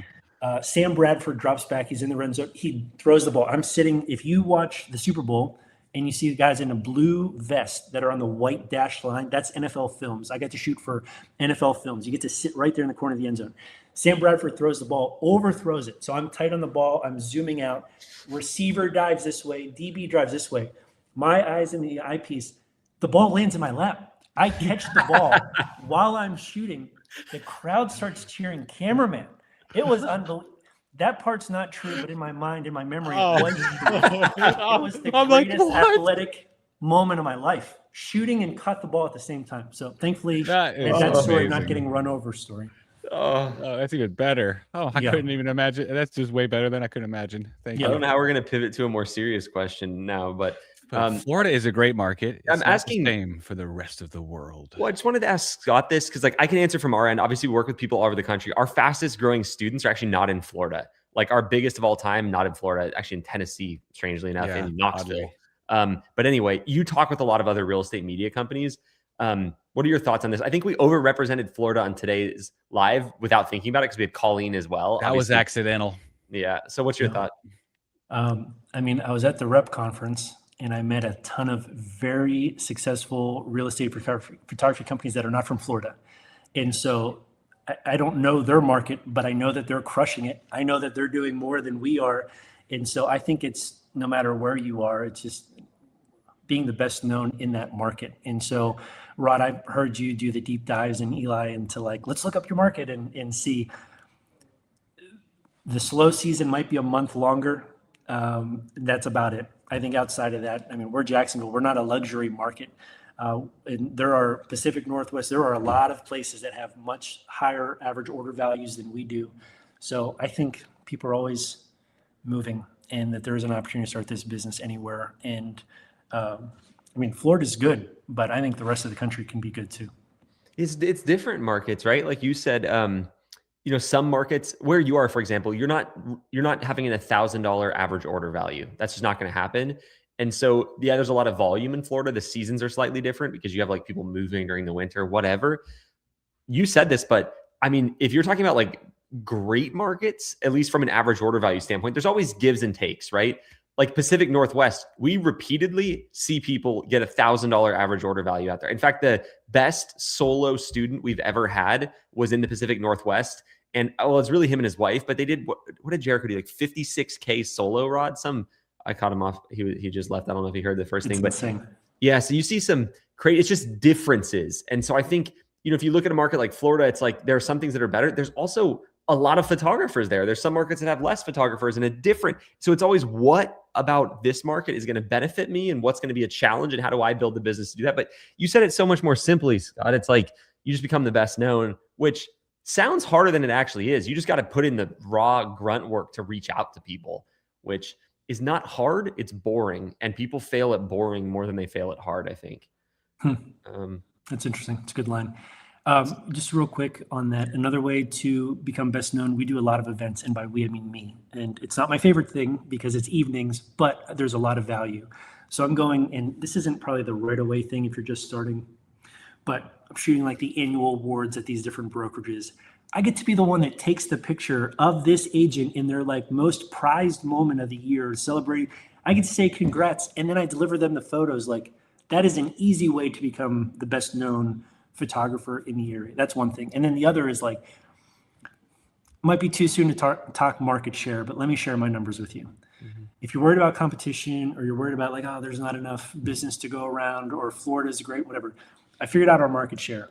Last year, the whole year, 4%, which was pretty humbling. Like, oh, I thought we were doing better than that. But then also motivating, like our goal for this year, if we can go to 5%, that's a 25% increase. That is massive. And so you're going to go 35 or something. No, we just need, if we go to 5, our business is booming. It's so and that's true. what we got to get to. So and true. So just to throw that out there, like there is a lot of stuff that you're going to think mentally like, it's not going to work. I don't know who the other 95% are, but they've got great businesses too, And so just for the audience, when you say market share, you're talking about there was this many listings and you shot 4% of the listings in your service radius, basically, roughly. Correct. Yeah. And so last year, if you want to make the argument, Florida had and maybe this was across the country, I don't know, things kind of stalled. And so there weren't as many listings. And then some people were like, oh, the market stinks. Yeah, but I'm looking at the numbers. There's still 2,500 other houses that we didn't shoot. And if we shot 30 of those 2,500, our market share would have gone to 5%, or whatever it is. So like, whether the market's up or down, just go figure out how many houses you have to go find. To make that difference. Yeah. To make that difference. I just need to go find 30 of those, whether the market's up or down. And so, that market share of the new listings that came, how many of them did we shoot? It's a fun number to have and track. Kind of along those lines when it comes to like gaining market share, I guess. You only offer the first shoot free. So you're not doing it's not just forever. It's not like you're using it to build skill. But is there a point in your business where you don't want to offer a free first shoot anymore? Here's how it worked in our business, whether it's right or wrong. We started free, and then things got busy. And then there were so many paid shoots that in referrals that we kind of paused and was like, all right, I should do this again. Let's try 50% off just to still give something. We did not have the same results. Then we were still getting busy and I should still be reaching out, keep the client acquisition going. We did $50 off. That did nothing. We grew to a spot where it's like, okay, we have capacity to take on more. We're doing 135 shoots this month, and we will absolutely take as many free shoots as possible because it's an opportunity for us to grow that number. So there might be small seasons in your business as you're starting that you need to make sure that you're taking care of your family and that you're prioritizing the paid shoots. But as a lead magnet, I wouldn't let that free shoot offer go too far away. I wouldn't pause that too long. It's kind of like you said it, it's a lead magnet, right? So it's not like Costco, for example, they give all the free samples. They're not going, well, how many Costcos do we need to open before we stop doing free samples? It's like, well, that's just part of the model. And there's a lot of businesses that have this, right? I mean, if you think of any software offers a free trial, plenty of service businesses like us offer free, free first hour or a free first lawn mow. That's a big one I see in our area. Like they realize, and it goes back to the repeat business thing, those 3 R's, but specifically the repeat one. It's like, if a client is going to pay you, anywhere from a few hundred to multiple $1,000s a year, every year, are you willing to do a free shoot to win that client? Absolutely. And so I think that's probably where you're coming from, Scott. That's where we come from at Normandy. I'm like, I'll 100%. Give out a free shoot. Absolutely. I'll take that deal all day, every day. Yeah, 100%. Well, thank you, Scott. I appreciate your time. It's always fun to, check in with you and see how things are going. So excited to hear about all the new hires. And yeah, I'm always here if you need anything, that. So shoot me a message. Appreciate it. Thanks so much for the opportunity, guys. Have a great day. See you, Scott. Thanks. That was a good one to end on. Just like make it really tactical with the Instagram method and that kind of stuff. Yeah. What question for everybody that's still hanging with us after how many hours deep are we at this point? 5. We're a solid 5 hours. So comment if you've been here since the beginning for this event. I'm just curious. I know we had some people join midway through. This has all been recorded. And so just save the link. You'll be able to go back and watch from the start. So if you missed it, don't worry about it. But I'm just curious who's been here the whole time. I know a good group because I keep seeing the same people commenting in. Very cool. Here since the beginning. Okay, so for those of you that have been here, who did you learn the most from, you think? And it's going to be different for everybody because we all need to learn different things. But, oh, man, a good handful. That's good. Yeah, but I did go have some spaghetti in the kitchen. I like that one. I snuck in a quick lunch as well. Yeah, so who'd you learn the most from? Any big takeaways? Maybe if you have a takeaway from each of them, share that. Anybody that was not sure about real estate media, going to give it a shot with this business now, or I guess like share your thoughts from listening to these speakers and anything that I like to, like I've said, I think the cool thing about live is we can kind of talk back and forth, but I think the other cool thing is you get value from other people in the audience. So if you take a second just to share a little bit, maybe something that changed your perspective or a thought, I think anytime I go to an event, whether it's virtual or it's in person, it doesn't so much matter. I'm literally sitting up thinking about it. I just have so much stuff in my head that I'm like, I remember the first thing I heard, the last thing I heard, and everything in the middle is kind of like this blur, like Justin's video quality, So anyway, oh man, I gotta get those digs in there. Maybe one day he'll fix his video. But very nice. I didn't think you'd do another blurry Justin video dig today, but you pulled out another one. I'm shocked. Well done. There's maybe more coming. No way. But I think for me, taking a second after I've kind of said all that to like frame some of the important things. And I think sometimes I hear that I went to an event one time. It was the first time I ever saw this, and they did takeaways from the audience. And they first said that. I was like, this is the corniest, like cringiest nonsense. Like they're making grown adults raise their hand and give a takeaway like they're in a 4th grade class. And I remember hearing some of these takeaways, and I'm like, I'm so glad they did this. And so I do that same cringe at all of our events, whether they're virtual or in person. We try to do takeaways and wins and that kind of stuff because I think it helps kind of cement things. So a lot of people saying Justin gave him an energy boost. Colleen's inspiring. Very true. Colleen's been invited to speak at Aspire Tour lately alongside some big names, which is super cool to see her doing that. She's definitely inspiring. Scott, very tactical. Mix of inspiring too, which is obviously great. I think. Did you say Spyro? Me? Well, Aspire Tour. Oh, I just mispronounced the software that we use all day. I was like, wait. I thought I would say Spyro. If you did, I was going to try to catch you so I could make fun of it, but now I can't. So I'm angry now. So yeah. Well, it is what it is. I'll have my fun. I'll catch you slipping up one of these days, Eli. One of these days. I won't let it be soon though. Colleen telling us to just do it afraid, and Justin reminding us to make sure the clients feel cared for. Yeah, it's crazy how much people. We talk a lot about how easy it is to win clients. That's if a lot of businesses aren't well run, and they're not well run in the sense of maybe they have great media. They may even have way better media than you, but there's that lack of care and like time put into keeping those relationships alive. So once you gain a client, if you treat them well, even, a fraction of what Justin or Scott or Colleen would do, you will retain those clients. Like my very first client over 12 years ago still book shoots with us. She doesn't sell as much real estate anymore. She's, made a lot of money doing it and she's a little more retired now. She still calls me, right? And I think, well, I know for sure she's been messaged a lot by other photographers. I'm sure other photographers have presented in her office. It's like, well, why does she still use us? Probably just because we've all those years tried to put in the care, and I have a lot of initial clients to do that. Have we lost clients along the way? Absolutely. We lose clients every single month. That happens. But you have, as long as the new clients coming in is less than the old clients going out, you'll find growth. And that's a lot easier to do in a real estate media business than a lot of other types of photography, right? It's like, even if you're great with your clients with weddings, like we talked about, your best clients leave every time you shoot their wedding and they're not going to hire you again. And so I think there's a lot that makes the industry awesome. And it's just so different. Like what I would have told you or someone when I was first getting started was that my success in this industry was going to be based upon how good of a photographer I was, what camera I used, my photo quality, my process. That is literally like 10% of it. You have to know that. So when we work with somebody in coaching, the first 4-ish weeks we call like a mini boot camp, right? And that's where we're teaching you the stuff you have to know. You could be the best caring person in the world. If you don't know how to shoot a real estate photo, they're not going to hire you to shoot real estate photos. They're going to invite you to coffee, right? And like, I'm not saying the tactics don't matter. We spend the first 4 weeks in coaching with people, teaching them photos, videos, 3D tours, systems, software, all the little details they need to do to run their business.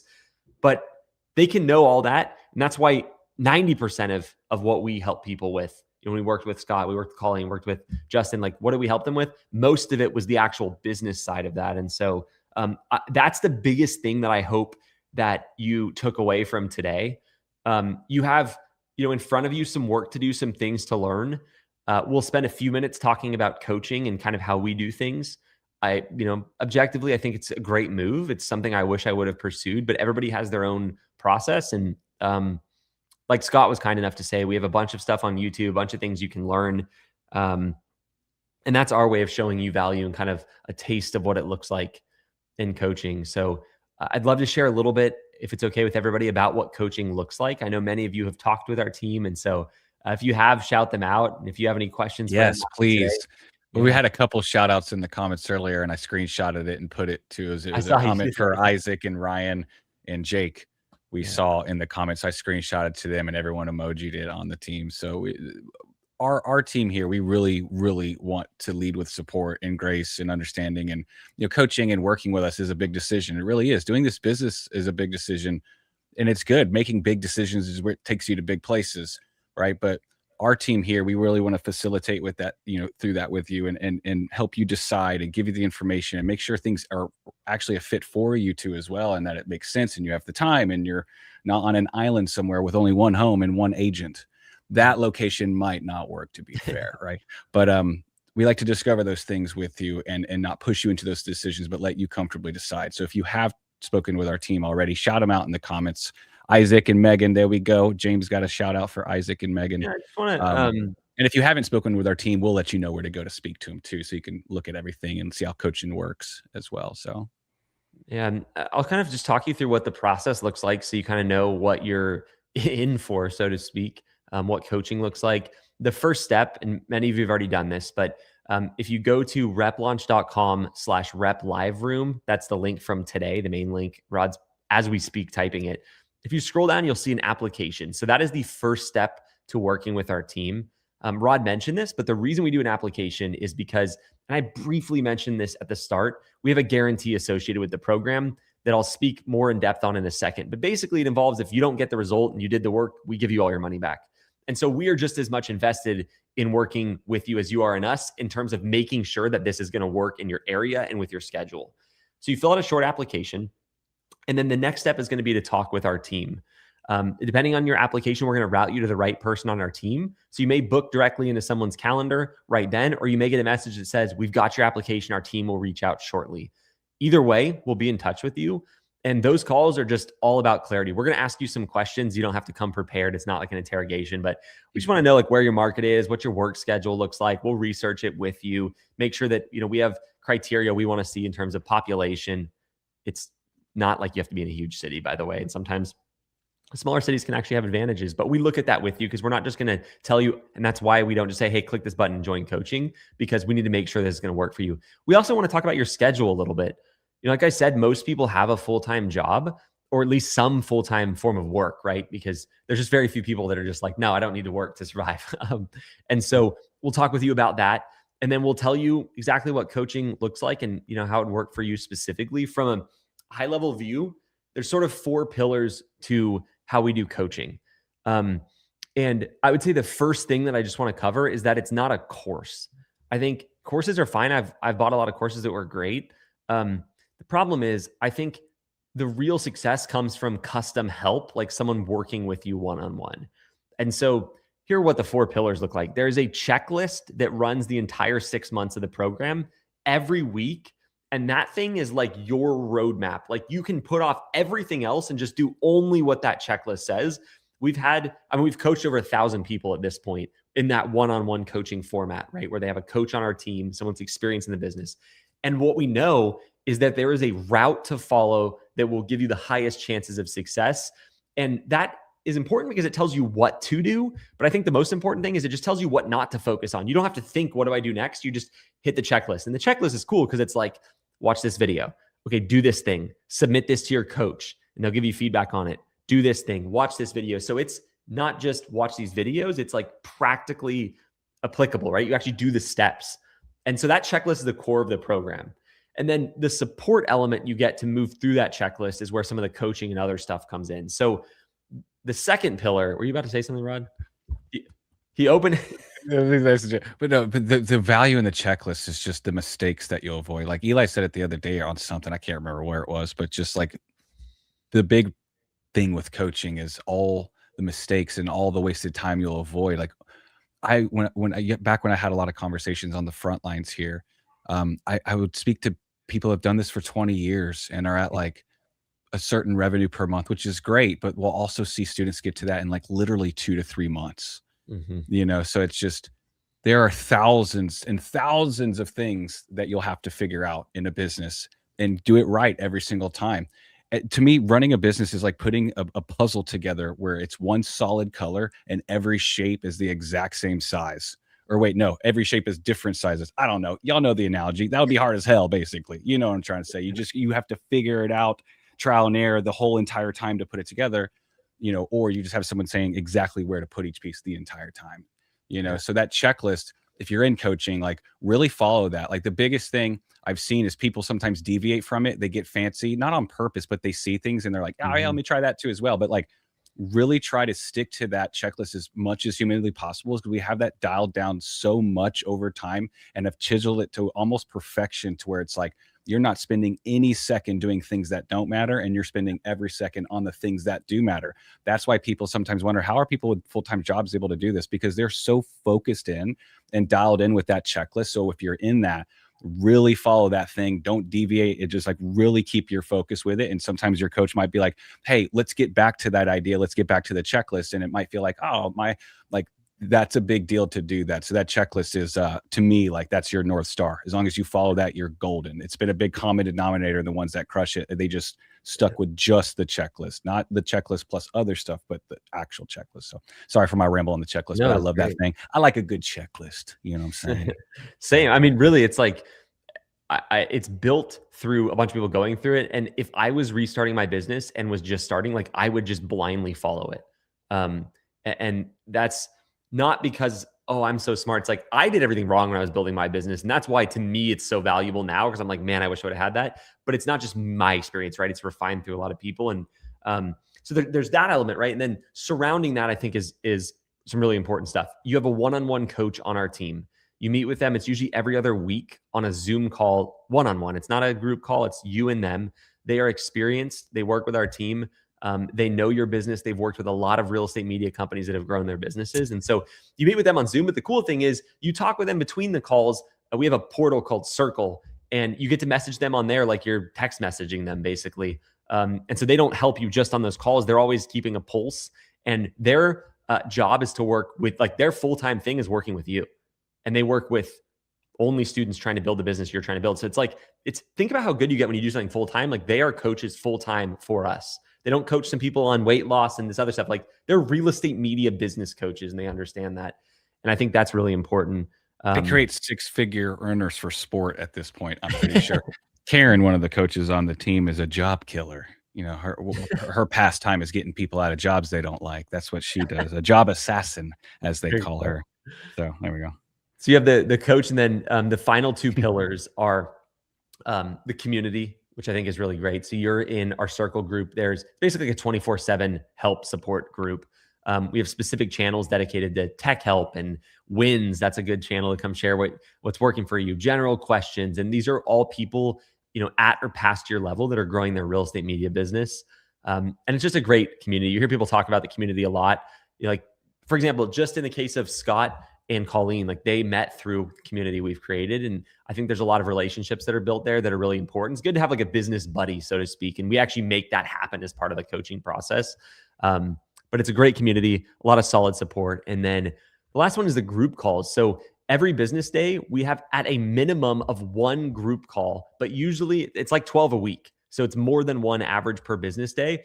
And these are with people who have been really successful building their businesses. So they're either on our team or they're 50K a month plus real estate media business owners that come hang out for an hour or 90 minutes and just answer questions. And the really cool thing is, I think the group calls, people say, oh, one-on-one would be more valuable. And it definitely is in some cases. It's why we offer it. But group calls are great because you get to hear other people's questions. And I think that's really important because it's like questions you wouldn't think to ask. But then when you hear it, you're like, oh, that's really good. And so a lot of people use it like a podcast. Go for it. Yeah. Right? No, you always know. I just need to stop looking so obvious. I'm sorry. You give me ideas and in my head to start spinning. Please, those group calls are like, that gives y'all your competitive advantage right there. When you're surrounding yourself with a bunch of people powwowing on what's helping them in their business and what's not helping their business, like, that's crazy valuable. I mean, if you're trying to learn baseball and you submerge yourself around professional baseball players and people aspiring to be professional baseball players and consistently meet with those people throughout the week, it don't hurt to develop the skills. You just get good at the stuff faster. Like, I think a lot of times people in business, maybe not a lot, maybe a little, I don't know, but sometimes think there's like some secret strategy somewhere that's like, that's the thing I'm just not being told. But it's really just a collection of you developing skill sets and skills that can make you money. And it's a lot of little stuff like sales and marketing, all stuff in business that requires, action taking, discipline. I mean, all these things that a business requires, which is a big old list, fortunately and unfortunately. That it's just when you submerge yourself around people who are skilled in said things and around people sharpening their skills and really serious about sharpening their skills on those things, that's what brings people faster. If I had to say one thing that makes people better, faster at this business, is being around people that are where they want to be and being able to pick their brain consistently in those group calls. Like, and it's crazy to say, like, if I had to pick one thing if I had to pick one thing out of those four, now all four are a collection of things that together create the success. But one thing that I couldn't live without would be the group calls, because, just not being around people that are at where I want to be would be hard to get there. So if you're using those group calls, I would recommend, there's 12 a week. You don't have to do all of them. You can technically. Some people are on every one. How you doing? A lot of but at least 2 or 3 a week. I think 2 or 3 a week is at least healthy minimum to be on those and just submerge yourself consistently around people like that, so it's like learning anything too. I use the example, I only speak English, so I've not learned another language, but they say that the best way to learn another language is to immerse yourself, right? And so it's like, that's what the group calls and all this other stuff are ways you can immerse yourself. What I have done is, there's plenty of things I've learned. I grew up skiing, and how did I get better at that? I surrounded myself by people that are really good at it. I was on a team for that, right? And it's like, really, it makes your motivation, it makes the motivation you need lower, because it's like, if you're surrounded by the people you're currently surrounding by, nothing wrong with them. But if they're not building a real estate media business, you can't really go to them for advice. You don't really get inspiration from their ideas because they're not doing the same thing. And it's just so much easier when you're around people to even just seeing Scott send that Instagram message, it's like he had that polish because he sent hundreds of them. But it makes it seem easier to I could probably do that. I'm going to mess up 30 times, but you have that times 1,000. And so I think that community element is really, really important. And really, it's all that fitting together that makes a big difference. And that's why we get so many good results with coaching. And most importantly, that's why we have a guarantee associated. And I mentioned that I talk about that. And so there's different options when it comes to coaching in terms of length that you work with us and, things that you want us to do. We have some cool services we offer as well. But anyway, the point I'm trying to make is if you work with us for 6 months in our launch program, which is the program that if you're just starting out or you've made a couple $1,000s is going to be the right place for you. In that 6-month program, if you don't get to a $5,000 month, you get all of your money back, like every penny you paid us. Now, there are things you have to do to be eligible because we don't teach magic, unfortunately, but they're not gotcha level things. You have to do the checklist during the program. Now, if you fall behind, we have 2-week grace periods. We'll give you a path to get back on track. We're not trying to like technicality someone out of being guarantee eligible. You have to attend 1 coaching call per week. Again, with, if you fall short of that, we have a grace period. It's not like, oh, sorry, you're ineligible, but 1 is weak. You know what I mean? Take advantage of the program. But 1, we found that if you don't at least do that, it's harder to be successful. And that's a group call or a one-on-one with your coach. Then the third one, and that's all there is to just tell us how your business is doing by filling out your reporting weekly, which is just some numbers you punch in that says, I did this many reach outs. I got this many shoots. It's like, hey, here's the health of my business so that we know, and that's the important part about coaching. If we get those numbers from you, we know exactly where your business is and we can help you exactly where you're at. So those are the 3 things. You do those 3 things and you don't get the result, you get your money back. And we've structured the business and the coaching in the way where if you do those things, you get the result. So it's like, that's what you're here in the first place for. And that's our minimum threshold is you have had at least a $5,000 month. Now, if you work with us for a year, we guarantee with those same terms, just throughout the year program, at least a $10,000 month. Now, am I making it seem like there's no work involved? I hope not. I mean, there's definitely work to do the checklist and those sort of things. But that shows kind of where we see the importance being. It's like, you need to tell us how your business is doing so we can coach you accurately. You need to be involved in the community via those calls, and you need to do the checklist. And so that's part of the reason why the next step, if you haven't yet, is going to that replaunch.com/rep live room. Is that the link? I don't know. Rod posted it. He probably will again, knowing him, and fill out that application so we can talk with you about that specifically, as well as the different options we have for coaching. And so I encourage you to go do that. If you haven't yet, go take a couple seconds to fill out the application. One thing you'll learn about us, and those that have talked with our team, feel free to share your experience. We're not a pushy team. This isn't like, oh, we need to get you on a call and we're going to hard sell you. We don't believe in that. This is a long-term relationship, so to speak, where we get to work with you. And so we think just pushing you to make a decision is not the move. We want to give you info so you can get clarity on your own and decide, if this is right for you. And if it isn't, absolutely no hard feelings. Our team will support you either way. Except if you get Aaron, though. If you get Aaron on our team, he is pretty pushy. He'll snap on you if you're not careful. I'm just kidding. Aaron's incredible, by the way. I don't know why I'm doing this to him. I feel terrible. So I'm just seeing if he's listening. He's a high caliber guy. He can handle it. That's true. That's true. Good work. No, Aaron Polakaitis is incredible. Shout out, Aaron. He is. No, our team is great. You have Aaron, you have Nicole, you have Megan, you have Ryan, you have Jake, you have Cliff, you have Isaac, you have Derek, and you have Jonathan, and you have Catherine, who we're now introducing to the team, and then Davin, who we're introducing to the team as well. So if you've spoken to any of those names that I just said on our team, or anybody else that you've spoken to here, and you want to shout them out in the comments, I always like I said earlier, I like to screenshot it and show it to the team because they love seeing it. So if you have spoken to our team and currently working on a plan with them for coaching, just, let them know, like reach out to them, let them know you still have interest in that. Say you want to get creative, right? We're actually going to start working with a new funding partners here soon. I don't know if this is the time to announce that or anything, but we're working with a new funding partner that's going to make it even easier to do things here and work with us here. So, even maybe reach out about that. Yeah. Right. It's not live yet, though, so maybe I shouldn't say it yet. So I don't know what I was thinking about that, but we got options for you. Okay. So just reach out, say you want to get creative with them. If you've spoken to any of those names I just said already, or if you haven't, use that link, that Rep Live Room link. And in the middle of the page will be that quick app that you'll fill out, and then it'll go to be able to get in touch with the team. So. And thanks for the kind words from those of you that are in coaching. I appreciate it. Dude, his comment about Karen getting him out of job is like the most hilarious thing ever, about me sitting here talking about a job assassination Karen over here, and Dave got his job assassinated by Karen. R.I.P. your job, Dave. Rest in peace, Dave's job. Let's see. Incredible. One more I wanted to pin. It's a good question, actually. Do the coaches run their own real estate media businesses? It depends on the coach on our team. So on launch, most of them work for us full time and have been fully trained by us. I I think when you're first starting, it's less important to have somebody that's built the business, and more important to have someone that's like trained by us to go through that process. And that's why they all have so many six-figure, businesses that they've helped build under their belt. So it's like they don't run their own, but they've helped like 100 plus each. And then on the forward side, so as you scale your business, all of them are real estate media business owners. So doing somewhere between 25 grand a month at the lowest to all the way up in the 100 range.